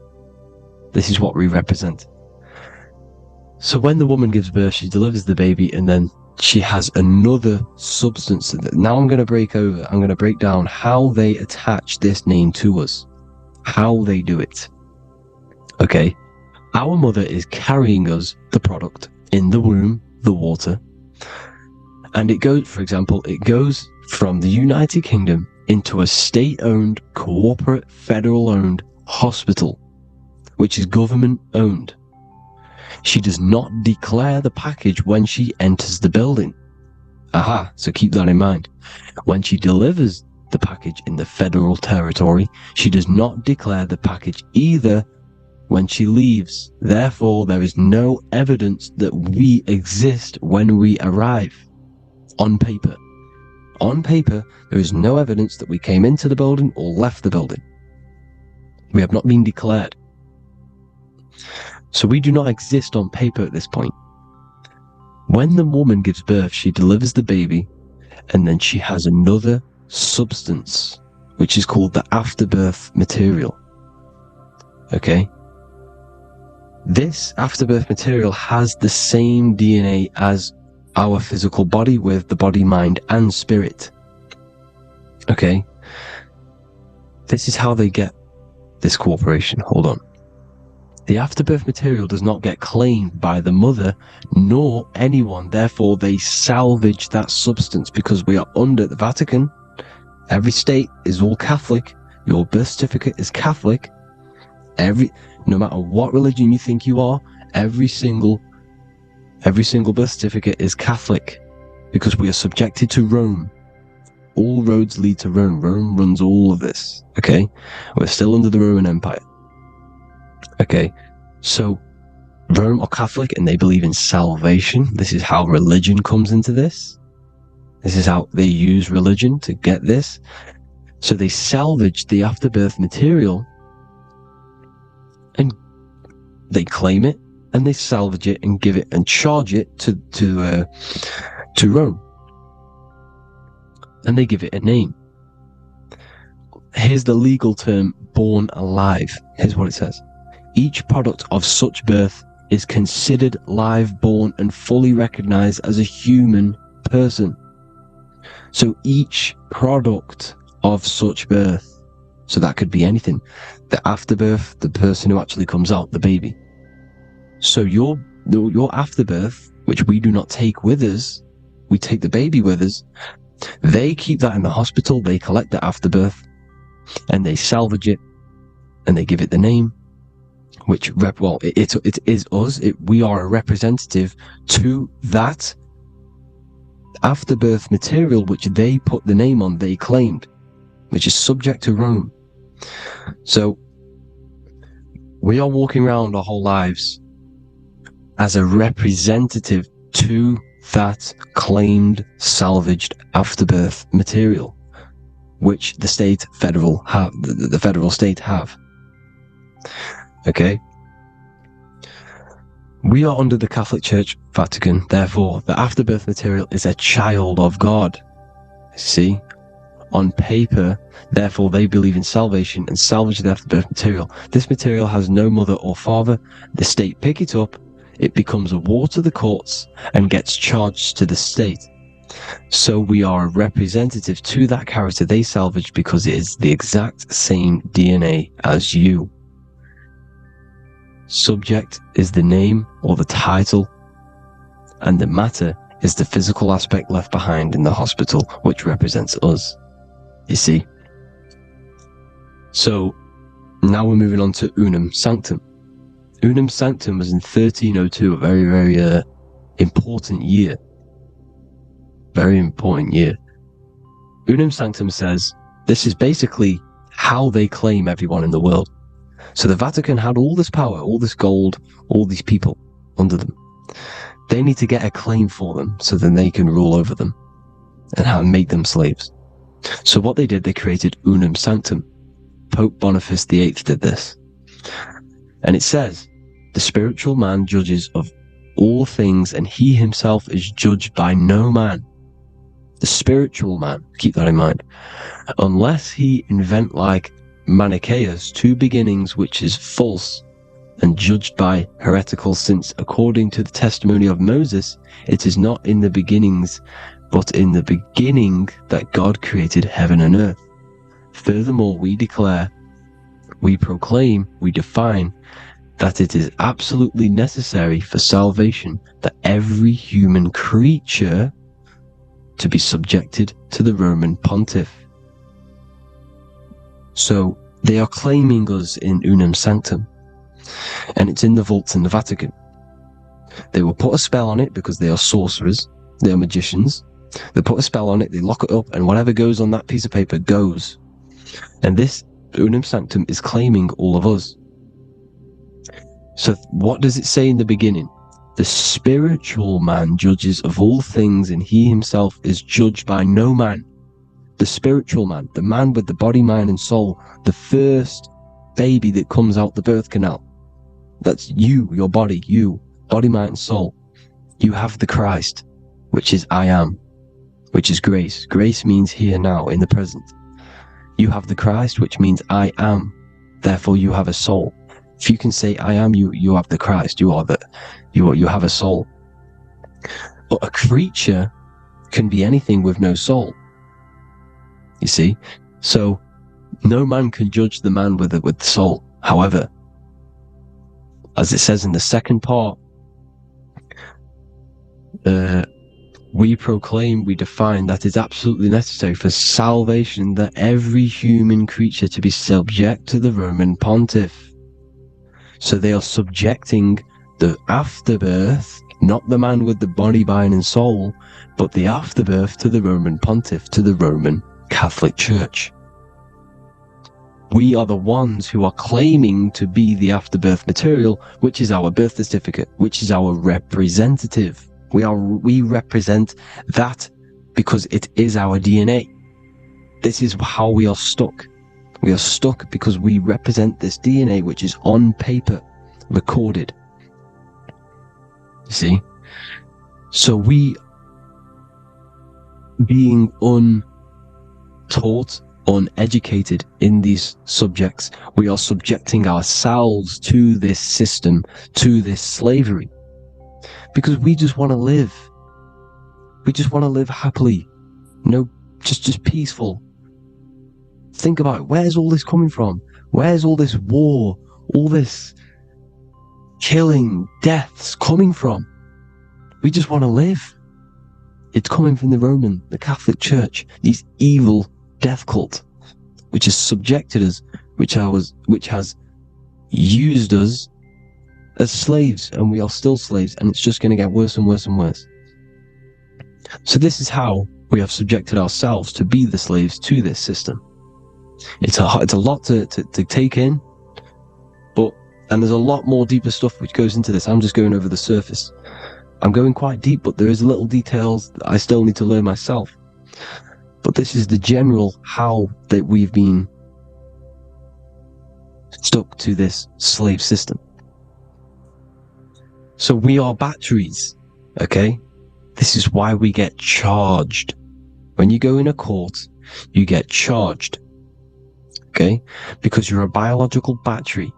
This is why cities look like motherboards, because we are feeding energy to this matrix. Okay, when we look outside of ourselves, when we give power to so-called Jesus Christ, worshipping idols outside of ourselves, where attention goes, energy flows. We are feeding the matrix with energy. By looking within, placing your attention within yourself, you are taking back your power. Because the I am is Christ. The you, the soul, is Christ. It's God. The awareness is God. Okay? However, we are subjecting ourselves to this system. We're subjecting ourselves to this system and the feeding of our energy. So what we need to look for the future is that, think about it, with the end goal is to change our DNA, is to literally make us robots, transhumanism, slaves. This is why we have smart cars, smartphones, smart watches, smart meters, smart cities. And all of this is going to be connected by the smart grid, which is 5G. This is why 5G is rolling out. 5G is going to connect all of these technologies to one. It's like a big net system. And you know why they're doing this? It's because all of this is going to be connected through AI, through this 5G, and that 5G is going to be controlled by the elites. So you say anything wrong, you do something wrong, you say the wrong thing online, they'll turn off your car, they'll turn off your phone, they'll turn off your smartwatch, they'll turn off your TV, because it's all going to be connected and controlled by the smart grid. And this is what the Great Reset is, people.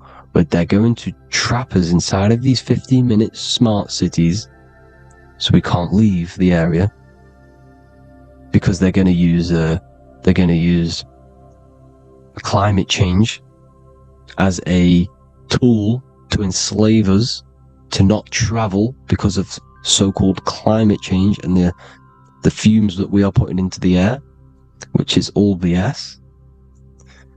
They're doing this to push these new cities, to push all of it. But listen, they're trying to get inside of your body. The only way they can do that is to get you addicted and using this technology. First, they got on the body with the smartphone. Well, first of all, we use the technology. We get used to it with it in our hand. The next step for them was to get on the body, which is the Apple Watch, as you see down here. They have now successfully got onto the body. The next thing is to get inside of the body. This is the brain chip. You see how they've slowly lured their way in, slowly got you addicted to this technology, got you dependent on this technology. And what they're going to do is that they're going to mold society to be dependent on the brain chip. So in order, for example, if you want to go and pay for food, you're going to have to get a chip to pay for the food, because it's all going to be digital money. And that digital money will be connected to the chip, and you'll need the chip to pay for things. You see? So this is how they're slowly transhumanizing us. These phones, these apps, these things which are all which are all using, was created by Freemasons. Mason means traveler, because they travel the depths of the mind. They understand human consciousness. They understand the brain. They understand the mind. By the deepest root cause, they understand it. This is what Masonry is. It's the occult. So these technologies is designed by these people. This is why they're so addictive, because they understand how it works. They understand how to get people addicted. because they understand human consciousness, the brain, the body, and the mind. So this is the advantage Freemasons have over us. And these secret societies, which have gone through the orders of Freemasonry and progressed onto these secret societies, which are the evil side, because I'm not saying Freemasonry is evil, okay? But the societies which they go beyond Freemasonry, because you can go beyond the 33rd degree into these secret societies, and they use this knowledge for the bad, to enslave people. And this is what's going to happen. Transhumanism. So I hope you all learned some insight for today. Please do a bit more research on, the birth certificate and stuff like that, the straw man. And have an amazing day, people. Please like, comment, and subscribe. Peace.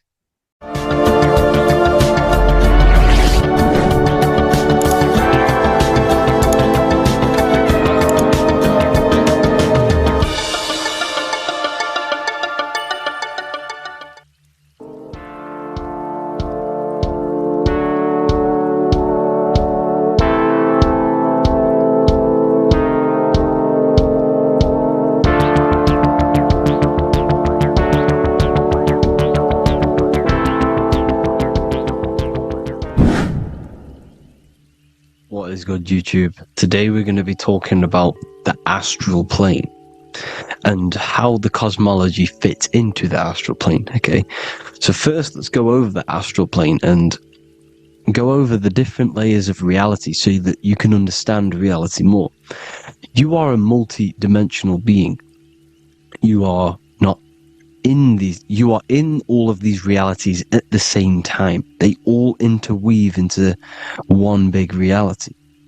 But there are different planes. They are different vibrational dimensions. There are different dimensions of reality. The mind is the root cause of reality. We're living in the mind of God. Everything is being thought into existence from the root cause, from the universal mind. This is why the ancient Egyptians said, all is mind. We're living in the mind of God. And we are a microcosm of this mind. This is why we all have the same mind. This mind is the world of thoughts. Now, this world of thoughts is just the thought alone. For example, it is the thought of a chair. But then when you start to imagine this chair and you start to mentally see the chair, you're now manifesting the thought, the singular thought, into some sort of form. So now you're imagining the chair.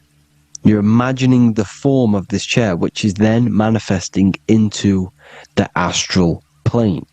The astral plane is the world of thought forms manifesting. So when you are imagining something, you are seeing into the astral plane. Okay? Your third eye, it is an eye because it sees the astral plane. It is seeing the other side through imagination, through dreaming. Well, we'll go over dreaming later. So, the thought of a chair is a singular thought. The imagination of the chair is the manifestation of the chair. And in the astral plane, it's basically the world of all the chairs that could ever exist. So you're thinking of the chair as a singular thought, which is the mental plane. The astral plane is the imagination of that chair, is the thought, the manifestation of it. Depending on the vibrational state of the thought will depend what level of the astral plane it will go to. For example, if you're thinking about a chair to torture someone on it, it's going to go on the lower astral plane. Or if you're thinking and imagining happy things, it's going to go to the higher astral plane. So wherever your mindset is, that we call it a mindset because your mind is setting frequencies to certain things. Thoughts are frequencies. And a mindset is setting your frequency, setting your mind to a certain frequency. So when you set your mind to a certain frequency and you imagine something in that frequency, you're going to match everything in the astral plane that are on that similar frequency, just like you would in the physical world. Because we're all in these worlds right now as we speak, but we can't see them with the two physical eyes. We can feel it though. When you're around someone and you've just met a new person, for example, you can feel their vibration, and if you're not on a similar vibrational match, you will not get along with that person, or you just won't not get along, but you won't connect with that person because you're on two opposing frequencies, not matching. And this is something you can't see, you can only feel, because it's the astral plane. It exists within the astral plane. Everything in the astral plane is made out of vibrations. So if you do astral project, and if you already know how to astral project, you will see beings and people and things that are on the same frequency as you. This is why before you astral project, you need to sort your vibration out before you astral project, because you are projecting your consciousness into this. It's the mind. The mind is the bridge. It can move between realities. You are a observer. You are a observing soul which observes different realities. And the mind is the bridge between all of these different realities. The mind can choose. If you want to project into the astral, you set your mind to it, you can. Okay? So, let's not get off track. The lower astral plane is where demons are. The higher astral plane is where heavenly beings are. Heaven and hell are kind of a real thing. The etheric plane is a powerful substance, the ether, the fifth element that they don't tell us about. If you type in on Google the 5 elements, they will try to remove it with wood or metal, because they don't want you knowing about the ether. Ether is the energy double behind all physical objects. So the ether is very important. It is the 5th element. It is part of the physical world, but it's also part of the astral world. It is on either side. You see how they're showing you the truth in the language? Ether and either are the same word. The ether has 1 foot in the astral and 1 foot in the physical world. It's a substance that connects the physical to the astral world. It is the either. It's on either side of reality. It's on the other side. Other, either, same word. Ether is connecting the physical to the astral plane. It's the world of frequency. Frequencies, EMFs, torus fields are in the etheric plane. It is the energy plane. It's where energy moves through the ether. Okay? So then you have the physical world, the world of effect. Everything you see in the physical world is the effect of the higher planes. Each plane is a product of the plane above. So, and it melts into each plane. The physical plane is the lowest plane, it's the most densest, and the highest is the most fluid. This is the most fluid, this is the most dense. This is where we get the saying, as above, so below from. As above, so below comes from the different planes of reality. And magicians understand this. This is why magicians always say as above, so below. Because they understand if you manipulate the higher planes of reality, you manipulate the lower planes. Because the astral plane is a direct copy of the physical world, but in the astral plane. It is mirrored. The physical world is mirrored in the astral plane. They are both the same world, but just different vibrational states of the world. Kind of. It's hard to put this in words, people. So just try and understand. The astral plane is the double. It is whatever happens in the astral plane happens in the physical plane. This is why magic works. This is why demons work. This is why spirit communication works. Because if you manipulate the higher planes, you manipulate the lower planes. As above in the astral, so below. Leonardo da Vinci showing you to look up, pointing up. You gotta look up. He's telling you to change the mind, you change the physical world. You change your emotions, you're on the astral plane, you change the physical world. You change your reality by changing the higher planes. This is the Masonic 11. The two pillars. This is the 11, also symbolizing the two hemispheres of the brain here. But the 11 symbolizes the two mirrors. 11. 11. 9, 11. 9, 11 adds to 11. 9 plus 1 plus 1 equals 11. The Twin Towers were an 11. Flight 11 was hijacked. Because it's a mass ritual within the astral plane. Now, we're going to go deep into that later, and I'll show you these rituals they do in order to manipulate the astral plane. So, this is what the 11 is. It's the mirroring of reality. If you contact spirits and conjure spirits, you can either summon or attract demons and spirits. Summoning is creating a spirit. You create demons. Okay? Like I said here, the mind is the root cause of reality. If you think of if you think of a traumatic event that happened in your life over and over and over and over again for years and years and years, where attention goes, energy flows. The mind is the director of energy. If you are directing energy into the specific emotion, the specific thing that is torturing you in your mind, that will manifest as some sort of being in the astral plane, which is called an elemental. And this elemental being that you have created through your thought forms and emotions will latch onto you and feed off this energy. So it's important that you get your mind right, okay? It's important that you sort that you file the mind and you discipline the mind. Make sure it's only entertaining positive things, because you are quite literally creating your own demons. The word demon has the word mon in it, and if you've watched my videos to know, mon means moon.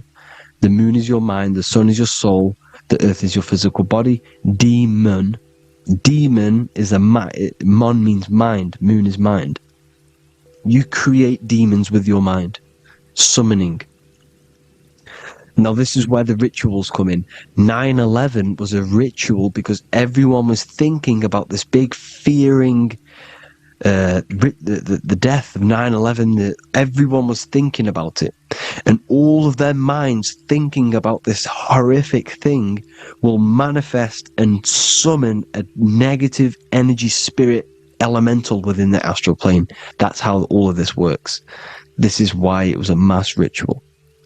Okay, Chris Brown, new album name 11/11, release date on the 11/11. This will be my 11th album and contain 11 songs. All of these people know the occult. This is Hermes Trismegistus with the star of Saturn, the six-pointed star, as above, so below. The mirroring of reality, physical and astral, the two Masonic pillars. So, as above, so below. What's above us? The stars. The stars are connected to the astral plane. This is why we call them stargates. When we dream, we are experiencing these different realities.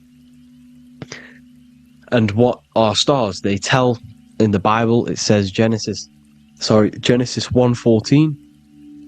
And God said, "Let there be lights in the firmament of the heaven to divide the day from the night, and let them be for signs." Signs translates to things to come. Why things to come? The stars tell the future. Why? And why do we say as above, so below? As above us is the astral plane and the etheric plane. As above, so below. Whatever happens in the stars happens on Earth. The stars are connected to the astral plane. Above us is the astral plane.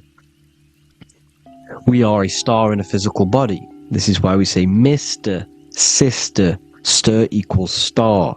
The E and the A are interchangeable. We are stars, and the stars are the start of our incarnation.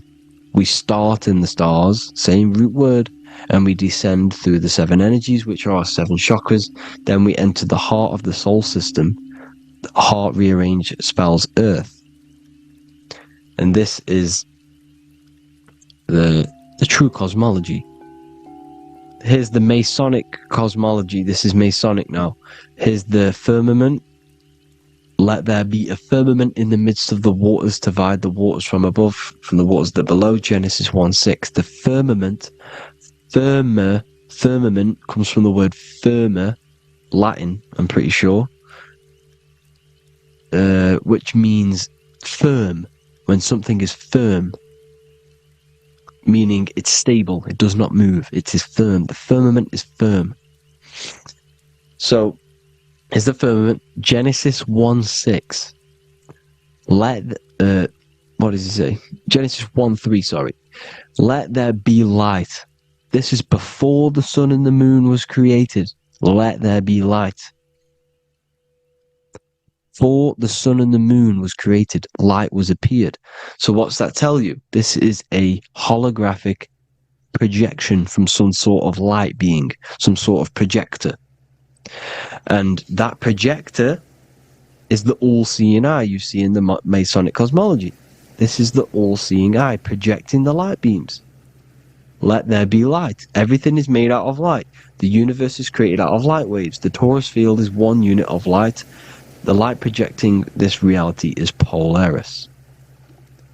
Okay, the famous all-seeing eye. Now, what else? Then we have, after let there be light, in Genesis 1:16, and God made the 2 great lights. This is the sun and the moon, electric, magnetic, male and female. Then we have the Masonic checkerboard, the black and white symbolizing dualities within the dualistic reality we are in, spirit and matter, light and matter, rest and motion, positive and negative, good and evil. Everything's dualistic here. Okay? And it's a dance. The universe is a dance between flickering of white and black light, which is the torus field. We're not going to go over that, but this is all connected to the astral plane. This is the true cosmology. The astral plane cannot work on a spinning monkey ball in the middle of space. Does not work. Cannot work. It's impossible. Okay? Impossible. So, even in the Quran, it says, Allah has made the earth for you as a carpet, flat. Quran 15:19. And the earth we have spread out like a carpet, set there on mountains, firm and immovable.